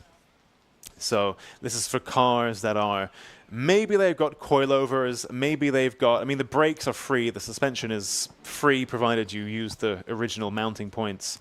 Brakes are free, induction's free. But that's kind of it. And so the body needs to be a standard looking body, standard engine, you can't open it up, standard dash. So there's not really a great deal that you can do in Clubman. It's very much for road cars. But meanwhile, let's pivot to Susie in the paddock, who I believe has an interview for us during this red flag. So we're down here in a paddock with something people might have spotted out on track and just wondered, what the hell is going on? That's a van on track. So Lewis, talk to us about I was going to say the car, but the van. So it's a work van, obviously. It's a bit unique, it's a bit different, so we decided to try and push the boundaries a little bit. So it's got our Fiesta ST engine in, it's about 290 brake, thought test it, you know, full of unique cars here, fits the bill. So yeah, we're back. The question is, do you use it for work? It is on the road, taxed, MOT'd, insured, and we do actually carry boxes and parts to suppliers and stuff, so it's a full round tool. But you do quite a lot of track days with it as well, so... Yeah, so we're all over the track days. A lot of my customers and everything and friends, and trying to keep up with the Fiestas and other cars, you know, it's tough, but we're getting there slowly. So yeah, I love the track day in the van. It's different. So why a van then? Why not a van? That's it. Why not? I have no knowledgeable answer for it. I don't know. It's just it works ish. And how's your day going so far? All right. We had 2 red flags in the warm up, which is warm up, so it's not a problem. But we had a couple of issues, as I've just shown you a minute ago, with ABS issues, so that needs sorting before we go out. But again, brand new tyres, brand new brakes, couple of different tweaks on it, so trying to scrub everything in and get everything working. So yeah, that's it really. As we noticed, as we were coming back in, you just had a little bit of a look at... I've had a little bit of an issue with what seems to be the hub. So the hub seems like it's loose, or I've snapped it or something, so yeah, that needs sorting. So that's not very good. Well, hopefully, that's a big problem, so hopefully we can work some wonders and get a hub on it and get back out there. So do you know if you got any spares for this? Got a spare hub. It's the only thing that I've not brought, so it's quite upsetting. Have you got anyone that you can call in a bit of a pickle? If there's any local Fiesta specialists out there who know me, please come and drop a near side rear hub off, so I can get it sorted. Yeah. Well, fingers crossed someone comes up trumps for you. I want to start getting the toe down next, you know. I really want to start pushing it and push the boundaries a little bit, so hopefully we can get it fixed. But it's all part of the fun, I suppose. So yeah, happy days. Fingers crossed, and well, it's great to see you back out there as well. Yeah, brilliant. Good luck. Thank you very much, I need it. No problem. And back to you, Alexi, in commentary. Incredible. Thank you for that. Lewis seems a very humble and modest chap, because actually this van itself is very interesting. This isn't just a standard van by any stretch, and in fact, this is a Fiesta ST swapped van. 320 horsepower, as well as various tracky goodies, suspension, chassis goodies. So very capable on track. And also, it's funny, during the morning sessions as it was going round, I even said, look, it's stickered up like a parts delivery van. It literally is. It's not only his track machine, it's also a literal parts delivery van. Absolutely incredible. Unfortunately, sidelined for the moment, but perhaps if somebody's watching, luckily these little Fords are quite commonplace, so perhaps somebody watching might be able to help out with this build, this little fix that needs to happen. I was actually just Googling this van now, and I can see Lewis Hyam actually came up in one of these tracky Facebook groups. So he's definitely there. He exists on the internet. You can find him. So perhaps, by all means, reach out if you have such a spare that he needs. He's there on Facebook. He's there on the entry list. Join the dots, and maybe he will buy that bit off you if it means that he can get back on track today. Meanwhile, red flag there, still on track, and I believe that incident has not yet been cleared. Oh, there we go. In fact, off we go. The green flag now being waved. First car out of the pits is Clive Hopwell in the Volkswagen Golf R, the MMT Performance in that greeny, chameleon-y color. Very catching. And of course, MMT Performance are here today at the track, offering custom remaps. And so if you have one of these newer forced induction cars, especially things like Volkswagens and Ford Fiestas and so on, you can actually get your car remapped right here and leave the show with more power than you arrived with. You could literally do that. So make your way over to, well, to the MMT Performance stand and have a chat with them, and perhaps they may be able to hook you up with a remap. Meanwhile, Jay Elliott in the Abalon Honda S2000, his supercharged road car, and as such, it's in one of these Clubman classes. Rafael Tsatsaris in the Mini Cooper, the number 401 Airfix machine. Makes his way around the circuit there. Let's just take a look. Rafael Tsatsaris' best time at the moment is a 1:41.5. It's good enough for second in Pocket Rocket Forced Induction. Currently leading that class is the number 185 machine of Gary Pepworth. So, as always, these little minis in the Pocket Rocket Forced Induction classes, very, very capable indeed, especially at a track like Cadwell Park, which is so tight, which is so twisty, and it's very much chassis biased. And if you have something short and pointy like one of these minis, they tend to do quite well at a track like this. Now, of course, this is Attack 2, which is the second session where drivers are scoring points based on their lap times. And so let's take a look at where we are so far. Leading Clubman is Dan Buckingham in the Honda Civic Type R with a 1:39.2. Very nice lap time here around Cadwell Park, and that's ahead of Clive Hopwell and Annie Thompson. Pocket Rocket, naturally aspirated, is led by Mark Roberts in the Renault Sport Clio 172 with a 1:42.0, ahead of Martin Batskovic, Stephen Wilkinson, and Mark Blackburn. In Clubman Plus, it's Jay Elliott in the supercharged Honda S2000, the number 153 car. That's a 1:43.9 there from him.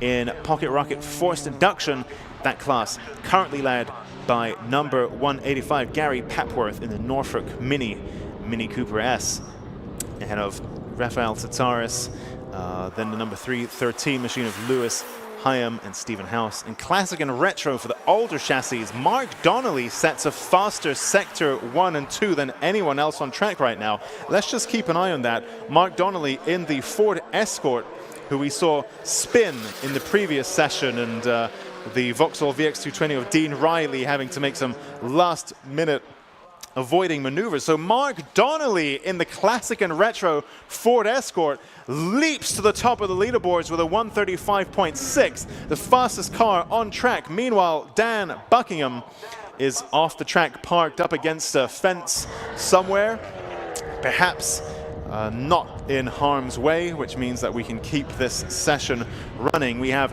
3.5 minutes just about remaining in this session. Incredible stuff there from Mark Donnelly in the Donnelly Racing Ford Escort. 1983, this car, and it just goes to show the variety of cars that we have in Time Attack. And what I love the most is that they are all relevant. They are all competitive. It doesn't matter what you have.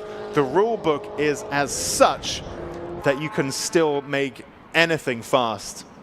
You just need to have the drive, excuse the pun, to do that. Meanwhile, let's take a look at car number 213, the blue and gold Renault Clio of Mark Roberts, JPR Racing. Just at the back of that little cluster of cars, Annie Thompson there in the Lotus Exige as well.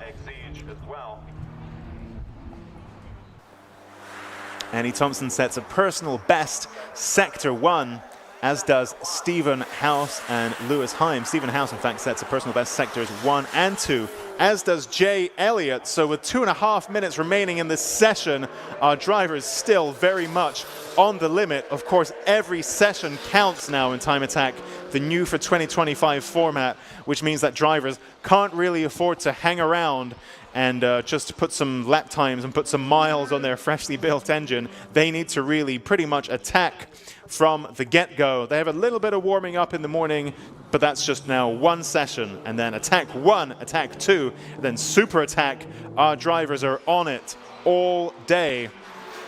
Mark Donnelly remains at the top of the leaderboard. I saw him going a little bit more slowly there. He's on a cool-down lap, and you can tell that because he's got the cool-down light flashing on the back of his car, which means that he will be yielding to drivers who are on a hot lap. Such is the etiquette of hot lap driving here in Time Attack.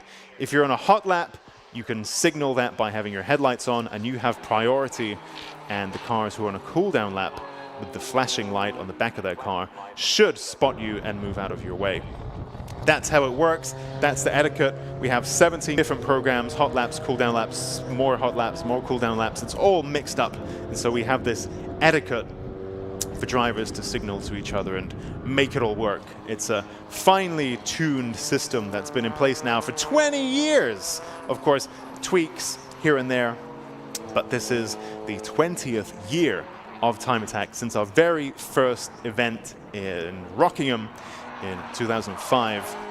Of course, Time Attack is an event that is, for many people, associated with Rockingham. And I remember we were there a few years back, and we did a big photo shoot of all the Time Attack cars on the Rockingham grid, because that's such a historic circuit in the world of UK Time Attack. Sadly, of course, as we know, that circuit now closed or being used privately by YouTube people and so on.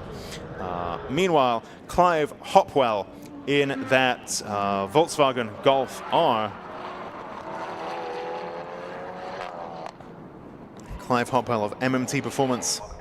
And you can see actually, especially with the four-wheel drive, the all-wheel drive in this car, how well it moves around. I was actually quite, especially if you're watching on the live feed, you can see up close this car, and it's quite surprising how much it's moving around. It looks surprisingly quite fun. I'm not a big fan personally of this type of platform generally, but this looks really good. I don't know how much of that is Volkswagen's chassis engineers, how much of that is perhaps the mapping, especially when it comes to the gearbox, and even more so the diff. I don't really know, but it looks like great fun. Credit where it's due to Clive Hopwell and MMT Performance for putting together a car that looks like great fun here on track at Cadwell Park. Mark Donnelly ends that session faster than anybody, leads the way in a 1983 Ford Escort, which is what I love to see. It's great to see the older chassis still being used properly, still relevant, still competitive. It's not all about taking the latest and greatest automatic forced induction, all the driver aids, does everything for you car and bringing that to Time Attack.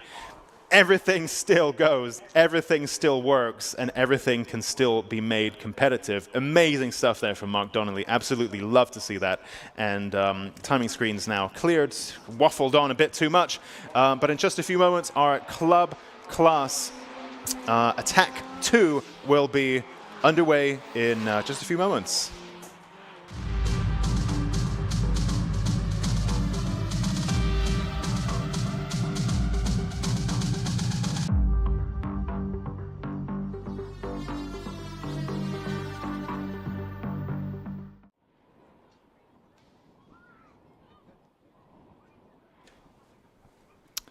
And there we go.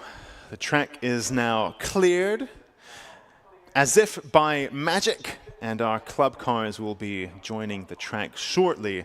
Cadwell Park has that funny, unique layout where it's so hilly, which is what we love about Cadwell Park. What that does mean is we don't necessarily have the big flat areas to build a paddock complex. So the paddock and the pit lane at Cadwell Park are divorced. And if you're watching from the Cadwell Park Cafe area, or if you're watching on the live stream, you can see people crossing the track, and you're thinking, hang on, what's going on here? This is Time Attack, not a foot race. Well, actually, these people are crossing from the outside of the circuit to the inside, because the pit lane is on the inside of the circuit, only accessible, so is the commentary box, actually, only accessible by crossing the track on foot when there are no cars, and then you're stuck here. You can't leave or go back to the paddock or anything like that. So the crews, in between each session, the crews come down from up there, cross the track on foot, and then walk their little feet down the hill to the pit lane. So it's one of the unique quirks that makes Cadwell Park so great. Of course, we don't have any permanent garage structures because it's all hilly. It's lovely. It's probably, not probably, without a doubt, my favorite circuit in the UK because of how it is to drive, but also because of its quirks. I love this place. So our drivers are now getting ready to join the track. Once that is open, crews are getting into position. And in the meantime, I think we have Susie in the paddock with another update. And now I'm just going to have a quick catch up with Alexander Volkov. It's great to see you back again this season. Yeah, good to see you. Likewise. Yeah. So you were, I believe, second in Club 4-Wheel Drive last year? Yes, correct. Yeah. So you had a fantastic season, and you're back for the whole round season this year? Absolutely. I'm absolutely hooked. You know, we did a lot of work on the car, and then, yeah, do it again. Let's do it again. So what have you changed over winter? So engine went for full refresh. Now we're running a turbo kit. It used to be a hybrid before. Completely overbuilt gearbox now as well. Different gear set, drop gears, clutches. Now, well, obviously new aero on the car. New aero on the car as well. All within the limit and legal limit. But yeah, something I needed. GTI is very nose heavy, and I just needed more downforce at the back. Right. I know it introduces drag, but we have bigger turbos now to you know, to push us through. So what sort of power are you running now? Okay, we haven't finished mapping yet. We go as we set the pre-map on every truck. We take the GTI on. This is how the car likes it. We did a base map, and it was like around 1200. A base map, yeah. So like a bad weather map, and then if we need, we can turn it up anytime. Yeah, from there, it's absolute animal. But honestly, I don't use it. I don't need the power.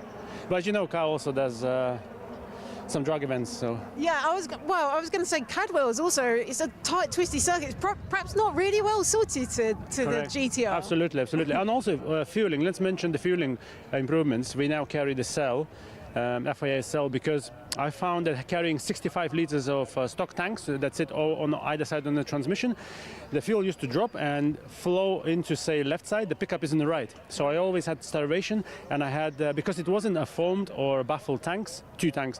My fuel was floating about, you know, and then especially through gooseneck, it used to disbalance the car a lot. Right. So I was just fighting, and now it's good. It's all foam baffled, and you know the whole car feels good and together. Must still be quite a handful to get around like Hall bends. Yeah, it's like on tiptoes. yeah, like on tiptoes, like I said, and it does how do you say? This is what causes clutch slip, actually, basically. Right. I need to be careful through whole bends, because that car, this is where car feels heavy. And so if I do get wheel spin, which I do, through the whole bends, trying to carry that speed, that obviously I have to pay for that on the exit towards the straight. Right. Because it gets too much hit and then clutch slip. So. And you were saying you've done lots of changes, but you hadn't actually done a lot of testing, right? No, not at all. None at all. No, so we were working till, I mean, guys seen the stories, 3 o'clock, 4 o'clock in the morning, daily. The car was built in 2 weeks. I've never built a race car in 2 weeks, never. Well, if customer comes to me and I ask, I'm probably gonna say 3 weeks. Because, you know, 2 weeks is a bit tight. But no, it's holding together really well. Yeah, once again, happy with the job we did. Yeah, and it's fantastic to see you back out this season. It's going to be close, right, in Club 4-Wheel Drive? Absolutely. I like the way the guys are prepared. You know, there was always competition. You know, there's always somebody faster, better than you, and you know, and that's what time attack is all about, isn't it? It's improving yourself over the last season you had. Look, we're already going 2 seconds faster. We're only starting. Oh, that's amazing. Than we did last year, and everybody went a bit faster, thanks to tyre and obviously all the sleepless nights, I guess, you know. No, serious competition, serious drivers, and good atmosphere, you know. Yeah, great paddock as always, isn't it? This is why I love Cadwell, because nature, time attack, events, you know, is different. Track day is different. Time attack is proper event, you know. It's where everything's happening. You know, you get as many petrol heads as possible here, and it's absolutely, yeah. Well, everyone should do it. Yes, they definitely should. Yeah. We're very glad. GTRs on track. We're very glad to see you back. So good luck for the rest of the afternoon. Yeah. Likewise. Thank you very much. Thank you. Have a good day. Thank you. Back to you, Alexi. Thanks, Susie. Thanks, Alexander. What an engaged guy. I think this is one of the I just love how passionate time attack people are, especially, I have to say, the ones who've really been through the ringer and they've built their car and really, worked with that chassis, learned all of its flaws, tried to overcome them, and, they take all the challenges with a smile. Absolutely love to see that. That was a fascinating interview. So much detail in there as well. I was gripped throughout that. And I think especially at the beginning of the season when there's been that, drivers have had 6 months to really rethink and perhaps redevelop their car. And there's just a whole list of bullet points there from Alexander Volkov in that GTR. And I was thinking, something, let's take something like a Lotus Elise, and you think every single thing on this car is, without compromise, made to be a track-oriented machine as much as a factory road-legal car that you buy from the dealership can be, right? I know I've done lots of Lotus fangirling today. I'm not necessarily a Lotus head, never had one, but, just to use that example. And then you look at a Nissan GTR, which on paper is like they've done everything to not make it perfect on track. And there are so many compromises in terms of, yes, it's heavy, but it has loads of power. Yes, it's hard to put the power down, so now it's got all-wheel drive as well.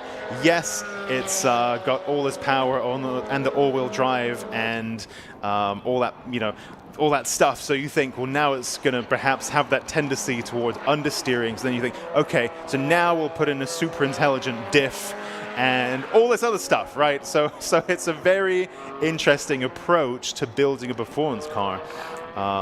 In terms of, they want a car, Nissan set about to make a car that can take 4 people. It looks kind of cool, it's big, it's comfortable. It doesn't deny itself anything. I think especially the later models, which are quite luxurious inside, they've got everything. And also, it can do all the stuff on track, but because of the power, we're going to put the diff, and because of the diff, we're going to do this, and because of that, it's now heavy, so we're going to put more aero. It's so interesting. And of course, Alexander Volkov, you see a little bit of smoke coming off the back of his car. It looked like it was burning some oil there. But you can just see there, very interesting hearing him talk about the new rear aero because it's front heavy, and so now more downforce on the back, which of course adds more drag. So now we're going to put on a bigger turbo to have more power to overcome that added drag. So now we've got a nicer front rear balance and a little bit more power to help move that down the road. Of course, the gearbox is a very well-known weak point on these GTRs, especially the earlier ones. And Alexander there talking about the new gear set as well. Alexander runs a workshop that, so he mentioned customers there. Alexander builds a lot of these GTRs, and I believe other supercars as well. And so, very, very experienced with that. Very interesting to hear about the fuel starvation issues as well. And now with that fuel cell coming through gooseneck much better than it used to be. And at one point, this was a fully standard car. And, year on year, round on round, you see our drivers chipping away at this, chipping away at that. Let's develop this, let's develop that. I love to see it. And it's pretty unique to Time Attack in terms of you can do all this stuff, and all that happens is, well, maybe you'll get put into a different class, but you can still stay within Time Attack. Love it. So let's take a look at our lap times. Andrew Kime then leads the way in Club 2-wheel drive with a 137.6 in the Honda K-Series swapped Saxo, ahead of Luke Capehorn, Mike Butler, Neil Robson, Johnny Fletcher, Stu Summers, David Dyson, David Frost, Richard Smith, Neil Wren, and Philip Naidenov. And Club 4-wheel drive now being led by Alexander Volkov in that GTR. Oh, never mind, I spoke too soon. Andy Grady now punches in a purple lap time, faster than anyone so far. And also, I think Andy Grady's car looks to be smoking quite a lot from the back. It looks quite oily. So I do wonder what's going on there. It seems like he's backed off a little bit too, and you can just see how much faster Andrew Keim came flying around there in that Saxo. And I wonder whether Andy Grady's got some issues there. I guess we'll see. And burning oil isn't always necessarily a bad thing. It could be perhaps that you've just overfilled to not have oil starvation issues. Well, what's the solution? Just put more oil in, and then you're not going to get starvation. Sounds strange, but that's a pretty normal approach. So perhaps those little puffs of white smoke aren't necessarily a bad thing. We shall see. But regardless, Andy Grady probably pretty happy as he leads this session on track for a provisional attack to win in Club 4-wheel drive. But let's see, we have another 13 minutes remaining in this session.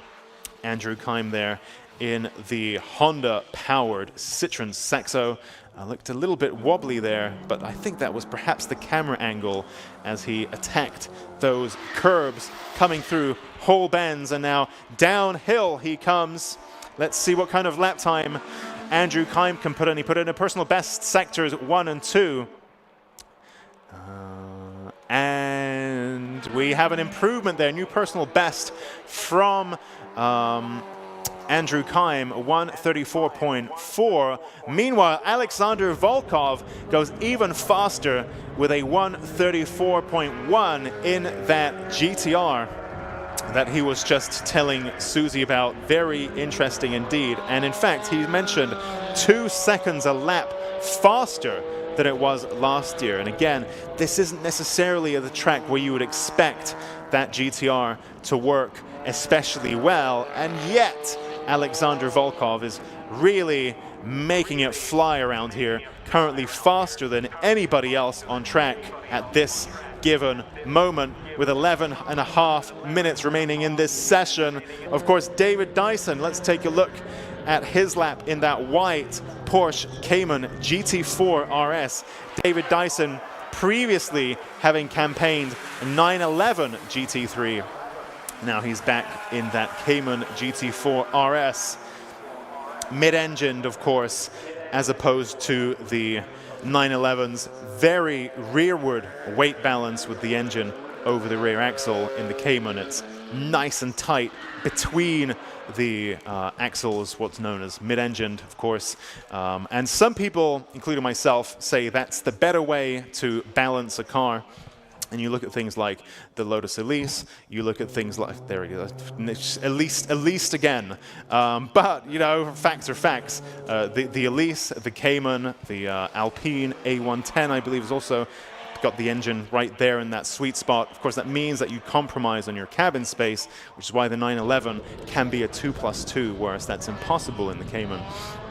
But the trade-off there means that some argue that the Cayman has a nicer, sweeter balance with that engine being right there.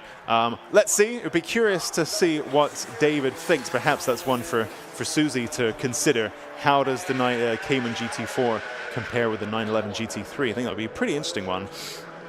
Philip Найденов in the Ford Sierra Cosworth, squirming around as he puts the power down. Through whole bends he goes. Again, it's a very different style of car, very different style of driving. 1991 chassis.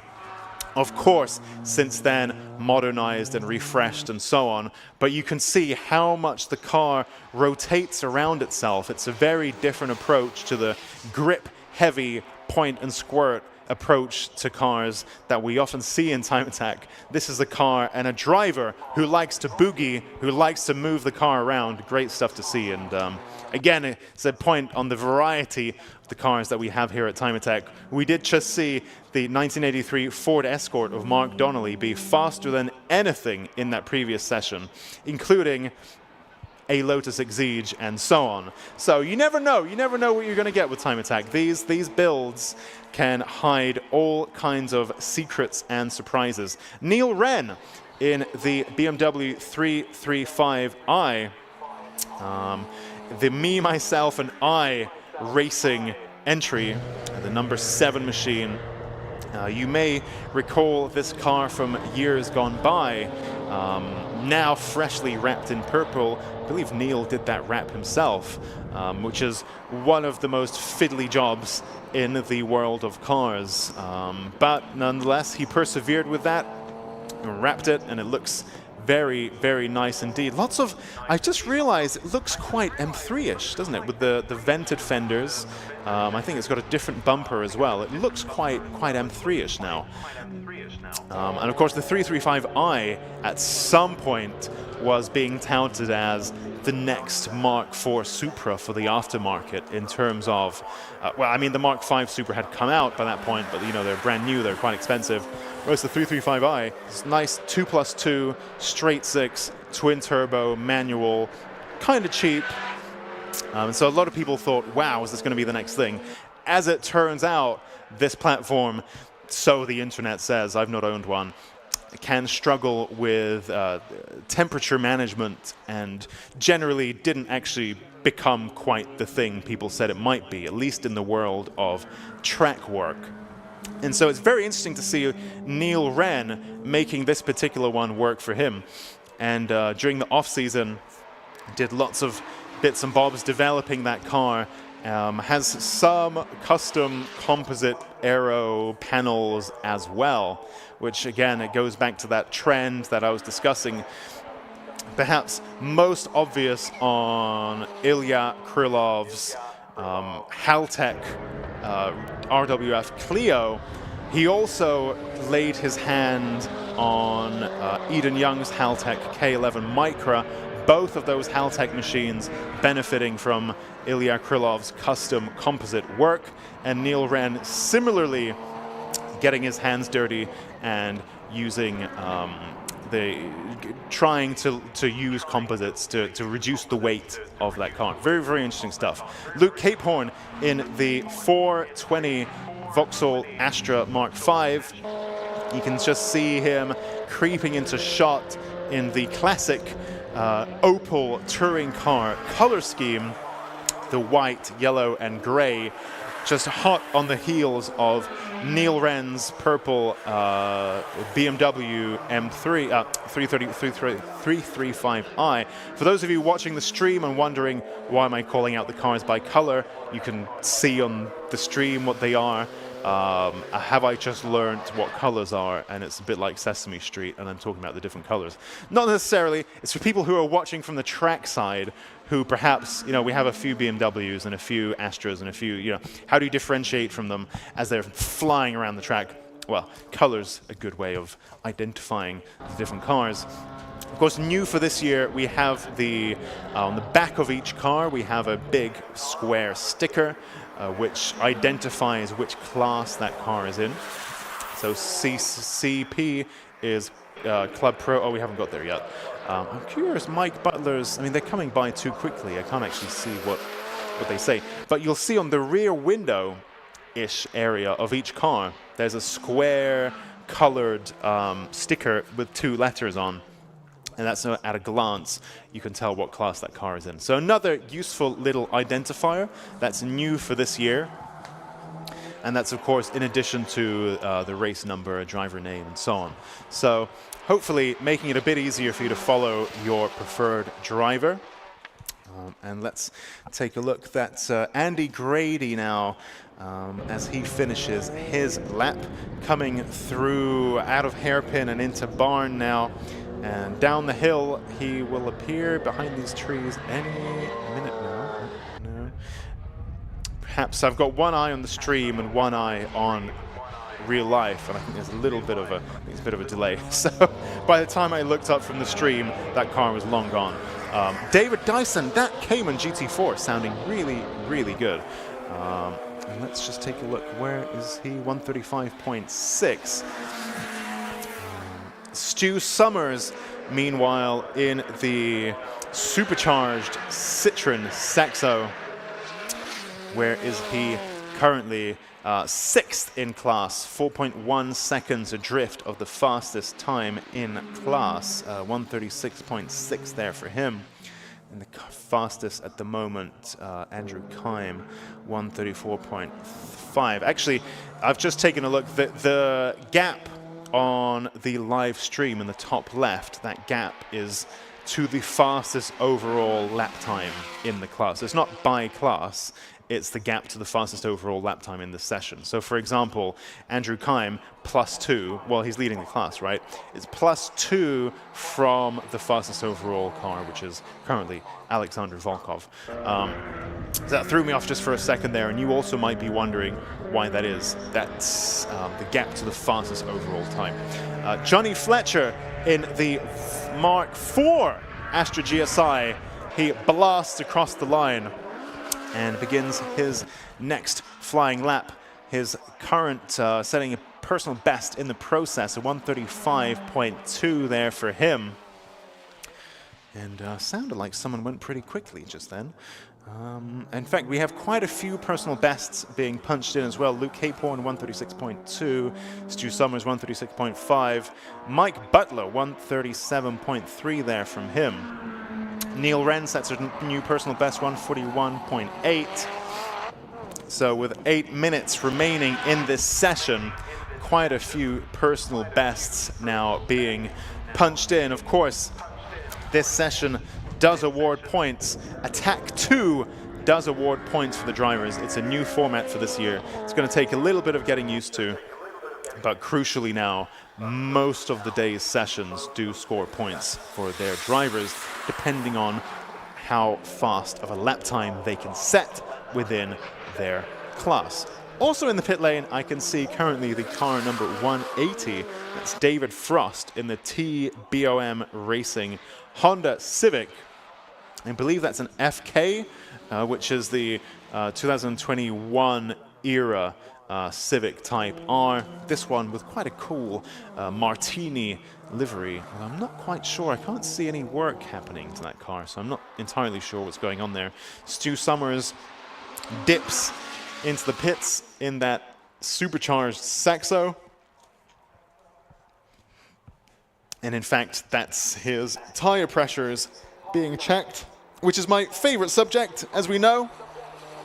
And of course, crucially, when you're setting up the car before track time, the car is stationary, the car is not moving, it's on your driveway, or perhaps it's in the paddock early in the morning, and you're setting up your rebound clicks and your anti-roll bar and your tire pressures and what have you, on the assumption, well, you're assuming how the car is going to behave once it's hot and it's dynamic and it's on track. And of course, when it's hot and it's on track, you can't adjust it on the fly. So you do this stuff while the car is cold, right? And so you set your tire pressures when the tires are cold, on the assumption that as your tires heat up and the warm air expands, this then increases your tire pressure when the car is on track.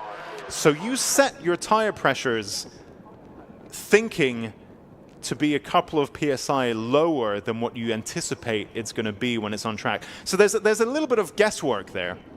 And so you select your tire pressure when the car is cold and stationary and accessible, and you assume how it's going to be when it's hot and set it accordingly when it's cold, making that allowance that the pressures are going to go up. And so, as you can tell, there's a little bit of guesswork there. It's not a fully concrete science in some cases. And so that's why you'll see the drivers then nipping back into the pits. Now that their tires are up to temperature, the air is nice and hot, the air is expanded, and the tire pressure and the tire temperatures are now representative. They're up to track temperatures. Now's the time to just, let's make sure that our tire settings are correct, our tire pressures are correct, and in line with what we thought they were going to be when we set them. Checkered flag has just been thrown. One of my screens has frozen, so that threw me briefly. Checkered flag now thrown, so let's take a look at our Attack 2 results. So fastest car on track was Alexander Volkov in the Nissan GTR with a 1:32.4, and he leads Andy Grady, Dean Taylor, and that's it in Club 4-wheel drive. And in Club 2-wheel drive, our winner of Attack 2 is Johnny Fletcher from Andrew Kime, from David Dyson, from Richard Smith, Luke Capehorn, Stu Summers, Mike Butler, and then Neil Robson, David Frost, Neil Wren, and Philip Naidenov. So now we do the little walking along the track, across the track switcheroo, as the teams and the crews head into the paddock and the pro class crews head from the paddock onto the pit lane. And while that exchange takes place, our pro class drivers will be getting ready to hit the track, and that will happen in just a few moments.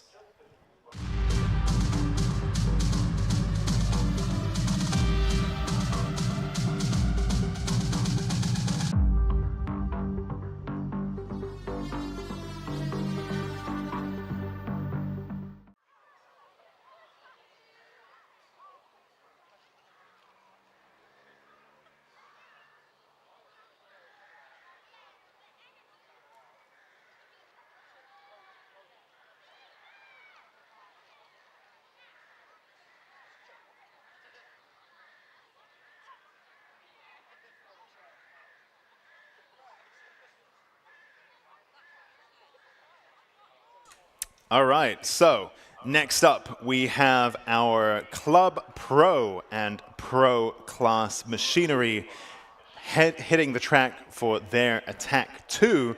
Taking a look at the YouTube comments, of course, thank you to everyone for watching and for getting involved.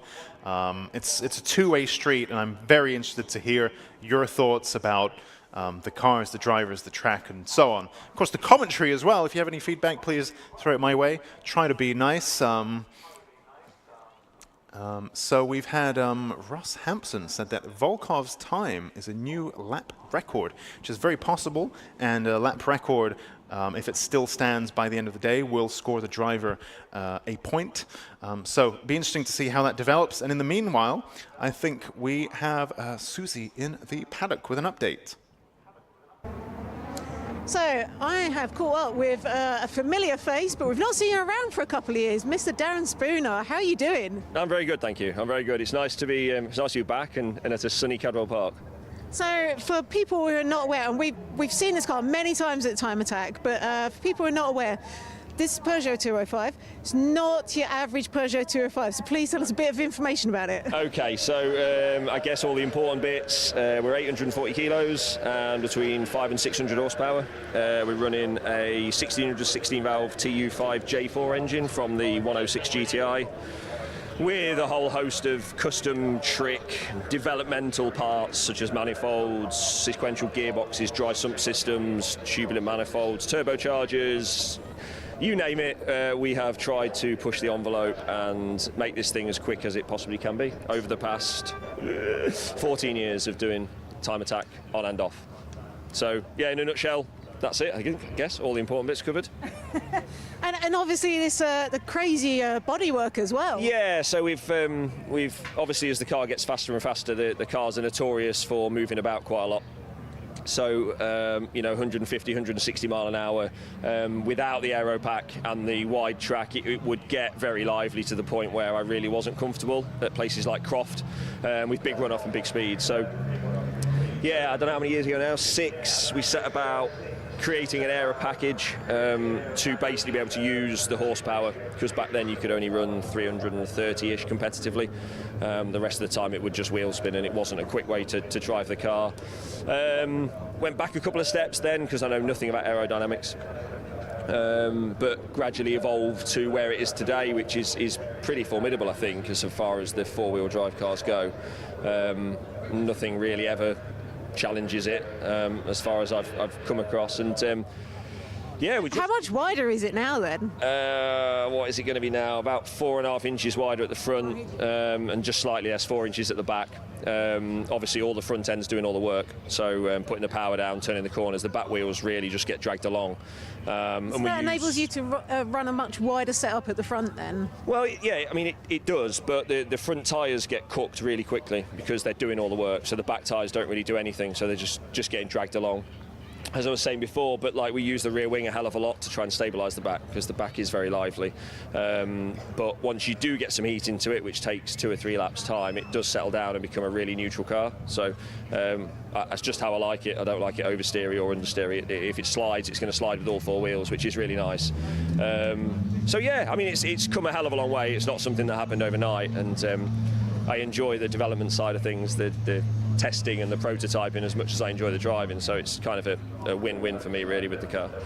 Yeah, you're out in Club Pro, and there's a lot of competition out there this season. Yeah, there is. Certainly, the class has evolved from when we were in here 2 or 3 years ago, when I think it was 3 of us. Don't know final numbers, we must be 6 or 7, I think. I haven't looked properly yet. So yeah, loads of competition, which is great, because that's what inspires you and drives you on to go faster. No one likes to get beaten, so if someone's beating you, you push that bit harder, don't you? So yeah, it's great. You know, big class.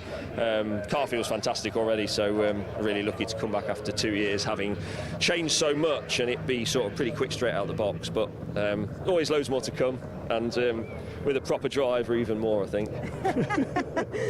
You're very, very modest. And you've had 2 sessions out this morning. How's it been out there? Yeah, it's good. Had some wandering on power, so put power down, and it's almost like a sort of steering related issue, which I can't really put my finger on at the moment.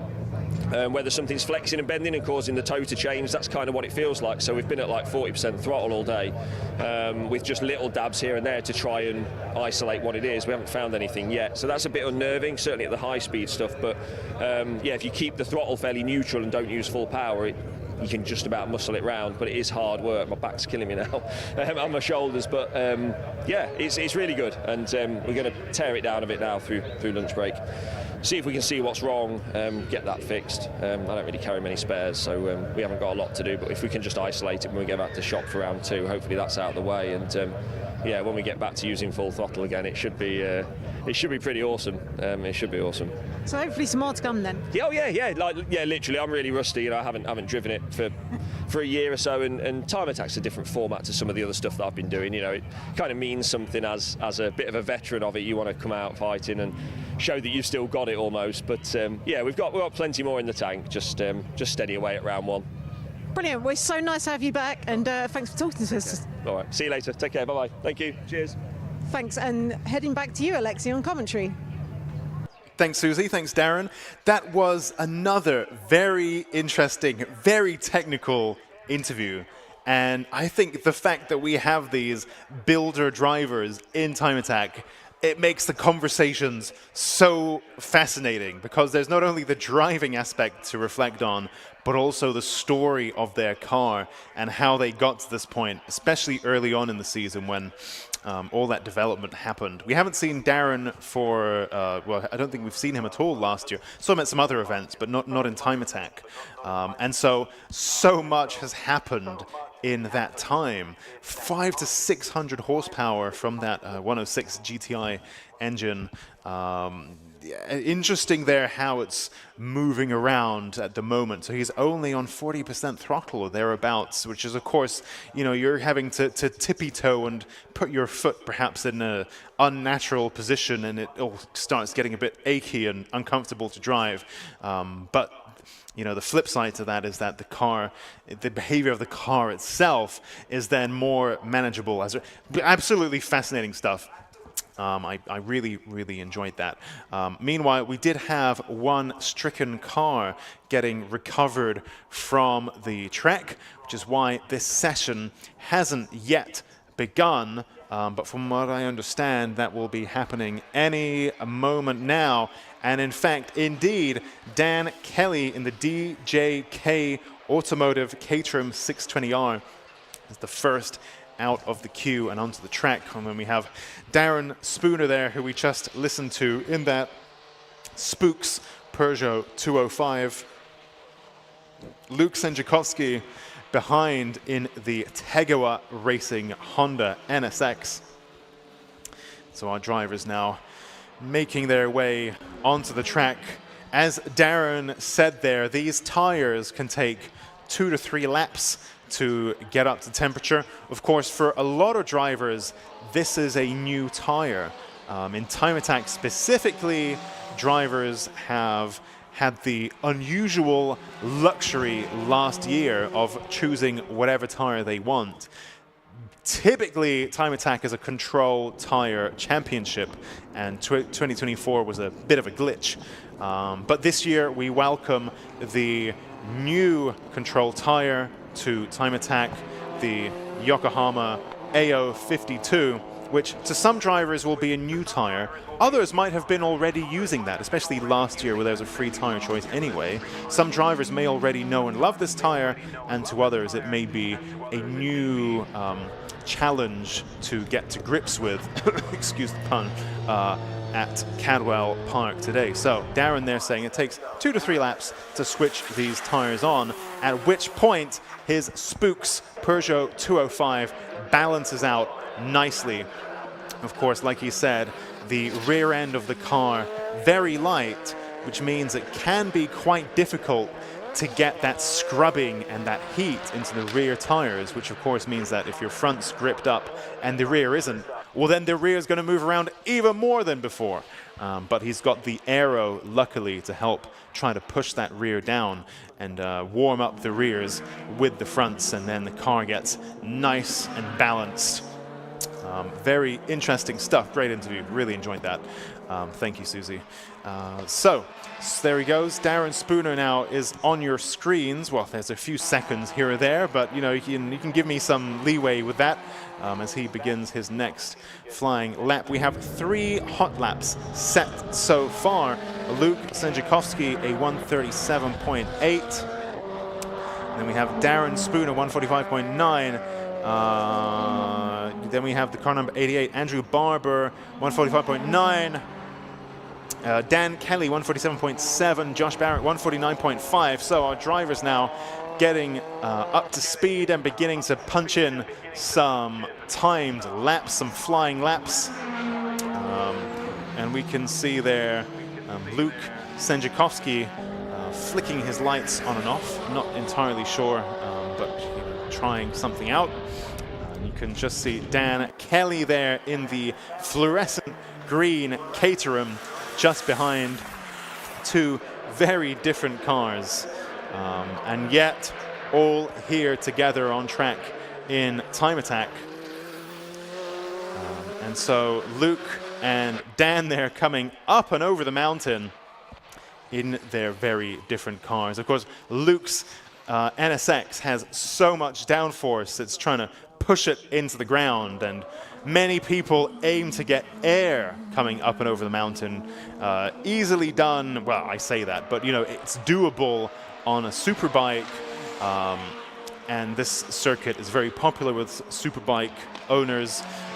Less feasible in a car, and yet you can see Luke Senjakovsky's aero really pushing him into the ground, compared to just behind him Dan Kelly in the number 29 DJK Automotive Caterham 620R, which relies pretty much purely on mechanical grip, no aero.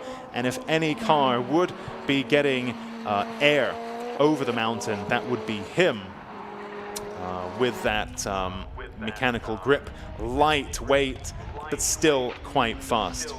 Luke Senjakovsky then sets a better Sector 1 than anyone else. Purple Sector 1 there for Luke Senjakovsky in the red Honda NSX. The Tegawa Racing entry. And let's take a look at the remainder of his lap. Personal best Sector 2, fastest ever Sector 1.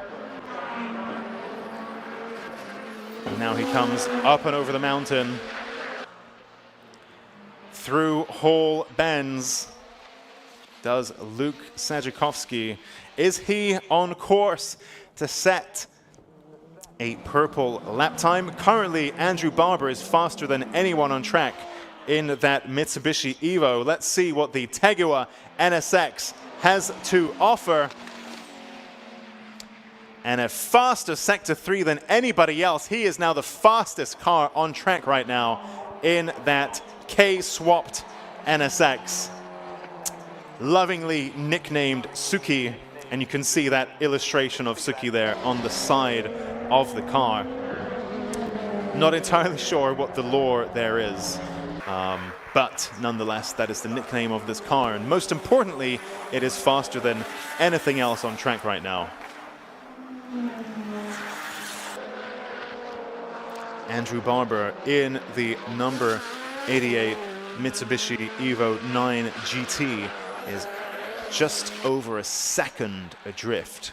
So let's see what we can do with the remaining 13 minutes of this session. Number 27 machine there. Oh, Colin Dorward in the 151 Scottish flag themed Mitsubishi Evo goes faster than anyone else. So 128.6 there from him. Meanwhile, car 224 of Josh Lawton, the HCR Honda Civic EG, which was very, very fast in previous sessions. He also now jumps up to second in the Pro class with a 129.9. Again, age doesn't really make a difference here in Time Attack because the spec is what counts, and the build and the soul that, and perhaps even ambition and skill that drivers put into their platforms. Really, cars are just platforms here in Time Attack. Age doesn't really come into it. Generation doesn't really come into it. Anything can work. The rule book allows you to modernize and improve and evolve a car of any generation, any segment. We even have a Ford Transit Courier van, and believe it or not, that's not the only van that we've had in Time Attack. And so really, any platform is allowed to be made to work here in Time Attack. That's what I love. Got the flashing lights there on Colin Dorward's car, which is interesting. What's going on there? See, oh, he's switched them off. I'm not too sure what was going on there, but he did set a faster Sector 1 than anybody. So we know he's got even more pace to be found. Meanwhile, car number 224, Josh Lawton in the HCR Honda Civic EG, now again leaps to the top of the leaderboard as he did during earlier sessions. That 1994 chassis, again, very fresh build. That's what counts. These cars are so far removed from their factory dealership counterparts that really it's up to the driver, the builder driver, what they can make of them. Darren Spooner there comes through Hall Benz in that Spooks Peugeot 205. Absent from Time Attack for a little while, but back for 2025. And like he said to Susie, keen to have a real go at the championship. I believe he's around for the whole year. Full season entry in his freshly redeveloped car. Oh, and he comes off the track. Whoa, that was the toe issue that he was talking about.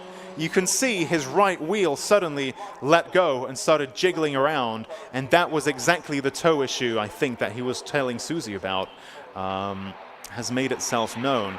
What a great capture to have that on camera, because we could really see that happen. That was literally the issue that he was talking about with Susie just now, and it seems to have come to a head there. Fascinating stuff. Of course, that was a little bit out of his hands, so he couldn't choose where to put the car. It ended up where it ended up. When your steering's broken, there's not a great deal you can do about it.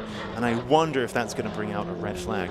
I guess time will tell. We've already got flashing, being waved yellows in that sector. Let's see what happens. We have 10 minutes remaining in this session. Fascinating stuff. It really, all these stories coming to life in the world of Time Attack, and that's what I've missed for these 6-7 long months of not, is that how long it is? Hang on a minute. Now is month 5, isn't it? And we stopped in, I think, October. That's November, December, January. 7 months without Time Attack. That's crazy. But luckily, it's back. And again, we're reliving these stories and writing new ones as we go. Luke Senjakovsky in the Honda NSX, no stranger to writing his own stories either, having all kinds of trials and tribulations with that car in years gone by, taking the very perhaps controversial and ambitious route to go with, of course, the Honda K-swap into that Honda NSX. And it so far looks like it works wonderfully. Red flag has been thrown for this session. Darren's car stopped in a position where it's a little bit in a tricky spot. And of course, with the speeds that are going on and the fact that these drivers are attacking, even under yellow flag, things can go wrong. So it was, the calculation was that it's not impossible that another car will go off in that same spot and hit a car. Of course, the barriers are designed as such to be energy absorbing and so on, so that's one thing, but the car is a very different question. So if a car is stopped in a position where, you know, that's the calculation that another car might come off there, you're going to need to red flag that session. You can see the recovery truck now, thankfully, already on track, and hopefully that shouldn't be too much of a tricky one to recover. But let's take a look at our lap times in the meantime. So actually we have a new leader in Pro Class. While all of that stuff was happening with Darren Spooner's car, Bradley John, the car number 27, leapt to the top of the leaderboard. You can just see it there flashed by on your screens, the red and blue Mitsubishi Evo. His fastest time, a 1:27.0. And he leads Josh Lawton in that EG Civic, and then Colin Dorward, Josh Barrett, Luke Sanjakovsky, Andrew Barber, and Jimmy Broadbent. Jimmy Broadbent kept a pretty low profile today with that minty MX-5, 700 horsepower, which is a real animal from a bored-out SR20, which again, very unconventional choice. So lots of curious headline-making figures and facts about that car, but so far a low profile there from Jimmy Broadbent. And meanwhile, I believe Susie has an update for us from the paddock. Okay, so I'm down here having a quick catch-up with Nick Good in your FK8 Civic. Indeed, how are you? So I'm very good. How are you? Excellent. We've again had a really good day here. It's round one. So everybody's come back after the winter hiatus. For us, obviously, it's first time in Time Attack, and also this build is a brand new build.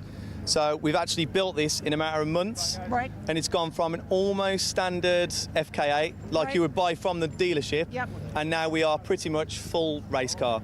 So right. New brakes, new suspension, gutted interior, different engine, different gearbox components. We've literally gone to town on it. Right. So everything. The full works. The full shebang, as they say. The full works. So we've done as much as we can, and we were here yesterday testing out. Was that your first time out testing, or? Literally the first time. It was on the dyno on Thursday, right. And then our first day sitting in the car at all was yesterday. And it was slightly different track conditions yesterday as well. Slightly different. I mean, we had some intermittent rain, didn't we? Yeah. So, which, you know, we do have glorious UK weather, you know. So it's lovely, keeps you guessing. But to be honest, as for us, it's a learning curve. Everything is kind of fresh and new. So for that moment, because we're not in sort of, you know, part ferme, or, you know, we're not on session, it's great because we're finding lots out about the car. And for me, lots out about me, because this is such a big step up from what I've kind of drove before. I mean, if you can imagine, I tracked the car all last year, but it was a fairly standard car. Right. You know, how it was last year was how a lot of FK8s that you probably see, like a nice sort of street build that you can take onto the track now and again.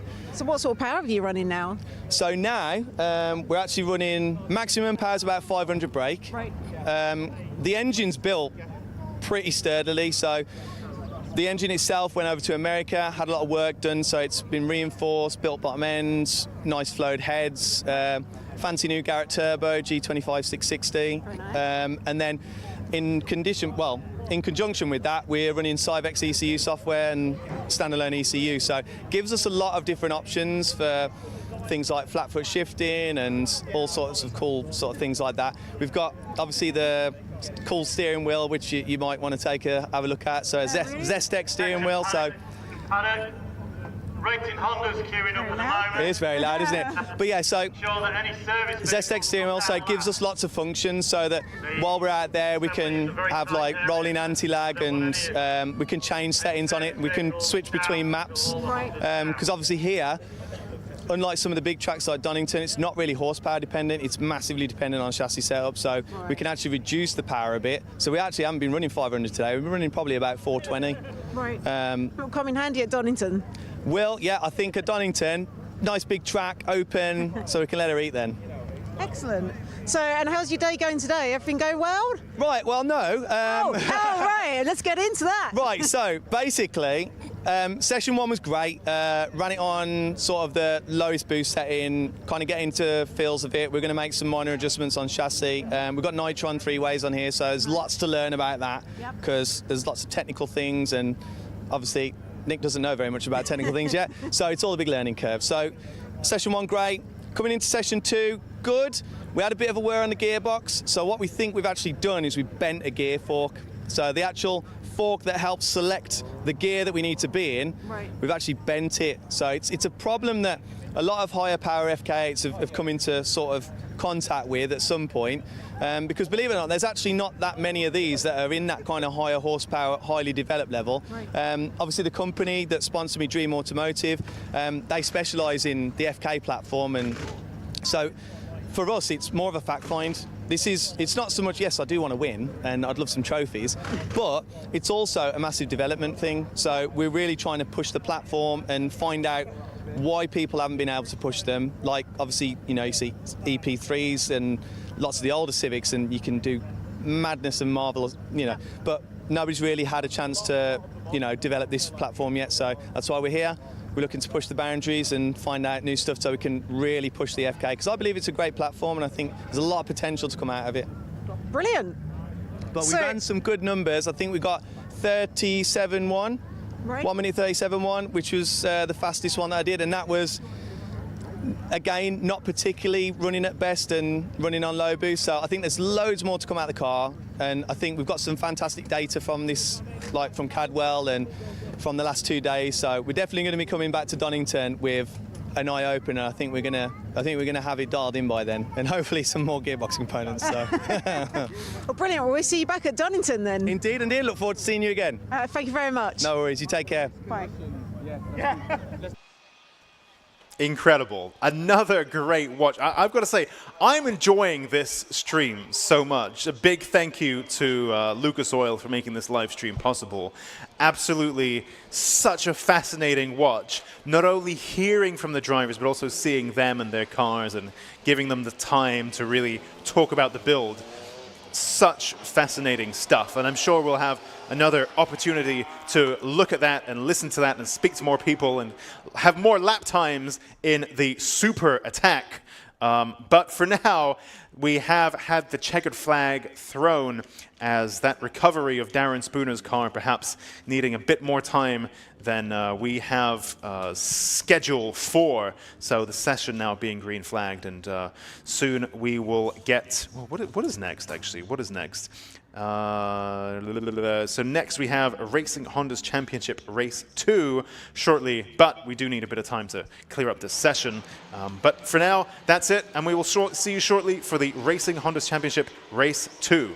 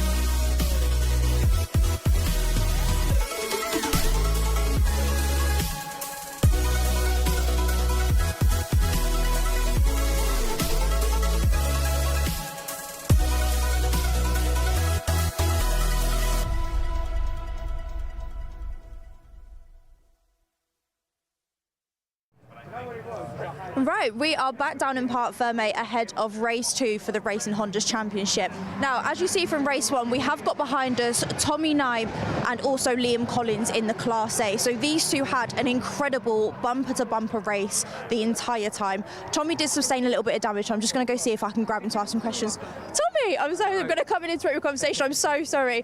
So we've got Tommy here who placed second in race 1 here. Obviously, we did sustain a little bit of damage at the side here. Talk me through.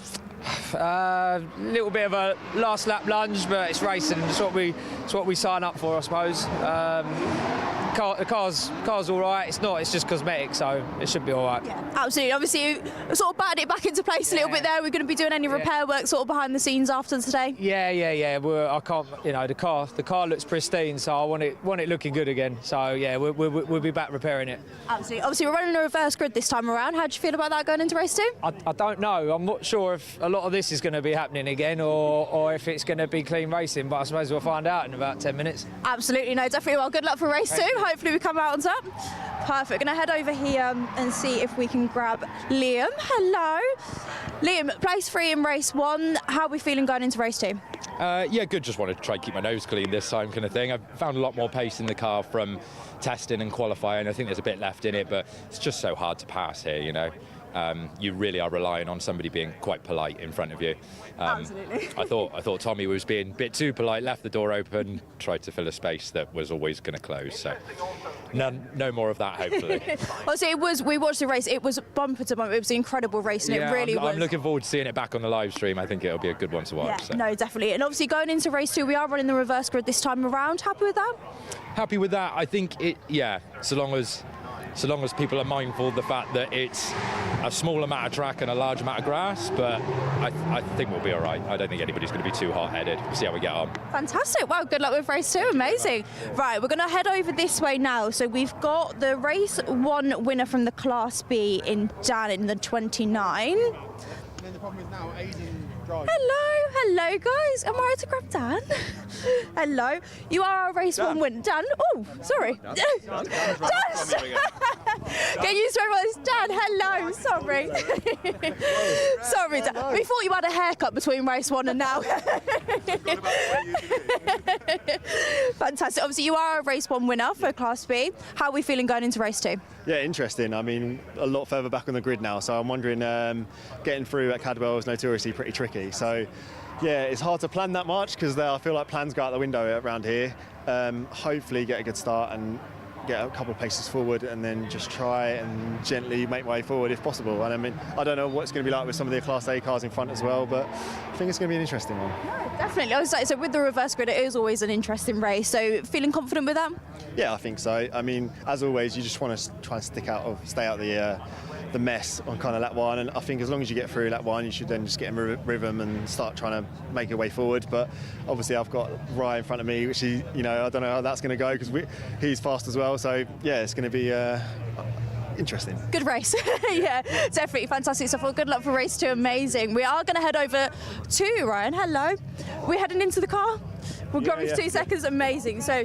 Obviously, second place for last race. How are we feeling going into race 2 with the reverse grid? Yeah, good. Yeah, be a bit more interesting, I think. So I think it'll be down to the start.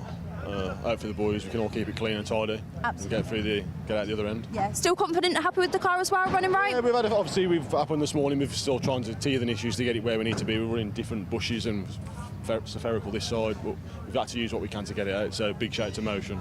Yeah, no, absolutely. Well, I'll let you jump in the car. Fantastic. Good luck. Thank you so much. Right, all of the drivers are heading into the car ahead of race 2.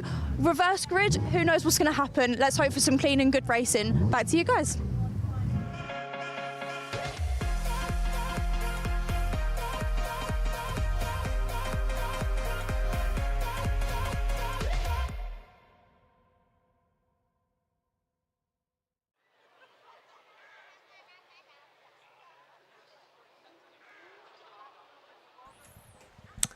Thank you, Charlie. Waiting for action to get back underway for our second Racing Hondas Championship race of the day here at Cadwell Park.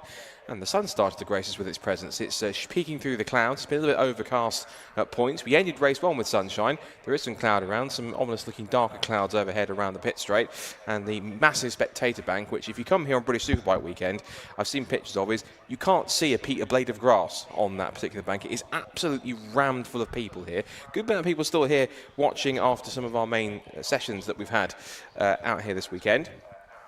Our second race coming up does indeed have a slightly partially reversed grid, which means we reverse the top 6 from race 1. And that will mean that 6th place man James Alford will start on the front of the grid.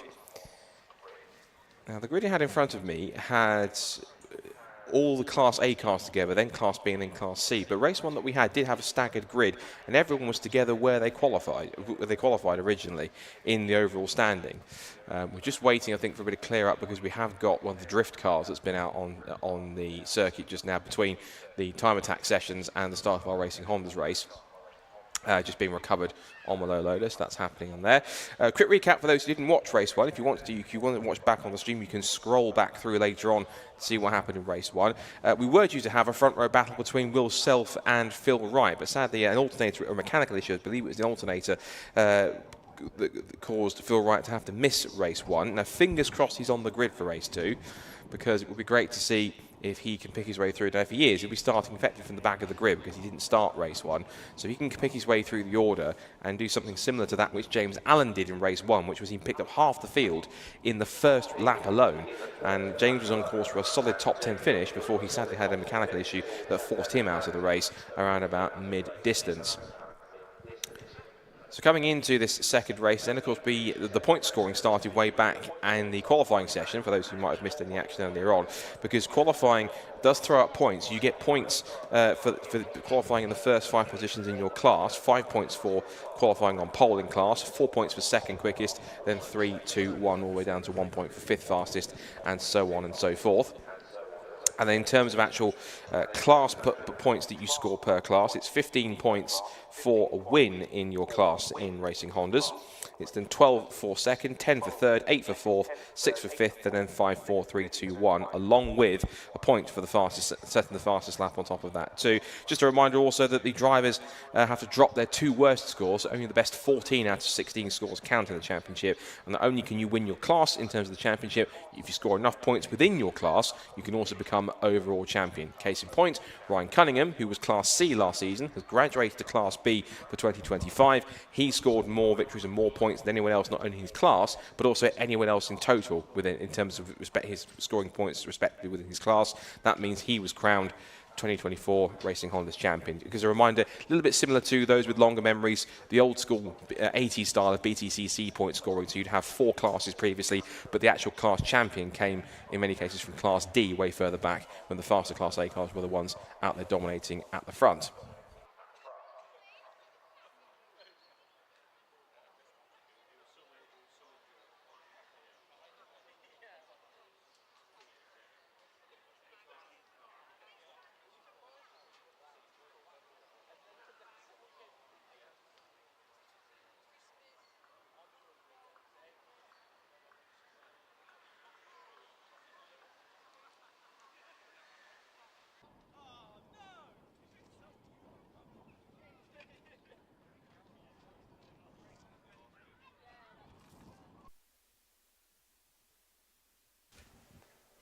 Just getting some info there from Carl McKellar, the Racing Honda's coordinator. So James Alford, who will start on pole position, it's the top 6 in Class A being reversed, has never started on pole full stop in anything. This will be a brand new experience for him.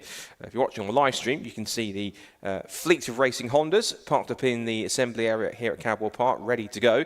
And front and centre at pole position is going to be that car on screen, the number 11 James Alford car. Alongside him on the front row, this should be interesting, we've got Bob Barron, who we talked about earlier on the fact that this was his first ever competitive weekend of competition in a car full stop. Hadn't even done sprints or hill climbs or anything else, and he put in a fantastic qualifying effort in the Kilted K-Swaps Civic EG, 5th fast on the 3rd row of the grid in qualifying, managed to pick up a top 5 finish, and now, thanks to the partially reversed grid, with the top 6 being reversed thanks to the draw that was done after race 1. He now starts on the front row of the grid. This could be a rather fascinating front row, because, of course, you've also got the likes of Will Self and co behind them, which are going to want to try and pick their way past and up the order where possible. So, of course, in race 1, it was a dominant victory for Will Self. He did as he promised he would do, or what he was hoping to do, which was to charge from the front. We didn't have Phil Rice in the front of that grid because he was hoping to hopefully going to race, and then had an issue which sadly forced him out of contention. And because of that, it then meant that we had to miss out on him being in race number 1. So hopefully, if he is out there, we'll see if his Civic EP3 makes the grid. Cars are making their way around onto the circuit. So Kevin Talbot's Integra DC5 making its way through. There's Liam Collins' DC2, Tommy the Knight, who gave Liam plenty of headaches in race number 1. And then the red EG Civic coming around in 6th in order. That is the one. Now, I think, thankfully, I've got some good news. Phil Wright is on the grid. His number 63 Honda Civic EP3 is in the lineup. So thankfully, the squad have managed to fix the mechanical issue from race 1. So we get to see what the 2023 Racing Honda's champion can do from the back of at least the Class A group, if not the back of the grid entirely. So making their way around onto the grid here. Of course, they'll form up in staggered 1x1 grid formation, like they do in Formula 1. And then they'll go off on a formation lap to once again put some heat and some pressure into the and temperature into the tyres and brakes to get them up to optimal ranges. And they'll get them gridded up as quickly as possible. Now, I think they are going to grid them up in, yes, by the looks of it, in class order. So it's going to be for this second race. We have Class A cars towards the front in the first 5 rows, and then we have all the Class B cars. I think it looks like the top 6 has also been reversed in Class B. So that also gives pole position to Spencer Fortag in Class B by the look of it. And I'm going to bring the grid up so I can quickly run through who is starting where in a second. So the grid, we're just running through some of the ones to watch for. So yeah, Spencer Fortag on that reverse Class B pole position, and then Callum Houchin has been swapped over to take the Class C pole ahead of Matthew Rowling. So this will be very intriguing, particularly now you've got Dan Thackeray and Ryan Cunningham alongside each other on the 3rd row of the Class B grid. Sammy Milam, who is a young driver who has got quite a bit of karting experience in the past, but now switching into cars and doing so with the Kinetic Motorsport squad, run by Dave Buki, who's got a lot of experience racing Hondas, particularly in Civic Cup. He's also been dabbling into other series, like Audi TTs, for example, recently, but he's staying to his roots with Hondas, and the Kinetic Motorsport squad, one of several teams that are in the mix supporting the championship this year.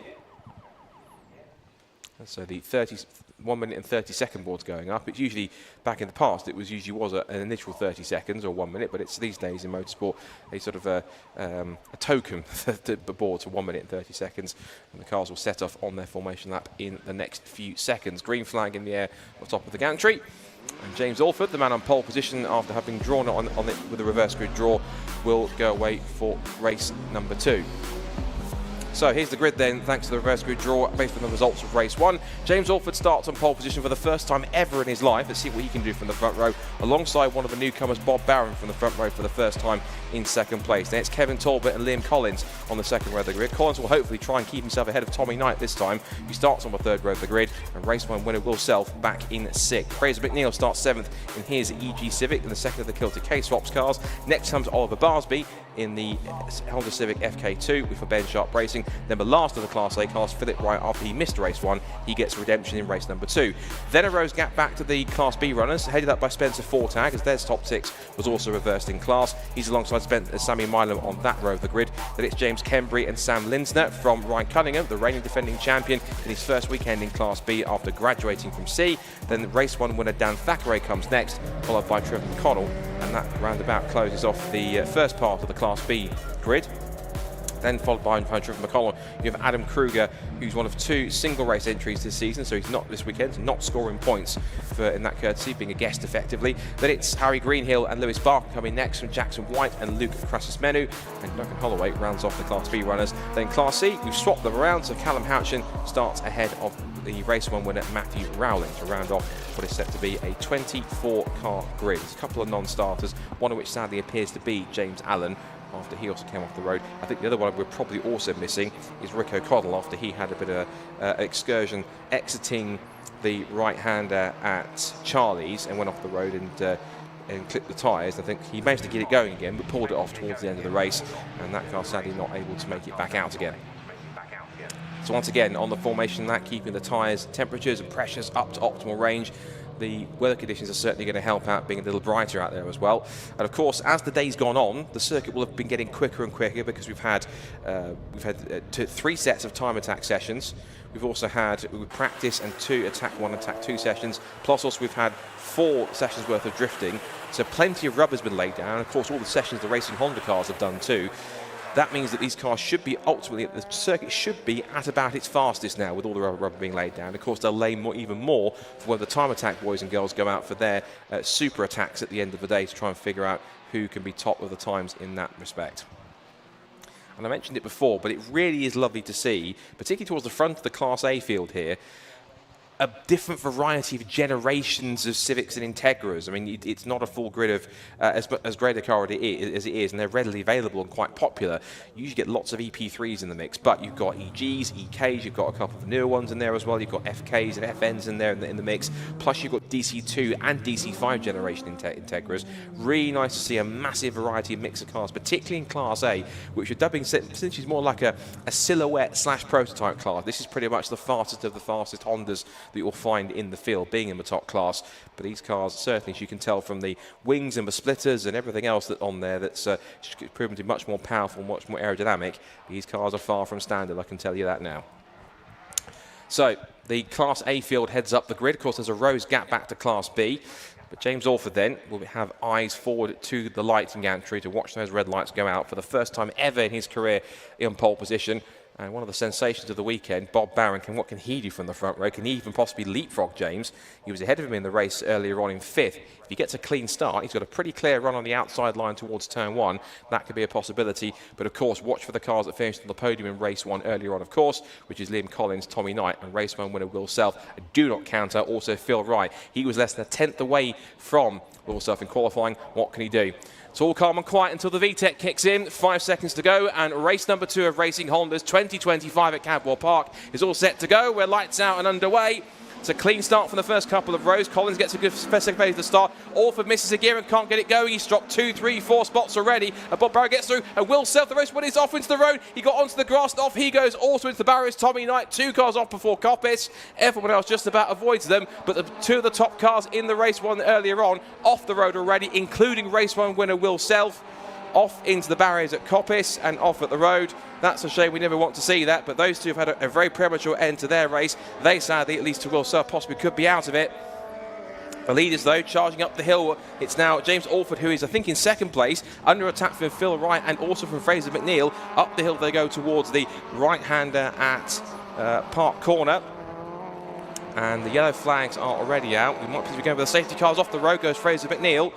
He just holds on for the moment in time, and also run back a little bit there was James Alford. Seeing Kevin Talbot turning his way through, and red flag has been called, so race immediately has been stopped. So we'll have to go for a restart. It did look as though, from what I saw going down the pit straight, that Will Self tried to squeeze himself onto the grass and just cars ended up going for the same piece of tarmac at the same time, and unfortunately the end result was both Self and what looked like Tommy Knight also getting involved in that. Obviously the main concern of all of them is that, fingers crossed, both drivers are okay. And unfortunately, what was set to be quite an exciting start to the race is let's see a couple of drivers get a little too overexcited, shall we say, unfortunately, and that's the end result. So what will happen here is that the cars will come back around onto the grid. Now, as they've completed less than 2 laps, they'll go back into original grid positions. That means that James Alford gets a bit of redemption because his car was sluggish off the start in the 2nd phase. He got a good initial jump and then seemed to just fish around for gears and trying to find something, some kind of drive, and that's what seemed to kind of group everyone together as a result of that. But at least James Alford will now get a bit of redemption to try and get a better second start this time around. And if he can manage it, then maybe he can possibly hold the lead much better. But one person who's slightly gutted about that is going to be Bob Barron, because he had got a great start to pick his way into the lead and to be leading his second ever race. That's something you never forget. So on to the grid they will come back around at the top of the circuit. Then they'll start to regrid them in original order. And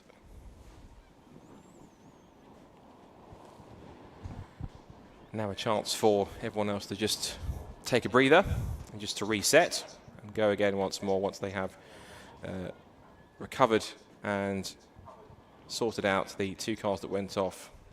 We're going to get a replay of what happened at the start, so we'll try and at least show you visibly what appeared to happen from that. Let's take a look at that and see how that worked with our Lucas Oil replay.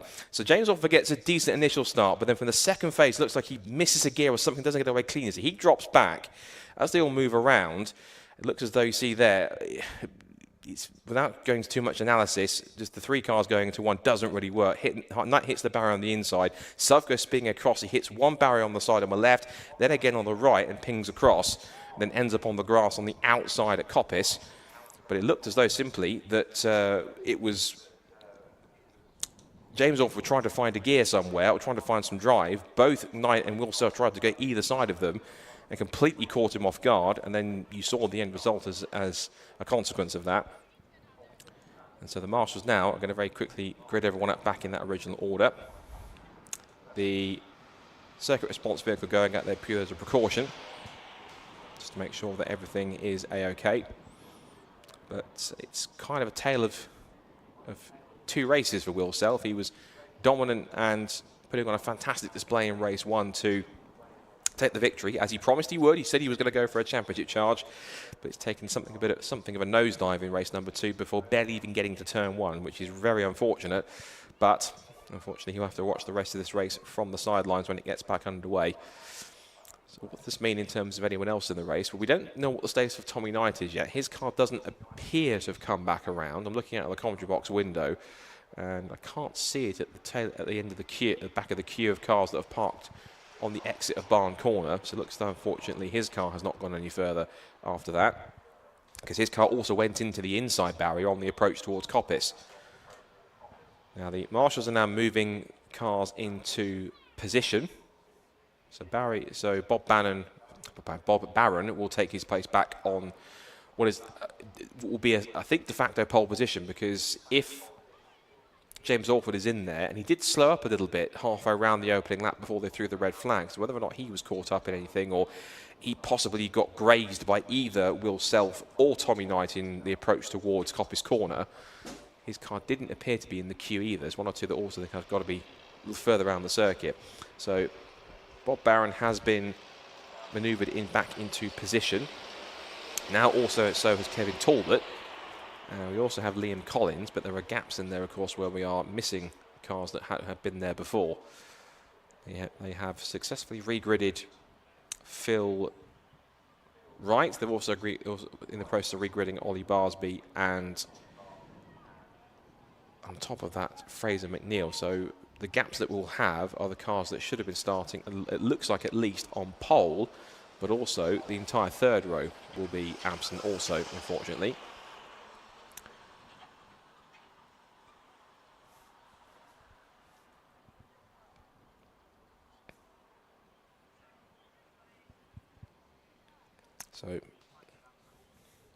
So we're going to take a short moment's break here whilst we reset for the second attempt at getting race 2 of Racing Honda's 2025 here at Cadwell Park at Modified Live underway. So for those watching on the stream, we're going to take a short break to thank some of our sponsors and come back once we are ready to get things back underway. Stay tuned.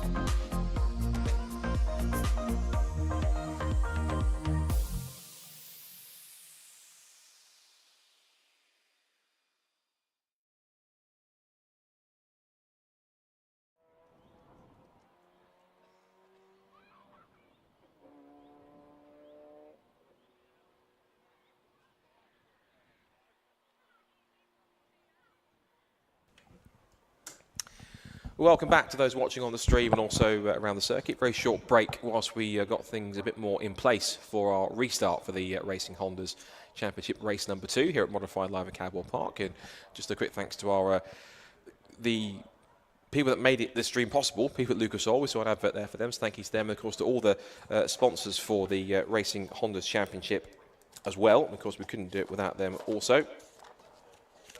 And they will certainly be playing their key parts to do so. So a big thank you not only to Lucas Oil, but to Yokohama, to Tegiwa, to Exedi Racing Clutch, Motegi Racing, YSR, Kemp Models, Schroth Racing and Clear Freight as well for all their support for the championship. There is Tommy Knight's car that's on the back of the recovery low loader. So that car looks though he did go nose first into the barrier on the left-hand side. It was going 3 abreast level with Alford in the middle and Will Self with 2 wheels on the grass on the left-hand side.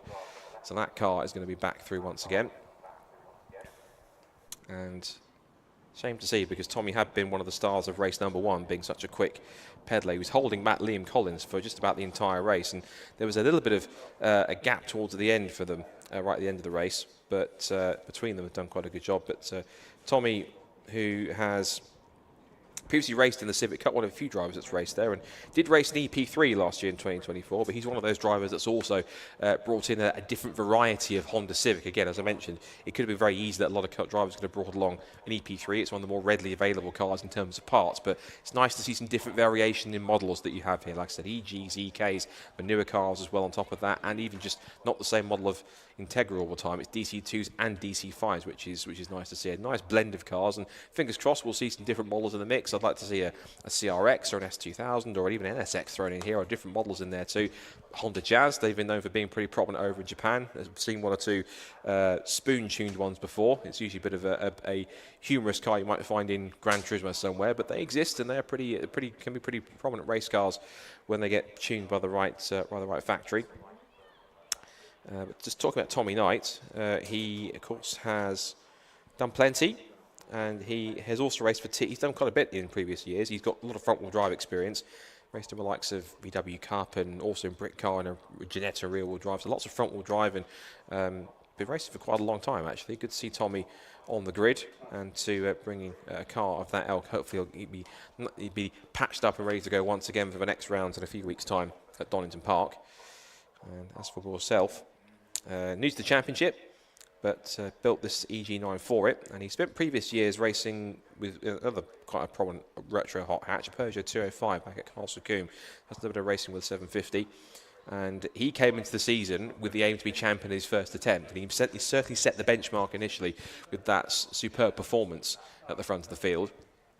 But unfortunately, his bid to try and make it 2 from 2 didn't get really any further than Coppice Corner. So sadly, his race weekend has come to a rather early halt, which is not anyone likes to see. But nonetheless, hopefully that car will be back to fighting fitness when we get racing underway in a few weeks' time. We go to Donington for our second event of the year.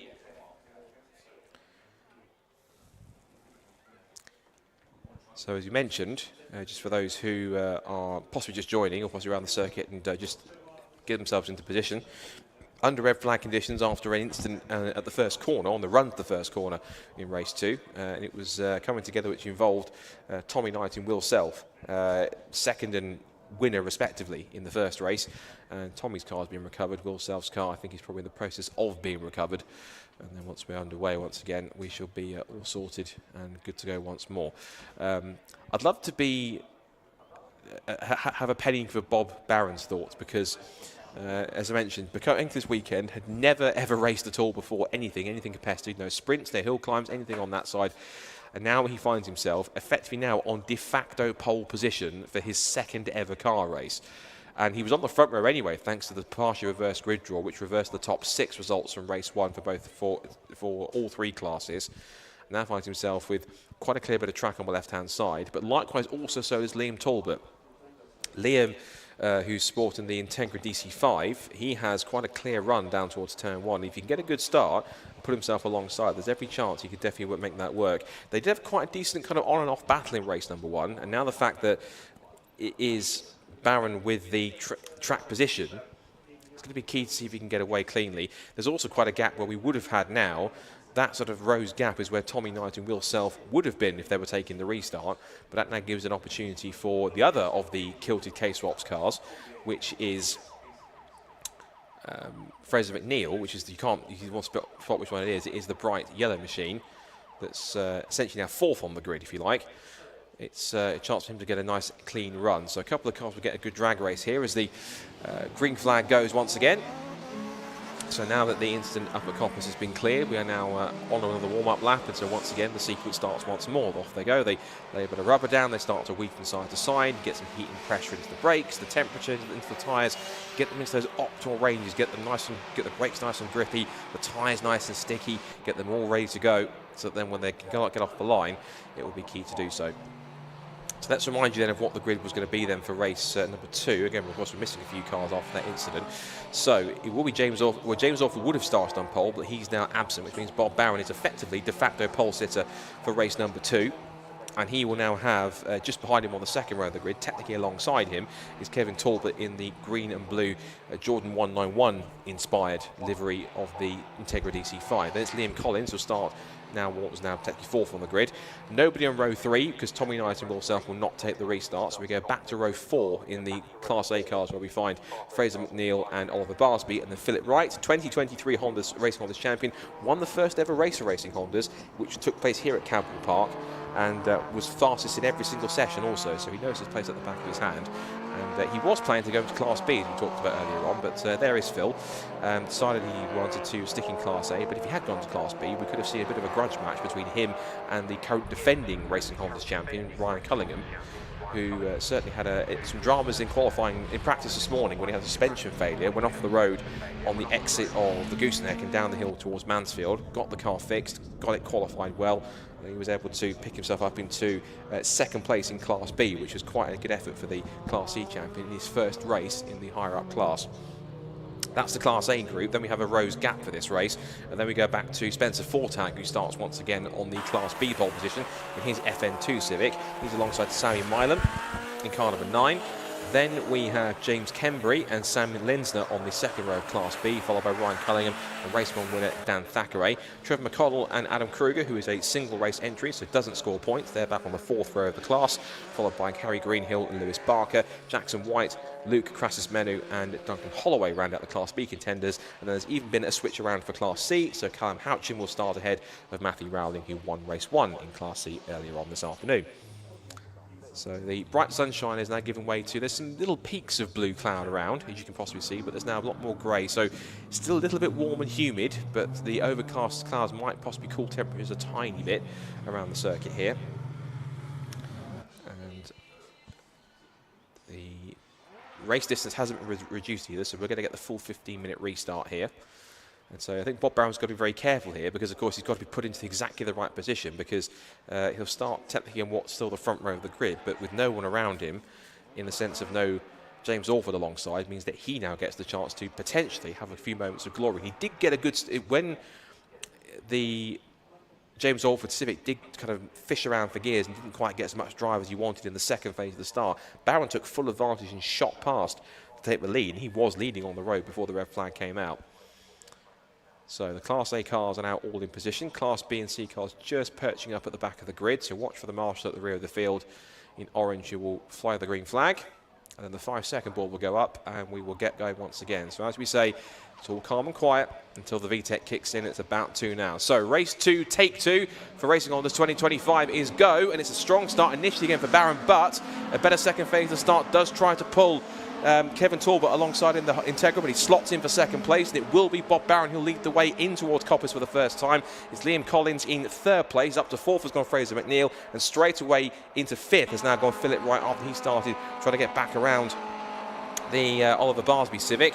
Some Class C beer battles going on. Trevor McConnell tailing Sam Lisner as they come through. The two right-handers of Charlie's. Now it's a side-by-side duel as Fraser McNeil tries to come back at Phil Wright up the hill. But the 2023 champion, plenty of poke in that EP3, and there he goes. Meanwhile, for the lead, Kevin Talbot has a look up the inside into Park Corner, but it's not far enough alongside under brakes to make that stick. We see the rest of the Class B leaders pour their way through. Already Spencer Fortag has lost the Class B lead. I think that's now gone to Sammy Milam, starting on the front row in class. A good start for him. Not a great start from Fortag from the front row of the class. He's down to third already, as the leaders turn their way down out of Gooseneck in towards Mansfield for the first time, and now they start to make the short sprint towards the mountain section. If you're watching around the circuit and up towards Hall Bends, it's a fantastic spot to watch, as they'll start to break and wind and twist their way on the most technical part of the circuit. And it's still Bob Barron who leads it. So it's Barron from Talbot, then Collins, then Wright, and it's McNeil, followed by a 6th position leader in Class B already. So Sammy Milam's up there, ahead of Oliver Barsby. So the Class A car behind the leader in Class B, who is starting to spread eagle the field already through the Hall Bends. Then the next group of Class B cars looks like you've got 66. Which is James Kembry. He's causing a bit of a stopgap, it seems, because already he's got quite a few cars stopped up behind him, which is led in that charge by Spencer Fortag. Then Dan Thackeray, Ryan Cullingham's in there too, and Trevor McConnell. But at the end of lap number 1, it's Barron who leads by 0.6 of a second from Talbot in 2nd place. Then it's Collins 3rd, Wright 4th, McNeil 5th. That's the top 5 in Class A. Milam does indeed lead Class B. He's ahead of the FK8 Civic Oliver Barsby, then Kembry, Fortag and Thacker round out the top 10. As for the Class C cars, it is Matt Rowling, despite starting on second. He is leading the way for Matthew Houcham. It looks though, I think also Matthew Houcham either didn't take the start, hasn't come around sadly, so only one Class C in the field. Side by side between Barsby and Spencer Fortag. He's getting the double push here from both Dan Thackeray and also, right on his back bumper, Trevor McConnell. Ryan Cunningham's in there as well, and so Barsby dropping back. He's lost 1, 2, maybe 3 more spots because McConnell has got the inside line here, turning through the right-hander at Chris Curve. So Barsby, even though that car has showed some promise and had some upgrades over the winter, not quite at the same pace he was hoping, whether he's nursing something or just not quite on the same pace he'd like to be this weekend. He's dropping behind the Class B runners, so Barsby looking to try and just survive. And lock up there from Dan Thackeray as he tries to just hold on to possible 3rd place as he's chasing after Spencer Fortag for that position. Some more battles further back. I think that was Sam Lindsay looking up the inside of Harry Greenhill into the bottom of the mountain. Indeed, Sammy has gone through. So that will have him gone up into 7th place in class. Through the Hall Bends, there's a huge skirmish going on here as they're all bottled up behind Oliver Barsby. You've got Linsner, then also in there too, you've got Kruger, Barker, Crassus Menu and Jackson White. They're all stacking up behind Oliver Barsby, who doesn't seem to have the same pace I thought he would. And that was Crassus Menu diving up the inside to steal 16th place from Lewis Barker. And that would have also been 10th in class. So Crassus Menu moving into the top 10 as Barsby moves out of the way, and he's being overtaken by a phalanx of Class B Civic EP3s as he heads down towards Coppice Corner in lap number 3. And yeah, not all is well with that FK Civic, I'm afraid, as Sam Lindsay takes a bit of extra trackside appendage with him through the left-hander at Coppice. And good to see Lewis Barker's car now up to 4 speed and strength after it had it got into its 3rd engine before it even returned a competitive wheel in a practice session this morning. So the Ben Sharp racing team certainly doing overdrive to get the work done. Cunningham, meanwhile, is up the inside of Spencer Fortag, and it's also seen, looks like Dan Thackeray's also gone through. So where Spencer Fortag was in 3rd in class, he's dropped to 5th.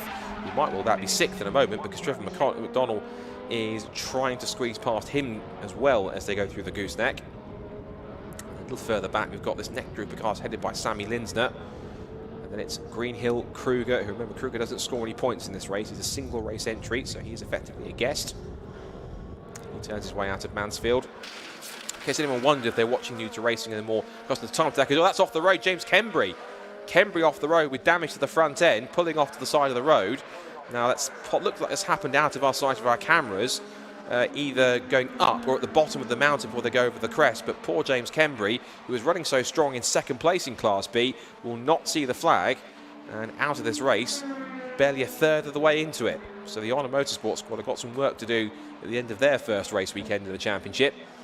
And what can you tell by the body language of James Kembry? Is he just closes the door normally, and he's disappointed with himself. He's not. If he was angry with somebody else, he might well be a bit more hot-headed, but he climbs over the barrier, and whether or not this will warrant a safety car, unless that's tempting fate, we'll have to wait and see, as that was Kevin Talbot looking up the inside then to try and take the lead, in fact, from Bob Barron, but again, both times in towards Park Corner and the first part of Chris Curve. He gets shown the inside of the road on the grass by Bob Barron, I'll tell you what a story this would be if Bob Barron, in his second ever car race, could actually produce the goods and take a victory, although Kevin Talbot has got other ideas.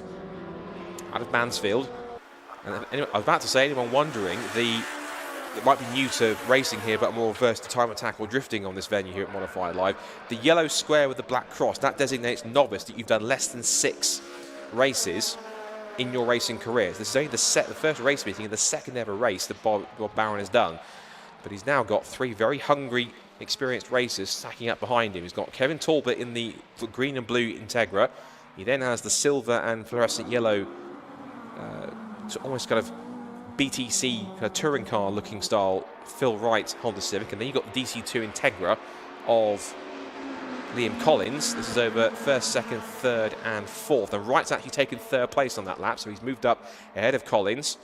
So the 2023 champion, we said if he's on track he'd be able to try and get through, as the Kevin Talbot gives the orange floppy marker that was on the road a headbutt and deposits it exit stage left.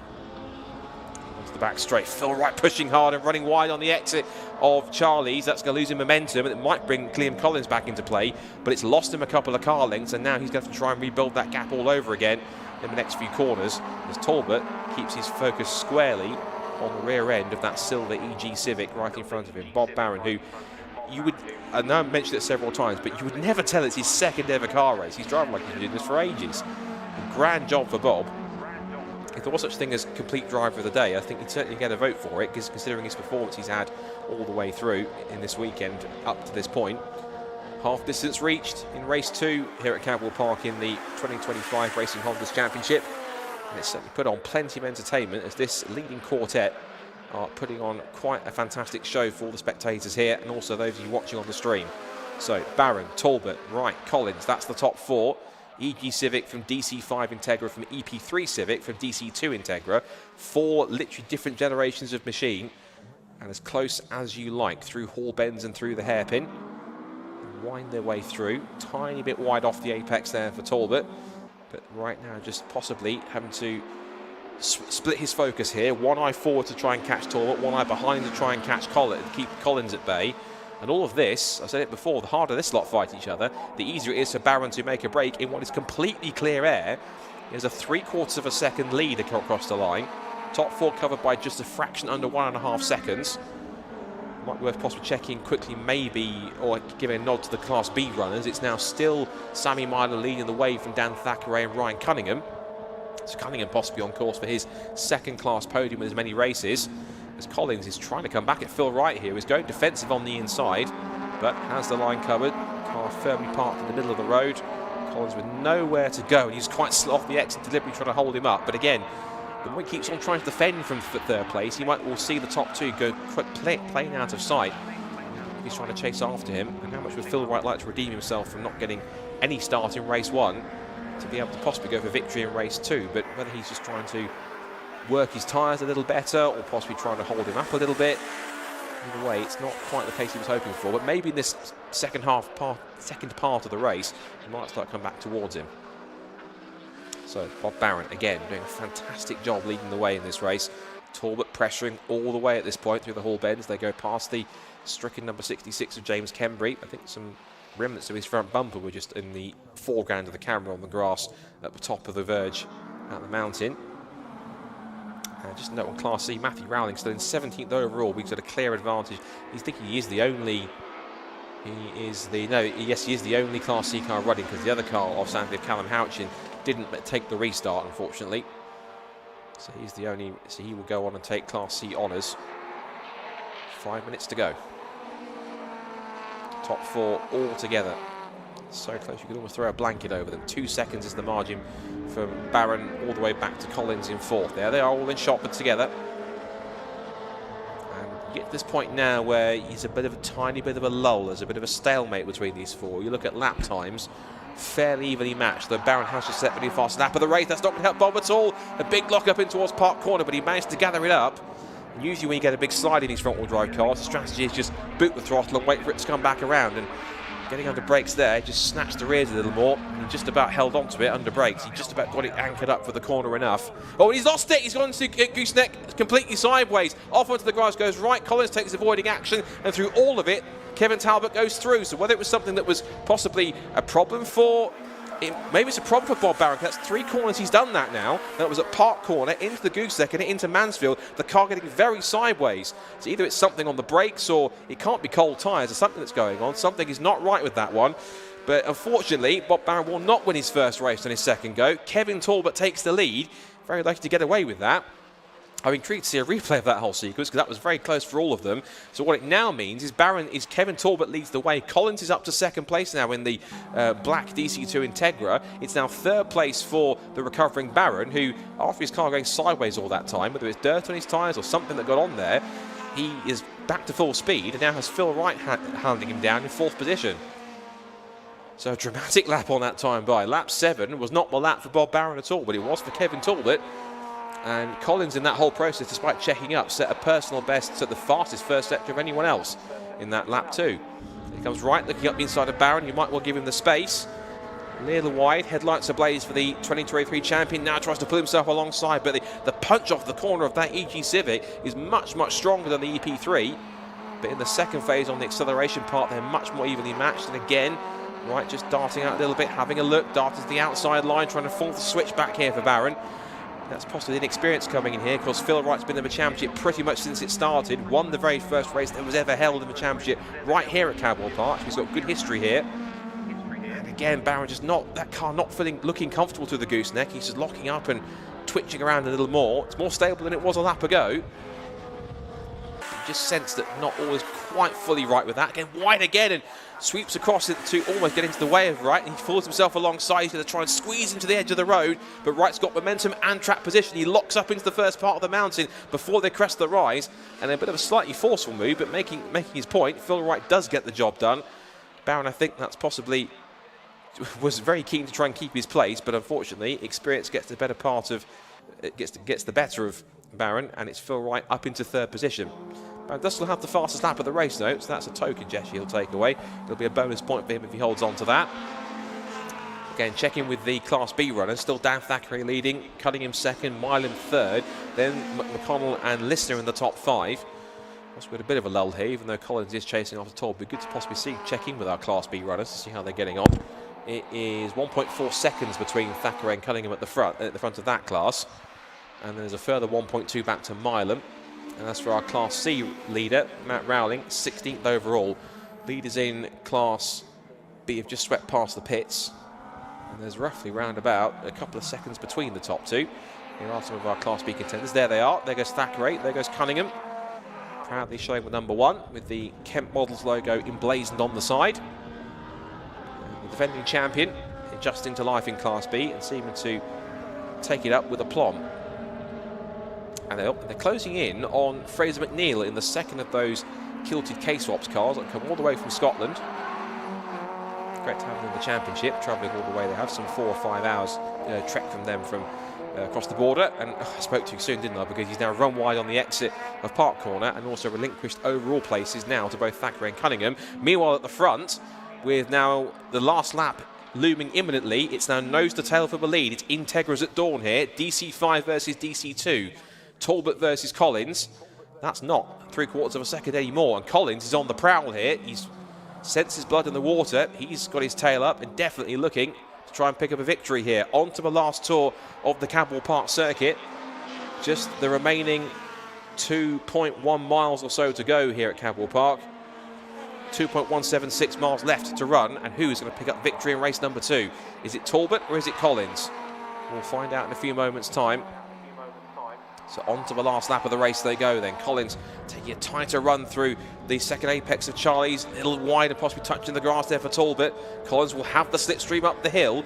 Has he got enough horsepower under that DC2 car to put himself, with the aid of a slipstream, up the hill onto the rear wing of Talbot? Not close enough to make an attack into Park Corner.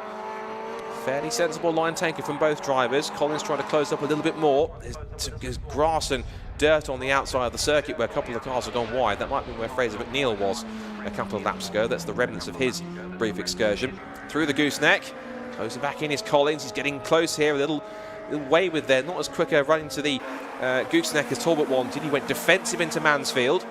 Now the sprint back towards the mountain. He's always going to pull side by side. It wasn't a great exit for Talbot, but it's enough to hold the place up into the complex, into the mountain for the last time. Through the left, through the right, over the crest. Collins is all over the back of Talbot, looking to the inside line, looking one way then the other, posturing around the rear end of the DC5, but he can't quite make it stick. They twitch their way through the hall bends, left, right again, and back down towards the hairpin for the final time. Talbot has 2 more corners to hold on. Collins looks for that undercut. It's a slow run off the corner for Talbot. Collins almost gets to the back of him on the exit of the hairpin. Out of barn corner for the final time. Collins will close, but it's going to be too late. And Kevin Talbot brilliantly defends to take race 2 of Racing Honda's 2025 to kick off a fantastic season opener at Cadwell Park. And trailing in behind in 3rd place is going to be Phil Wright, with Bob Barron, who might rue what could have been, but he put up a great defensive effort and a great drive out in front for half the race. He doesn't get the fastest lap of the race. That goes to Phil Wright. That's a point made for him, and a point literally gained the fastest lap. He takes P3 on the road and in the class as well. We go back to Class B. It's going to be a double success for Dan Thackeray in his full season debut in the championship. He debuted towards the end of last season, but a great beginning to his 2025 campaign in Class B. Equally for Ryan Cunningham, the defending champion. That's a couple of podiums and a couple of second places for his efforts. Great effort, and the upgrades certainly paid off for him. And Sammy Mylan, what an effort for him in his first weekend of the championship for Kinetic Motorsport. He and Dave Bucky's team are going to be delighted with a podium in Class B. Excellent stuff from Sammy. Then it's Fraser McNeil in 5th position, 8th overall. Sammy Linsner is 9th, and Trevor McConnell rounds out the top 10. And that's then followed by the number 15 of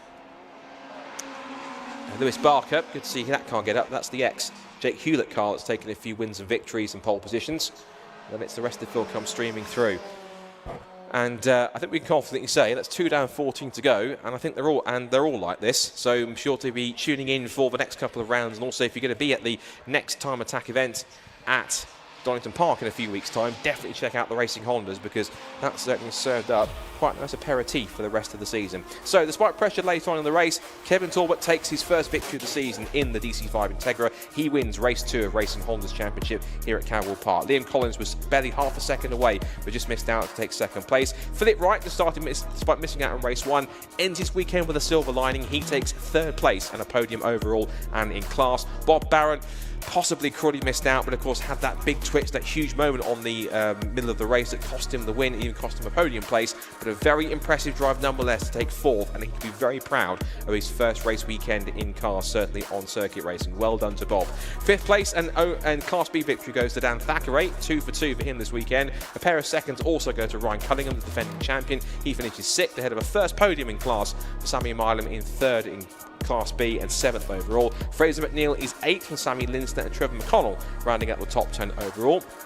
Lewis Barker's 3 engines he's gone through, certainly got him distance, 3rd time's the charm. 11th place for him, along with ahead of Harry Greenhill, Jackson White and Luke Crassus-Menu in the top 14. And from 15th backwards is Matt Rowney, who takes the Class C victory. Adam Kruger, who's our guest driver, a single race entry. Then Spencer Fortag and ailing Oliver Barsby. He might be scratching his head thinking where the pace was today, but he'll be back for Donington Park, hopefully with the car back to full strength. Then Duncan Holloway and James Kembry round out the 20. Well, James Kembry was the only non-finisher from that race. We also didn't get from the start of that race on the restart James Alford, Tommy Knight, and crucially race 1 winner Will Self, who barely made it to Coppice after contact with a 3 wide moment on the approach to the first corner. And also we had a couple of non-starters from that race too as well. Well, entertainment all the way from Racing Hondas, and of course there's 1 down. There's 7 more of those still to go. The next one, of course, is going to be at Donington Park in a few weeks' time. So, of course, if you're going to be there, of course, or if you are going to be watching on the stream, do check out the Time Attack stream. Again, big thank you to that, courtesy of Lucas Oils. Thanks to everyone who's been here for Modified Live. You've still got plenty of action to come next. You have still got the main event, which is the final competitions, the Super Attack for the Clubman and Pocket Rocket classes, the Club and Club Sport classes, and the Pro classes here to decide who takes away the big prizes from the opening meeting of Time Attack from 2025.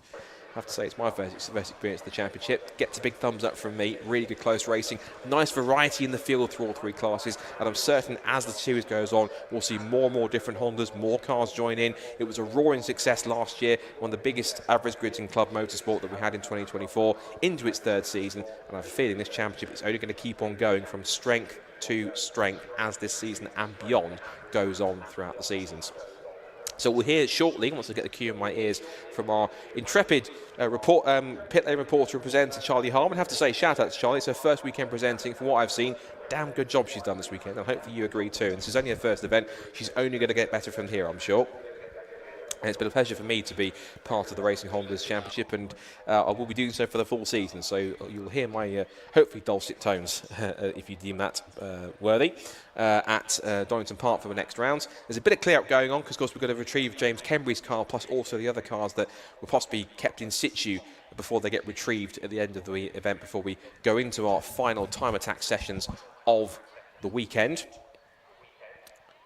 And once that's done, the Racing Hondas drivers will pack up and go ahead and reassess and get themselves ready for a few weeks' time. Just a quick reminder of the 2025 calendar, where you can find on all the different time attack events we have. It's Donington Park on the 26th of May, so go and check them out next time. You can also find time attack and Racing Hondas and everything else that goes with it at Brands Hatch on the 15th of June. Snetterton on the old school style 200 layout on the 27th of July. 25th of August, you can head to Alton Park's International Circuit in Cheshire. Then they return to Brands Hatch on the 7th of September. A trip across the border to Scotland and Knock Hill at the end of September on the 27th. And the season finale will be on the 19th of October on the Snetterton 300 circuit. If you want all the information on that, head to racinghondas.uk for the championship information. And for time attack information, all you have to do is head to the website timeattack.co.uk. And again, whilst we're waiting for our podium interviews, another quick thank you to Lucas Orr for the stream, for being able to provide us with the stream here, or allow us to provide the stream for you guys. I know it's been quite a hit, both with the time attack drivers and hopefully the Racing Hondas fans too as well. I'm sure you will go back and watch it if you're in the race to see where you came and how you got on. And again, a big thank you to the Racing Honda sponsors. Once again, to Yokohama, to Tegiware, to Lucas Oil, to Exeter Racing Clutch, to Motegi Racing, YSR, Kemp Models, Schroth Racing, and Clear Freight. Good to have them all on board to make Racing Hondas what it is. So you'll hear once again from Alexi in a moment's time. But first of all, we are going to hand over once again to our intrepid presenter, Charlie Harmon, who will have the podium interviews for race number 2 of Racing Hondas, including our top 3s and overall race winner, Kevin Talbot. Amazing. Right, we are hot off the track of race 2, and I am here with our Class A winner, Kevin Talbot. That was a fantastic race. How was that? I mean, that was intense. I didn't have the pace to win, but I think I put Bob under just enough pressure. He made a mistake and I took my opportunity. I don't know if I touched. I got to check my car for a bit of silver paint, but I take it. And then Liam was coming so hot. He's mega. And then coming into the hairpin, I kept popping out a second gear. And on the very last lap, he bumped me because it wouldn't stay in. It just wouldn't stay in. And they're trying to wind the lock off. But yeah, intense. Fantastic. Obviously, Bob held out for a good half of that race there. Definitely made you work for that win. Yeah, for sure. He was getting, I don't want to use the word messier and messier, but he said it himself early on that he was overdriving the car, so I was kind of waiting for that to happen. Yeah. I was poking myself where I had no intention of overtaking, just making myself big in the middle. You've got to go, Cadwell, though. There's no room for overtaking. There's no other way, yeah, there's no other way. Which it felt good being in the lead, and then Liam just cruised right up to the back of me. I don't know what happened to Phil Wright as well. I'm sort of, he's a nice guy, but I'm glad he fell back as well, because he would have been another one coming quick. Obviously, this is your first win as well. Yeah. Excited, happy? First win ever, yeah. I mean, it's been close a few times. The pace has been there, but ironically, I shouldn't have won today. But Never say never. Cadwell done me a solid. Absolutely. Well, congratulations on your first win. We'll see you at Donington. Thank you. Right, we're going to grab our Class B winner, Dan, over now. Dan, if we can grab you over. Too busy talking. Dan, this is your second win today. Congratulations. Yeah, very happy with that one. I wasn't really sure what to expect, especially after the incident on race 1, the restart. It was a bit lively, and that's kind of what everyone fears. So race restart was kind of just try and stay out and then go from there. I think I picked up a couple of places on lap 1 and was kind of making my way forward. Managed to make a move on Sam Effing into the lead. I actually had a nice lead and got caught behind a Class A car. Seems to be a running theme here. You seem to be catching up to these Class A drivers. It's tricky though because they're so fast in the straights, and then you get stuck behind them in the corners essentially. So I had a good lead to Riot, which got evaporated and left me a nice nervy 2 last laps with him right on my bumper. I could see he was desperate for a move. So yeah, hang on and then bring it home. Fantastic. Well, you held on very well for the win. Obviously 2 wins today. Congratulations. Confident going into the next round? I think so, yeah. I like Donny. It's not that long a gap. Give me a bit more chance to get the hang of the tyres and stuff, get nailed in. And I think racing's always close to Donny. There's never anything in it. So it's going to be a good one. Fantastic. Well, thank you so much. Congratulations again. Thanks very much. Right, we're going to grab our Class C driver, Matt, now. Matt, if I can have you over. Good, thank you. Got her again. Fantastic. Wow, Class C win. Congratulations. Thank you. It wasn't much of a race for me with the Class Cs, unfortunately, with the lack of Class C cars at the minute. But yeah, no, managed to get up there with the Class Bs again and have a little battle. So yeah, we were up there racing. Fantastic. How did the car feel in that race as well? Yeah, it's good actually. Yeah, I think the track's a little bit slippier now. I couldn't get the lap time I wanted, but yeah, the track's feeling great, and what a great place to start the season. Absolutely, most definitely, and off the back of a win as well. Heading into Donington, confident?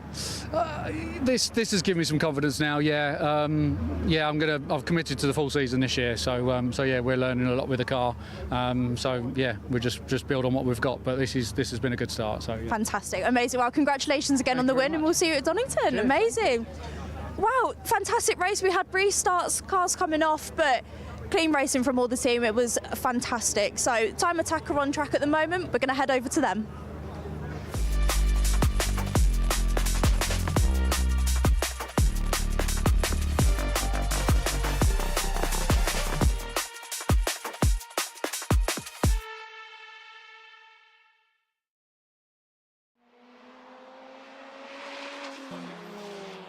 All right, now it is finally the super attack session. Susie's actually up in the commentary box with me. However, she's holding the wrong mic. All new stuff, new season, new stream, new mics. There we go. So it's the headset. Just get a few seconds. Probably it's not that complicated. There we go. There we go. Nice. All right. Cool. Good. This is fun. 2 headsets and everything. Oh, please take a seat, friendo. How's it been? It's been eventful.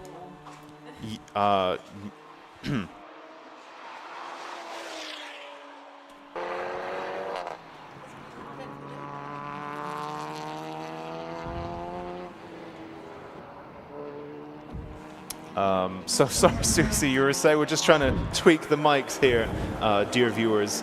Yeah, Susie, what were you saying? It's been an eventful day, I think. There's been lots going on. Obviously, Yeah. we've seen we've got a few less cars out on track now than we did this morning, right? Yeah. We've had a few people with a few issues. I'm just seeing the van there, sliding it through Hall Bends.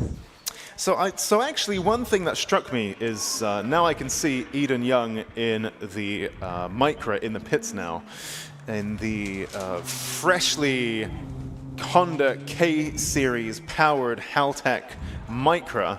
Lots of nice headline numbers there, but it seems like Eden Young in the Haltech Micra has kept a pretty low profile today. So do you know what's going on there? I haven't actually said, he's got 420 horsepower, or should. I mean, it's the first event, so I thought, here it goes, 420 horsepower is going to be really quick.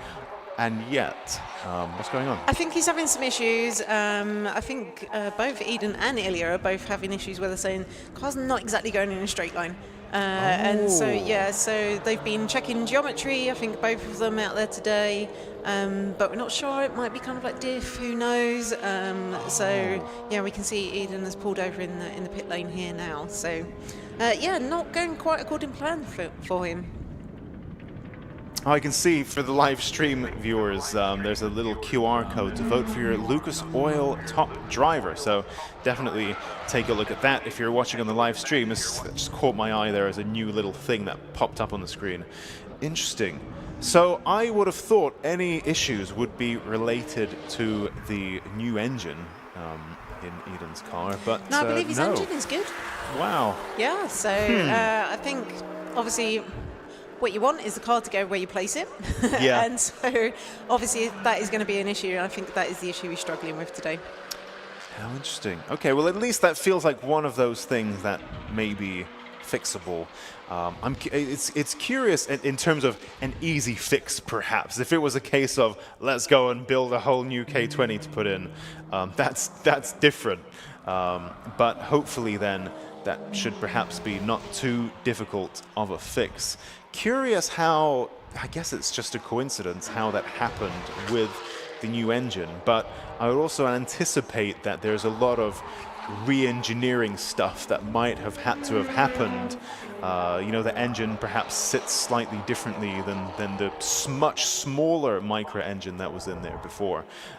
So interesting how one thing perhaps inadvertently caused another, but yeah, we'll see. Eden Young, of course, very active on the socials and YouTube and so on, so no doubt he'll be sharing lots of updates as they investigate that. Interesting car, also Honda powered, of course. This one's an F20C.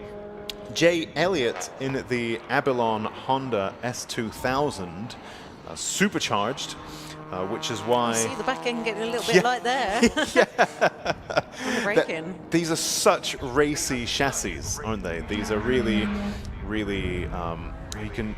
it looks really good on track, how it's moving around. And of course, it's not just the engine that makes these cars so popular and well respected. It is actually the chassis more so than anything else, and people like to compare them with NX5s and so on. I mean, really, in terms of chassis, as far as a factory car goes, the S2000 is on a different level. People talk about VTEC and F20C and so on. It's the chassis that really sets this car apart, but it's a car that will bite back if you don't drive it accordingly, and especially this one, supercharged. I don't know whether you have any power numbers to hand, or maybe you didn't manage to catch him. I did not. Unfortunately, I did not manage to catch him while I was checking in with people today. Even looking now how it came around hairpin turn 17, that S2000, how that front bit in so aggressively and the rear just swung around it, but not in terms of Larry oversteer, but in terms of how beautifully and in such a balanced way the rear follows the front there. It just really does what you want it to do. Really, really great chassis. It's a shame we don't see more of these on track, because they're very capable machines indeed. But unlike the Lotus and unlike the VX220, they weren't necessarily marketed as such. And so they flew under the radar a little bit, but they really are very racy. Of course, we also have lots of minis here. This is perhaps one of the trends in Time Attack of recent years, is these minis. The number 286 machine of Stephen House, 611 Motorsport, R53 Cooper S. First time he's driving that car, from what I understand, at least following some quite extensive changes, including, you can see perhaps from the stream or from the trackside, this is the dark blue and dark gray Mini, the dark gray being carbon, actually. So even the doors on this are carbon. It's 100 plus kilos, I think Stephen was telling me, lighter than previously. So really it takes a little bit of relearning to drive this car and make the most of that weight reduction. It's a big chunk. Similarly, actually, Eden Young in the Nissan Micra, the Haltech Micra K11, is documented on his various channels his own weight loss journey, and that's also equivalent to about 100 kilos, give or take. Wow, and that's, in terms of your car, you've gained 100 kilos of weight saving in your car. Like your own build of yourself as a driver can really affect your cars, especially in a lighter car like a Micra or a Mini. If you as a driver can reduce weight or find lighter gear and so on, then that's going to be reflected in the car's performance, especially in a little short wheelbase super light car like this. Let's take a look at some of our lap times then as we head into the final 9 minutes of the Clubman Pocket Rocket and Classic and Retro Super Attack. Currently faster than anyone right now, again, is Mark Donnelly in the 1983 Ford Escort, and he leads from Dean Riley and Jamie Biss. In Pocket Rocket, forced induction, currently leading that class is the number 185 machine of Gary Papworth in a Norfolk Mini with a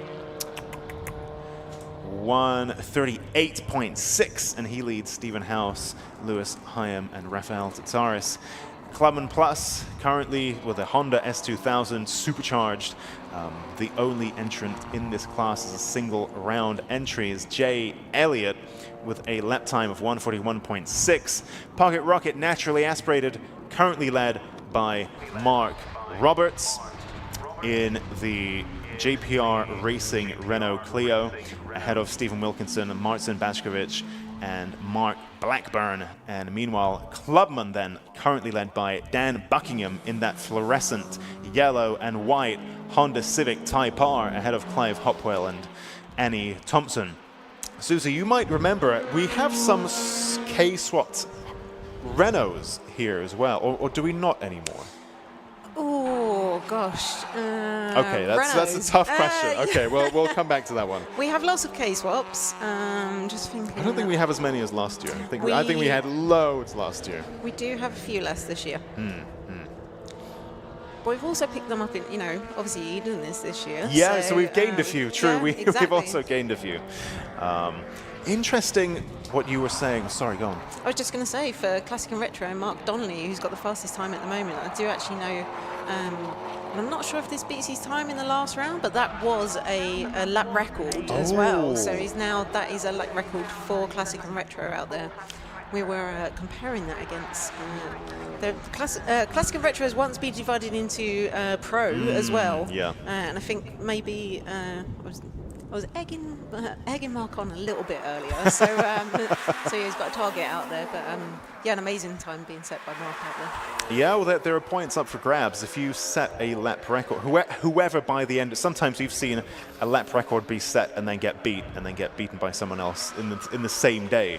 It's as of the end of the day, whoever has set what is by the end of day the final lap record, there are points up for grabs there. And so we've seen a few potential lap records here. Of course, all the results are provisional. They need to be checked over, and track limits and parc fermé and so on. But we've seen a few potential provisional lap records here today. Of course, that Ford Transit Courier there, absolutely incredible. Lewis Hyam's 320 horsepower Fiesta ST swapped Transit Courier, a very modest guy who also uses this as his work van and also track toy. I think that's probably quite a rare combination and truly a car that can do it all. And definitely also hustling in Pocket Rocket Forced Induction, currently sitting third in class with a 1:42.8. And it's not bad for your work van. It's not bad for a work van. Yeah. With this, with all the parts delivery stickers on, it's literally just a van. And I presume you call up the people written on the side of this van, or you go on their website and you order some parts, and he delivers it in the Time Attack van. Incredible. And you can see how much it's faster than any other driver too. Yeah. This is like the fastest courier you can get. Wow. I was just looking at Dan Buckingham's time, and again, I'm just trying to look back through some previous records out there. So, I'm just double checking. So, Dan Buckingham at the moment sitting on a 1:38.932 in Clubman. And if I look back through my records, I do believe that might be a record again. So, 1:38.942. So, literally by 1/100th of a second. Incredible. So yeah, an incredible drive by Dan there. And I know he said he had an instant earlier where he came off the track. Yes, he did. After Coppice, and I think he ended up by a marshal post that he didn't know existed. So that was an introduction to him. But yeah, so obviously having a much better session out there today. So that's an amazing lap. Yeah. It's so interesting year on year to see these drivers getting faster and faster. I watched it was the Porsche Carrera GT. I saw a really interesting thing where I'm not too well versed on the YouTube side of things, but somebody put modern performance tires on a Porsche Carrera GT on the Nürburgring, and it lapped so much faster than what was previously considered at the time the best possible tire that you can get. You know, the technology moves on little by little. What's also really interesting, a friend of mine with a Lotus Elise, it's not a thing, I don't want to keep going on about these cars, but he put, it's a Series 2 Elise, I think they're about 20 years old now, and he put a modern semi-slick tire on a otherwise standard Elise, and he broke some suspension components as a result because the loads were so much higher than the tires that the Elise was designed for back in the day. And back in the day, you know, they were meant to be used on track. They were meant to be put on grippy tires. But in these 20 years, and even year on year on year, you know, Yokohama's AO52 control tire that we have now is probably quicker than the control tire that we had a few years ago. You know, this stuff moves on. Even if you don't touch the car, you don't touch anything else, you just put in the most current performance tire, and you're going to gain a lot of time. So interesting how this stuff moves on every single year. But of course, the drivers themselves also developing their car, and we've seen a lot of that. If we take a look, Dan Buckingham is currently on a flyer, and in fact... Oh, so he's bested his lap again there, so he's broken into the 138, so... Yeah, 138.7 there from Dan Buckingham, so an improvement there from him. Oh, no, apologies. He was 138.932 before. Yes, so he found a tenth and a half there. So nice improvement there again, chipping away at it.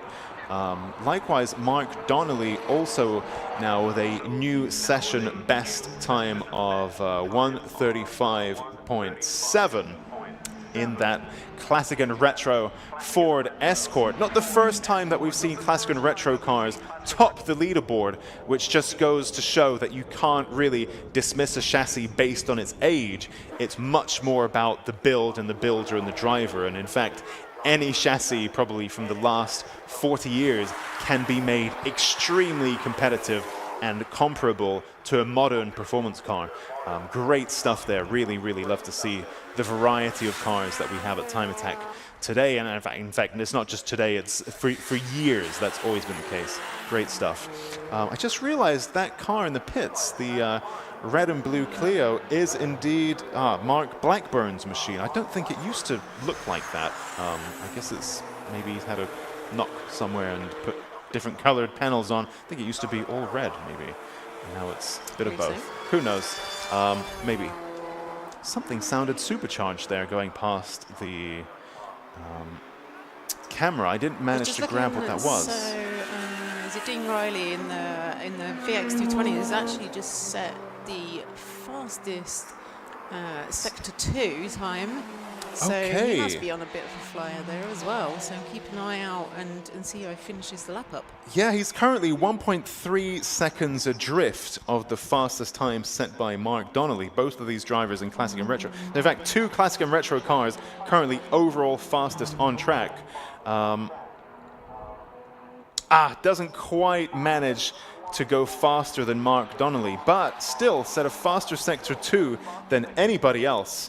Although and bested his time, so a PB for Dean Riley there. Yeah, impressive stuff. Not quite enough. It's still 0.9 of a second adrift from Mark Donnelly, but the checkered flag out. That super attack really flew by for our Clubman Pocket Rocket and Classic and Retro cars. Let's run through our lap times. Well, the results, at least provisional results. Our Classic and Retro winner then is Mark Donnelly from Dean Riley, and then Jane Biss. In Clubman, Dan Buckingham wins ahead of Clive Hopwell and Annie Thompson. In Pocket Rocket, naturally aspirated, it's Mark Roberts from Stephen Wilkinson, from Martin Batchkovich, and then Mark Blackburn. In Clubman Plus, it's Jay Elliott, and in Pocket Rocket Forced Induction, it's the number 185 machine of Gary Papworth, ahead of Stephen House, Lewis Hyam, and Rafael Tatsaris. Now, we will clear the track of our Clubman machines and get ready for our Club 2-wheel drive and Club 4-wheel drive cars to hit the track. And that will all take place in just a few moments.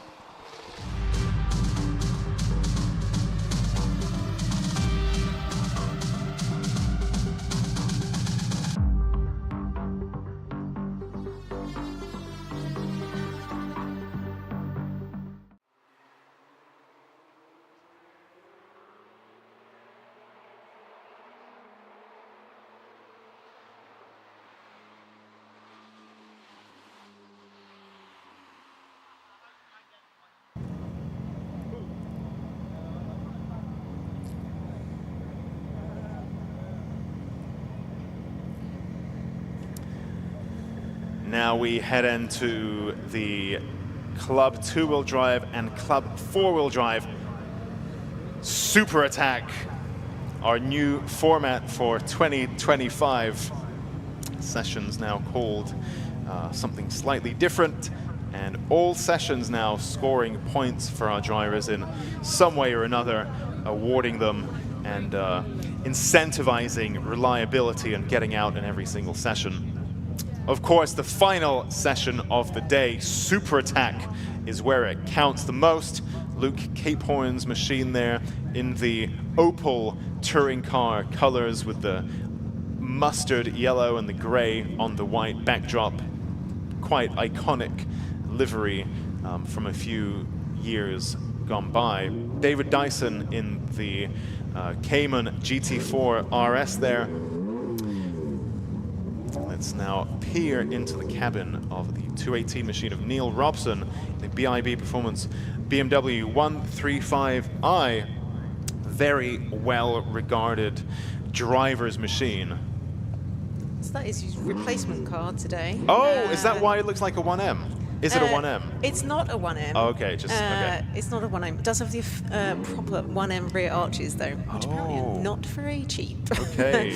But yeah, he's meant to be here in his Corsa, actually, racing. And unfortunately, yeah, had some issues. Of course, we have a red top engine, and unfortunately had some issues. This was his replacement car. Hopefully, we see the Corsa back next round. But he said if not, he might see if he can just enter that instead. Okay. So yeah, a little bit different. Class? Both club? Yes, okay. I believe okay, so. So he can carry over his points, basically. His course is going to be in the same class, so he can just continue with the points he earned here. That I need to check. Okay.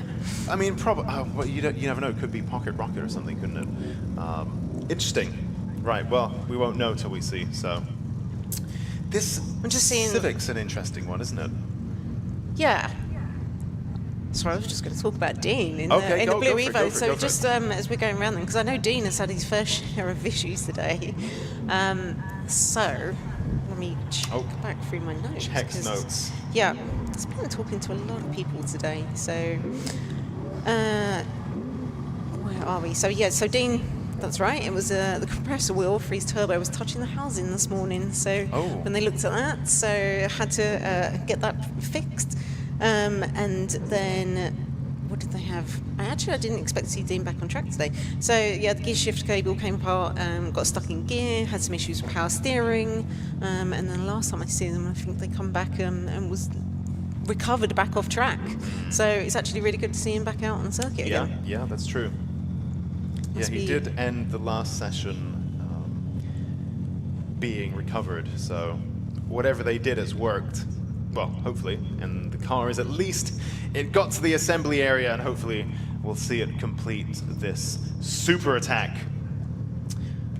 Johnny Fletcher there as well in the Mark IV Astra GSI. Real time attack icon by this point.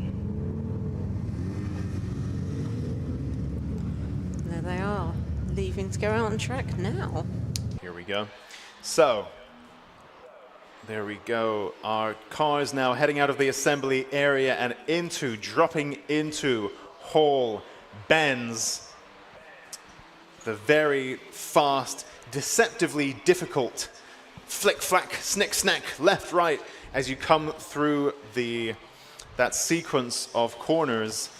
Very easily, you can just see from your camera feed how undulating it is, and that really does very odd things with the weight of your car, especially if you're then clipping curbs as well, and so on. So it's very easy. You'd see a surprising number of cars spin through there, because really the weight of your car is doing all kinds of things. Yeah, and this is the big equaliser, right, between the really light cars we've seen just Mr. Andrew Kime going around there, and these big, powerful cars. So, and this is what great is about Cadwell, is you get onto the back part of the circuit, as we're seeing at the moment on the screen, and it's very fast and flat out, but you come into Hall Bends and it's really tight and technical, and it really throws the car around. So if you've got a big, powerful car, like Alexander Volkov in the GTR, it's it's a hindrance almost, like going through Hall Bends. As you say, you're throwing a lot of weight around, whereas if you've got one of these lighter cars, if you've got Andrew Kime in his Saxos, we can see there, it's very nimble getting through those. So yeah, it's really it's a great track to kind of like even out some of those differences between the cars. I mean, it's fascinating, and I think it's probably one of the reasons why it's such a well-loved circuit, because it's so challenging and it's so fun in any kind of car. And like you said, it's very much an equalizer, where actually whatever you bring, you are maybe going to be pretty competitive, because you don't necessarily need big power here. What's happening here? Well, this is an exact example of what I'm saying. Exactly. The big GTR is actually holding the Saxo up there. So you're talking like a potentially like 1,000 horsepower GTR being held at and the Saxo is like, Andrew's like, get out of my way, and then we'll see them come on to the back straight, and then we'll see the difference that the power makes. Here we go. Now the GTR is going to pull away. Look at that! Look at that! And again, this is So a big much difference. distance. And then you go on to the back part of the circuit, and then Alexander will be able to kind of like make that time up. But I think we're still seeing Andrew Kime out there in his little Saxo, fastest car out on track. Yeah. I mean, I think we ended the last session with Alexander Volkov on top, I think. So overall, eventually, by the time the checkered flag falls, the GTR is theoretically faster around here. But through that particular section where they happened to be next to each other, he couldn't get away from the Saxo. Absolutely incredible. Such a fun track. Yeah, it's such a good mix out there. And let's just talk about Andrew Kime for a second, because last year he was in Pocket Rocket, right? Yeah. So now we've seen him move up to Club 2-wheel drive. And do very well. So again, if you were to put them together, it's like this Saxo and a GTR. You just wouldn't think these cars would be competitive on the same level, but Andrew Kime absolutely proving that wrong. And he's gone K24 this year. Which is why he's moved up, Okay. Yeah. Yeah, I mean, this is the Cadwell Park magic, isn't it? Where, I think those shots are probably going to go onto some highlight reel Instagram thing afterwards. The little Andrew Kime Saxo all over the back of that GTR. You can see now they've come around next time, and the GTR is pulling away. Alexander Volkov now fastest of all in sectors 1 and 2, and now presumably sector 3, 132.5 there for Alexander Volkov, a whole 4 seconds. Andrew Kime also sets a personal best, 132.5 there for Alex Volkov, 136.1 Andrew Kime, so 3.5 second gap between them. But yeah, Volkov, I think now finally finding his rhythm, finding some space on track to really flex that GTR's muscles. And a red flag, we've had a red flag come out. Not quite sure where that might be happening, but Andrew Kime there on your screens. We have 2 white. Oh look, it's Dean Taylor. Dear. Oh dear, I wonder what's happened there. So another red flag then, and I did just realize for our trackside watchers, thank you first of all for sticking through right until the end. Super attack is where it really counts. This is where the real points are awarded here, the biggest haul of points for our drivers. But I did realize for our trackside viewers who perhaps don't have the super zoomed in view, we do have 2 white Club 2-wheel drive Saxos, which may be a little bit confusing. Andrew Kime's car does not have the big rear wing, whereas Stu Summers's 179 race and retro cars Saxo does. And of course a difference there in that Andrew Kime is now K24 powered, and Stu Summers, when I caught up with him last year, admittedly, he still had the Saxo engine, and it was supercharged with a view to turbocharge it once upon a time. I don't know if that's happened yet. Have you managed to bump into him? Yeah, so it's supercharged, yes. It's still supercharged? Yes, it is still. Okay. Yep.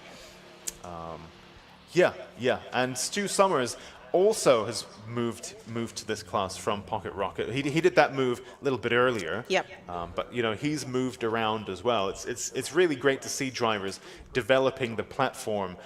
What I thought was especially interesting was your interview with the new chap with the FK Civic with the dreams on the side.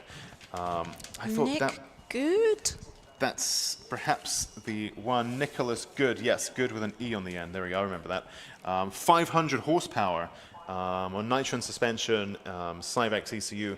But what he was saying was how that car is like a test bed for future technologies, for the future aftermarket that caters to that platform. Yeah. A lot of the things that you'll be able to buy as car enthusiasts will have been developed by drivers here at Time Attack. I think that's so fascinating. It's like pioneering the next steps of the tuning industry happens on track, of course, and often it happens here at UK Time Attack.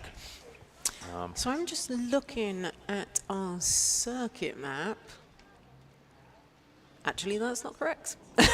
No, I was the just going to circuit say, map, it assumes, doesn't it? It extrapolates sector times. Yeah, and puts you. It's not like a real-time GPS or anything. It's quite an odd tool, really. I've yeah, well, never quite sometimes we got on can with it. use to tell who doesn't come back round, but I think at the moment that is going to be Dean. Yeah, yeah. It looked like he'd pulled off into somewhere that's a little bit out of the way, so... Oh, so I can see why you thought maybe it wasn't him that Yeah, brought out. yeah, exactly. I think I've seen cars in that spot earlier, and they brought out a red flag. So I think that is him. I mean, we can take a look at who's in the pits, which is a lot of people. I think the number 218 machine is somewhere. Neil Robson's 135i. Oh no, he's there in the pits. It's just not reflected on the timing screen. Perhaps he hasn't broken that beam that it needs to, or something. Andy Grady is there also in the pits. He's as just well. not on the timing screen as such. Stu Summers here. So it's just Dean Taylor who is unaccounted for. So that's definitely him who brought out the red flag just now. Very unlucky. Sounds like a tough day there for Dean. Yes, as I was yes. saying, he was having issues earlier, so unfortunately it looks like issues were persisted into that final session.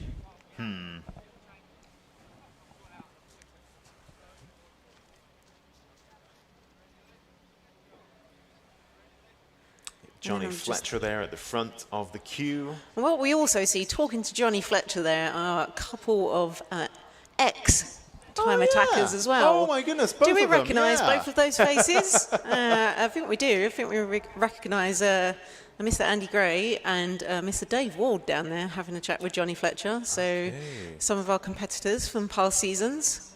I wonder what they're doing. Why isn't Dave Ward driving? He's built this Mini for this stuff. Super. We were talking about the DIY composite wide super light cars like Ilyas and so on. Few drivers in the past as well. Dave Ward was another one, right? So last year he gave me loads to talk about because he went down a similar route with that Mini, and it was so quick, wasn't he? I think in Pocket Rocket. He was absent from Time Attack for a while. I think he did it in a Mini back in the day, a long time ago. Then came back with an EK Civic, I think around 2018 or so. And then he came back last year in the Mini. That Mini immediately was super fast off the bat and seems to have stepped away again. Have a green flag and they are entering back onto the circuit again. Andrew Kime there ahead of Luke Capehorn in the Astra. Interesting car, that 135i. Yeah, I mean, that for me, that would be my weapon of choice, perhaps over. Not in courses. We've seen some very interesting courses in the past. I think even Michael Greenhugh's PD130 powered machine, really cool. But it's all about the rear-wheel drive, straight six kind of stuff. It's great fun. So definitely that would be my choice, given the two. As great as I'm sure the Corsa is, I'm not too aware of the spec. But I'm sure that 135i looks really quite serious. what's interesting now is because everybody's bunched up into the pits and everybody's left at the same time. So what you've got is a bit, and if we see on the circuit map, we've got a lot of cars all clumped up together. And interestingly, I kind of assumed some of them would hang back. And they've got 8.5 minutes left on the clock now.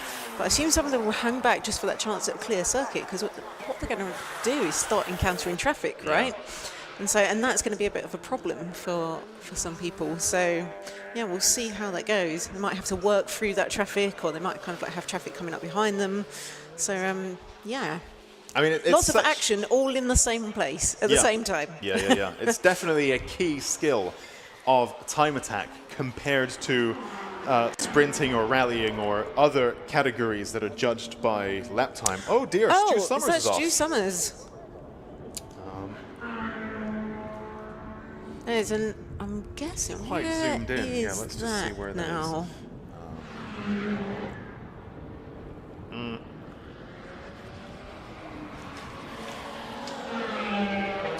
Oh, is that the after Mansfield? Maybe he's spun? Oh, maybe. And maybe he's facing the wrong way? Yeah, I mean, his number plate came off as well, right? So he must have it didn't look like something. Yeah, he was close to the wall. Yeah, it did look like he pulled verge. it off, but maybe not. But yeah, so it looks like Stu Summers on the side of the track. Luke Caporn's Astra moving around loads under braking there. Looks like a real handful. Last year's runner-up, I think, in Club 2-wheel drive. It really does look like quite a stiff setup there, doesn't it? It's like it's quite impressive how much these cars can move around and be made to handle. Oh yeah, and that is Stu Summers at the side of the road there. So yeah, just after Mansfield. Yeah, especially you stick on some toe out and quite aggressive, quite stiff. Otherwise, anti-roll bars and damping and so on. And these Astra VXRs can actually handle pretty well, especially with an aggressive diff as well. It really pulls itself in, and the rear you can see moving around quite a lot. Quite a handful of a car. Not the most sophisticated chassis in the world, but as a result, that's a car that you can really wrestle and dance around. Great stuff. So I think Luke Caporn there just coming over and bettering his time as well. Okay, and you can see Alexander Volkov sets a faster Sector 1 than anyone else. 145.8 miles an hour through the first speed trap goes Alexander Volkov. Let's see what Sector 2 is looking like for the GTR driver. As the camera now focuses on him. Take a look there. Okay, he's slightly slower Sector 2 than what he is used to. And another red flag. Oh dear. Oh no, that's it's disappointing, especially for Alexander there. He's on his hot lap and looked like he was absolutely flying. He was on a flyer there. Andrew Kime, in fact, look, you can see he had just set a faster Sector 2 than anybody else. Again, the GTR and the Saxo somehow going toe-to-toe here at Cadwell Park. David and the Goliath, isn't it? Yeah. I mean, they're in different classes. They're fighting different championships. But the fact that they're on track at the same time means you can really start to look at some very interesting comparisons. But I wonder, perhaps, it being the first round since a long off-season and the first time that these drivers are really on the attack with the big points up for grabs here in Super Attack. Perhaps mistakes are being made or cars are being broken in the pressure of this final session of the day. Of course, it's been a long day as well. You can just see how baking hot Alexander Volkov's GTR front brakes are. I mean, that's what happens, right? You're on a flying lap. You're and being really hard on your brakes. Yeah, and normally, GTR. Yeah, exactly. You've got, what is it, 1,700 kilos? Yeah. And then, you normally come in and you stay out on circuit and cool your brakes down a little bit, but he's had to come straight back in, and yeah, we can actually see the smoke coming off the GTR there, so they're frantically trying to keep it rolling to stop the brakes catching on fire, I'd imagine. Well, or to stop the pad melting onto the disc. So yeah, that's what they're doing to stop it sticking, because yeah, especially that car is generating so much heat as it breaks, 1,700 kilos. And like Alex said, it's very front heavy as well.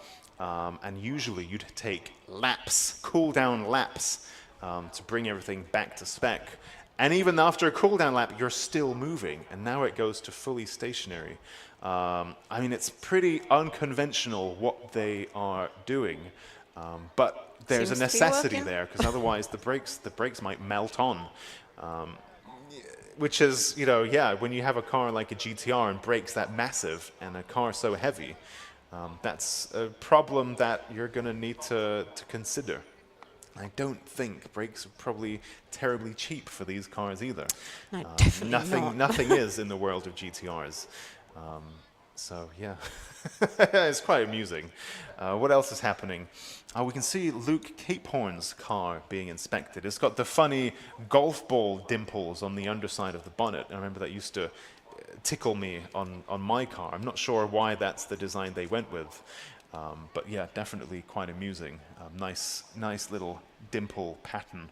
135i BMW there now, with the 1M genuine arches of Neil Robson BIB Performance. Oh, you can see Mike Butler now coming into the pit lane as well in the number 67 BMW M3.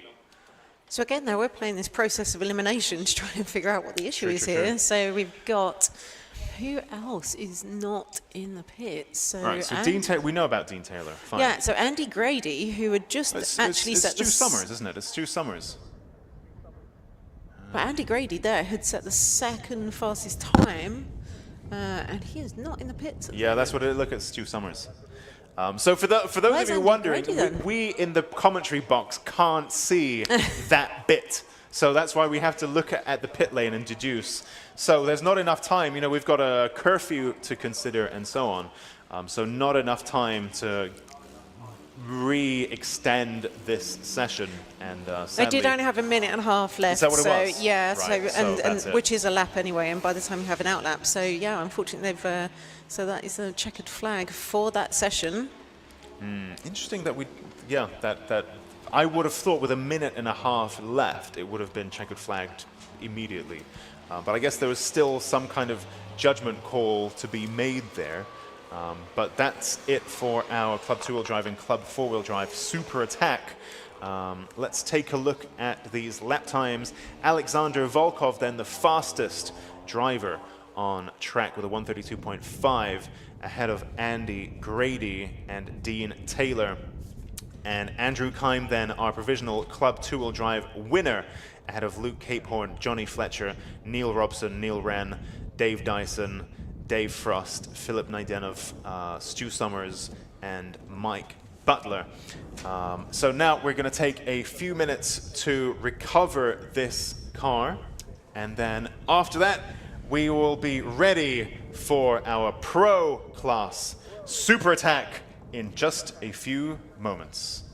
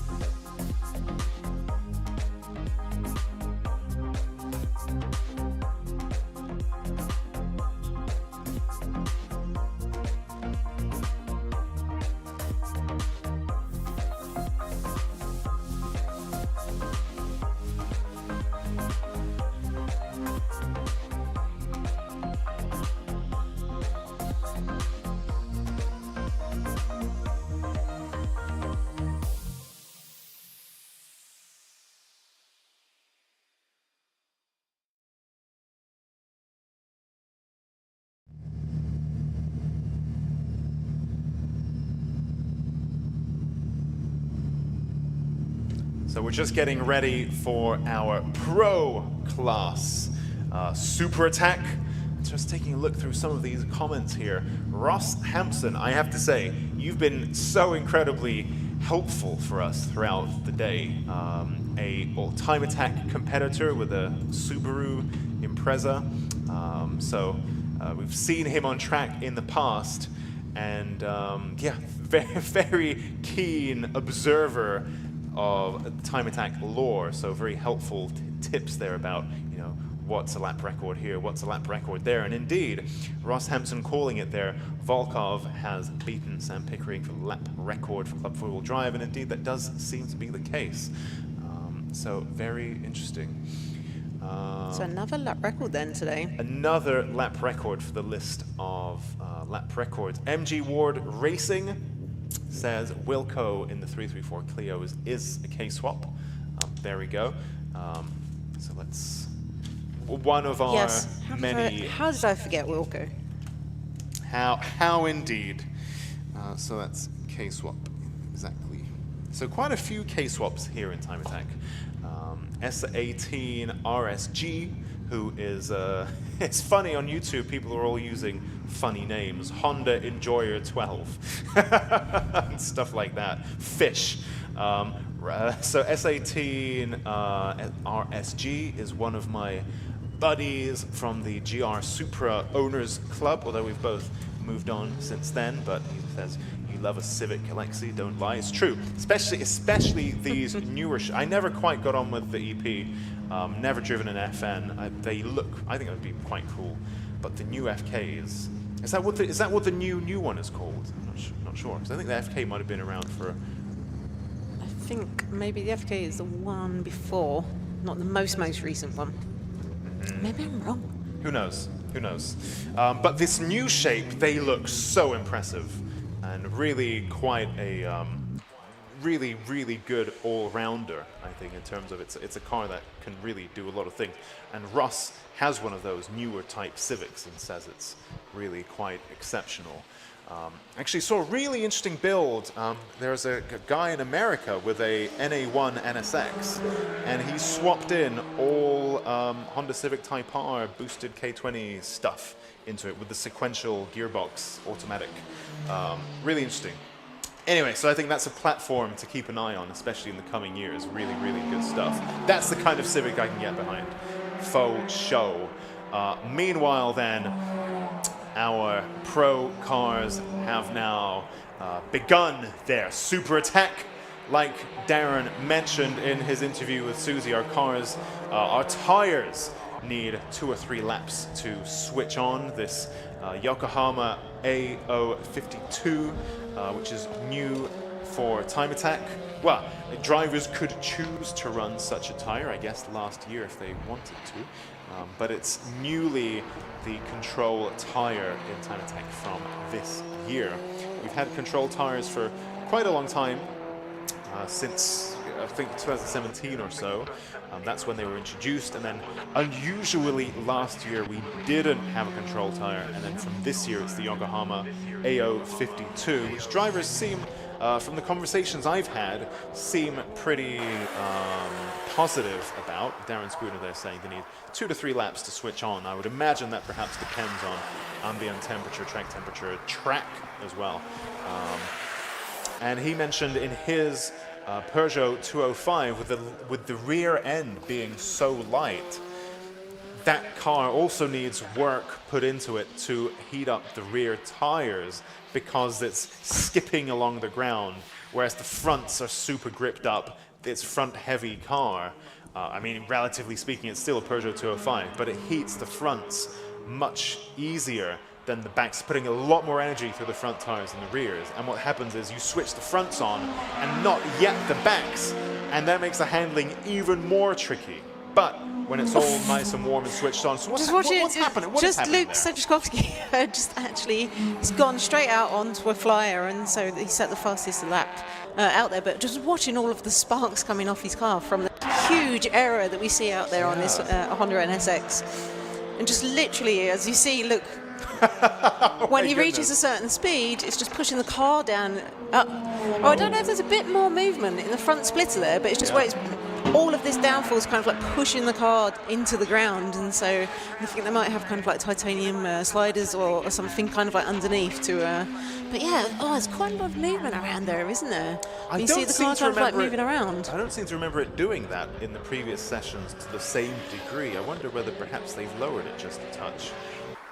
Or maybe turned the aero up a little bit, some it more looks angle of particularly attack. impressive, but yeah, maybe a little bit too much. I don't remember it, or maybe is it darker? No, not really. I don't remember it doing quite as many sparks in the previous sessions. So interesting. But maybe for the super attack, It doesn't seem they to be turned it slowing up. him down, because looking at the timing sheets, so he's at fastest Sector 1 and Sector 2 as well. So he's coming up. We see him just going around the hairpin at the end of. Yep. But look, Hall it Bend, is so in his early days. It is So indeed, now we're going yep. to see a real lap time from him. I think it's going to be 128.2. Very, very fast indeed. So that 141, not quite yet representative because those tires weren't yet switched on.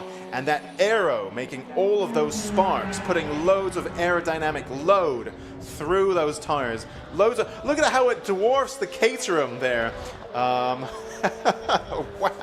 That car, I mean, a Honda NSX compared to... He's got a face full of sparks there as well. Yes, it's like you're welding.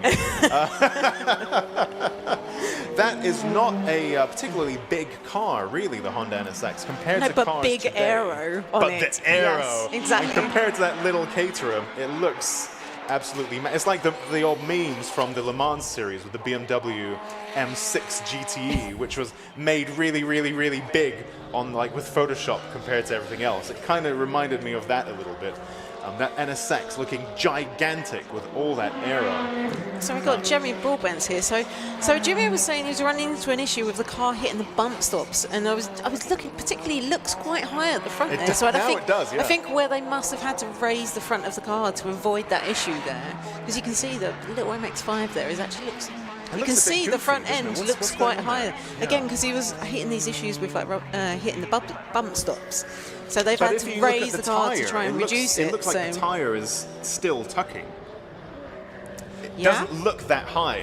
And yet, it's still, if you look at the front splitter, it looks like it's artificially high, but the tyre's still tucking, isn't I know it? Jimmy is also having issues. I believe he's having issues with his power steering as well, so he must be really having to kind of wrestle that car around and through all of the corners there.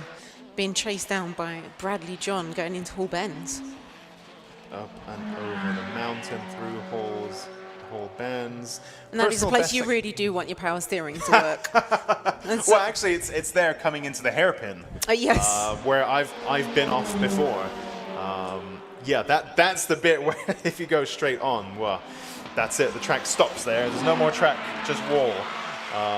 Jimmy Broadbent, 135.1, a personal best there from him. It's good enough for 5th.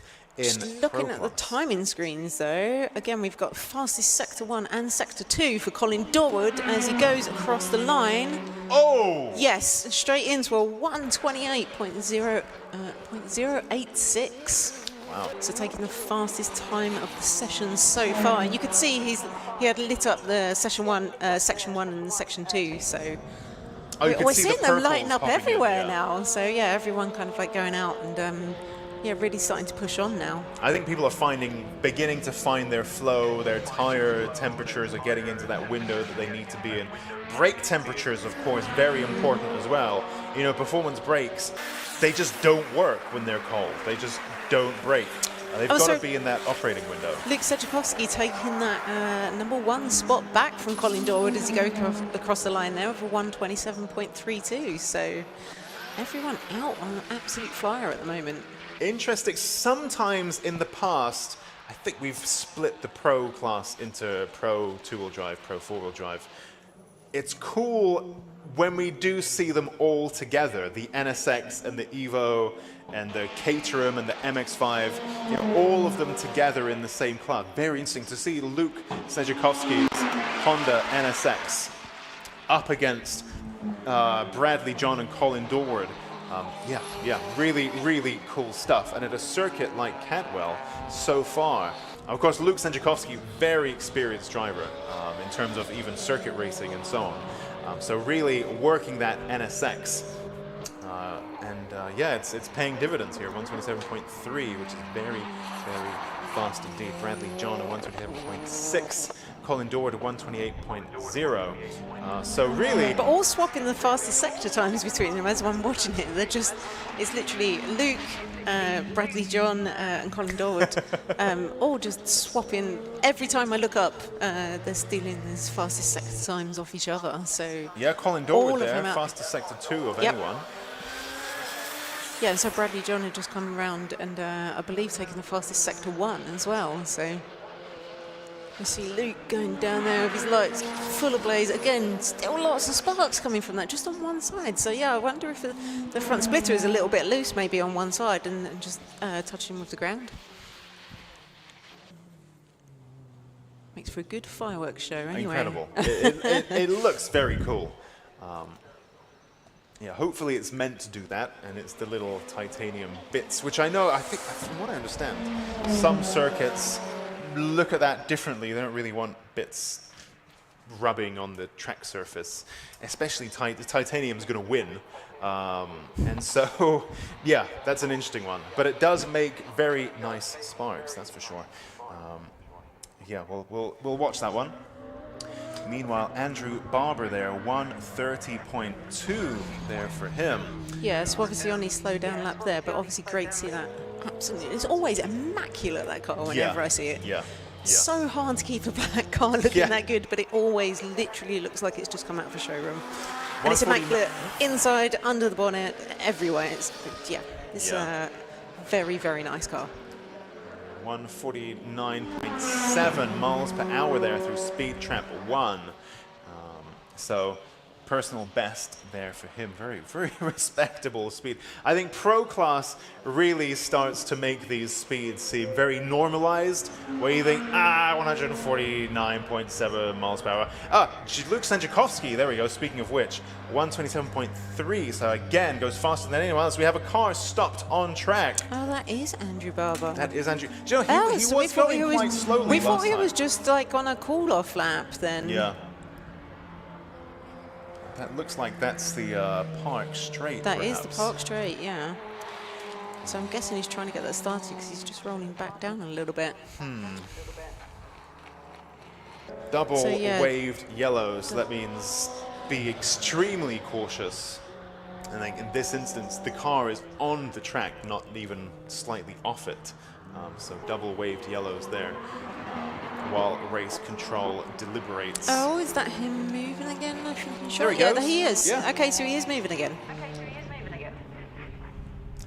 Very good. Josh Barrett there. So what's he been up to?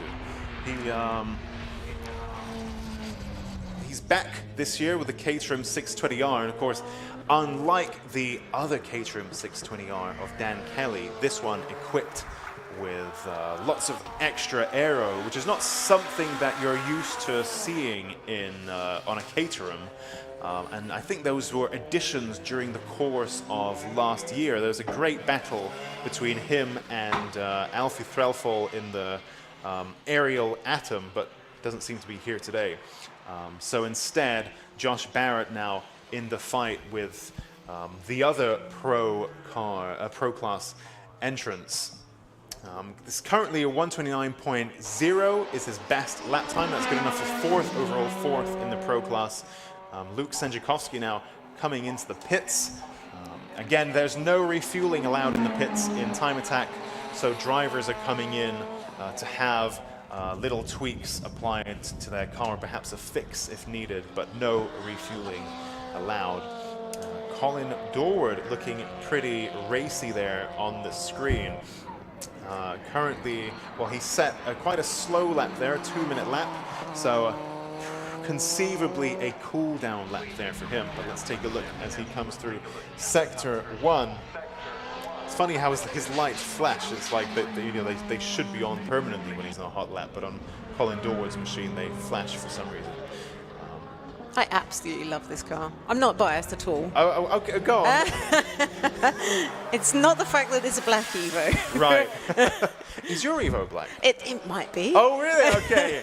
I've never seen it. Well, there's this mythical Evo that apparently exists. But Colin's made quite a lot of changes over winter as well. Oh, and we're seeing there. Oh, and actually, Colin would have been on an absolute flyer, but then he's come up against Bradley John, who's obviously on a cool down lap, and he's known instantly that's that attempt at a hot lap over. You can't really overtake through whole bends. No, and so he's saving the car this. again, though, and he slowed right down. So he's going to be going round, and we'll see if he goes back round and goes for another flyer again. Again, as we were saying, like part of the game with time attack is finding that clear space on track. And that is as much key as like stringing a great lap together yourself. If you don't have the clear air to do it in, then that massively affects you. Yeah, I mean, it wasn't a particularly great Sector 1 for Colin Dorward on that lap anyway, but it was 150.8 miles an hour through the first speed trap, which is very impressive indeed. You know, these speeds become the norm in this class, and sometimes you need to step away and think, hang on, 150 miles an hour is a really big deal on a massive straight, never mind at Cadwell Park, where the straights aren't really all that long, and the long one is uphill. So 150 miles an hour anywhere on this track is an incredible effort. Bradley John, meanwhile, let's take a look at what he can do. Currently on Sector, so doesn't set a PB in Sector 1, however, personal best Sector 2. Now up and over the mountain he goes, and through Hall bends, Bradley John in the Mitsubishi Evo, currently sitting second in the Pro class. He did set a personal best Sector 2, no purple sectors though, so unless his Sector 3 is phenomenally out of this world, I suspect we may not see him move up the leaderboard there. 127.4. So that's a personal best for him, a slight improvement. Just a tiny improvement. So there's a 1/10 of a second between Luke Senjakovsky and Bradley John. Ilya Krylov in the Clio, the other Haltech machine, also K-Series powered. Also, he's kept a pretty low profile today, even with the development, you know, there was a great interview with Susie. I think he went into a lot of detail about the build and what's been going on. Curiously, it's got Samsonus suspension. I didn't actually personally know Samsonus are big suspension people. They're very famous for their gearboxes, but he's got custom one-off Samsonus suspension. And of course, all the new Haltech goodies as well, the flagship R5 ECU and the UC10 dash. And of course, that new front clip that weighs just 4 kilograms.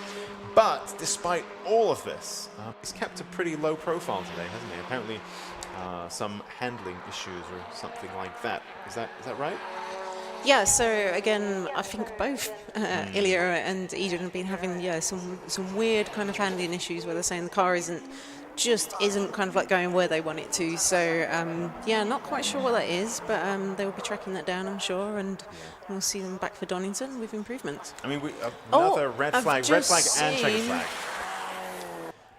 So I'm not immediately sure on what's brought this red flag out.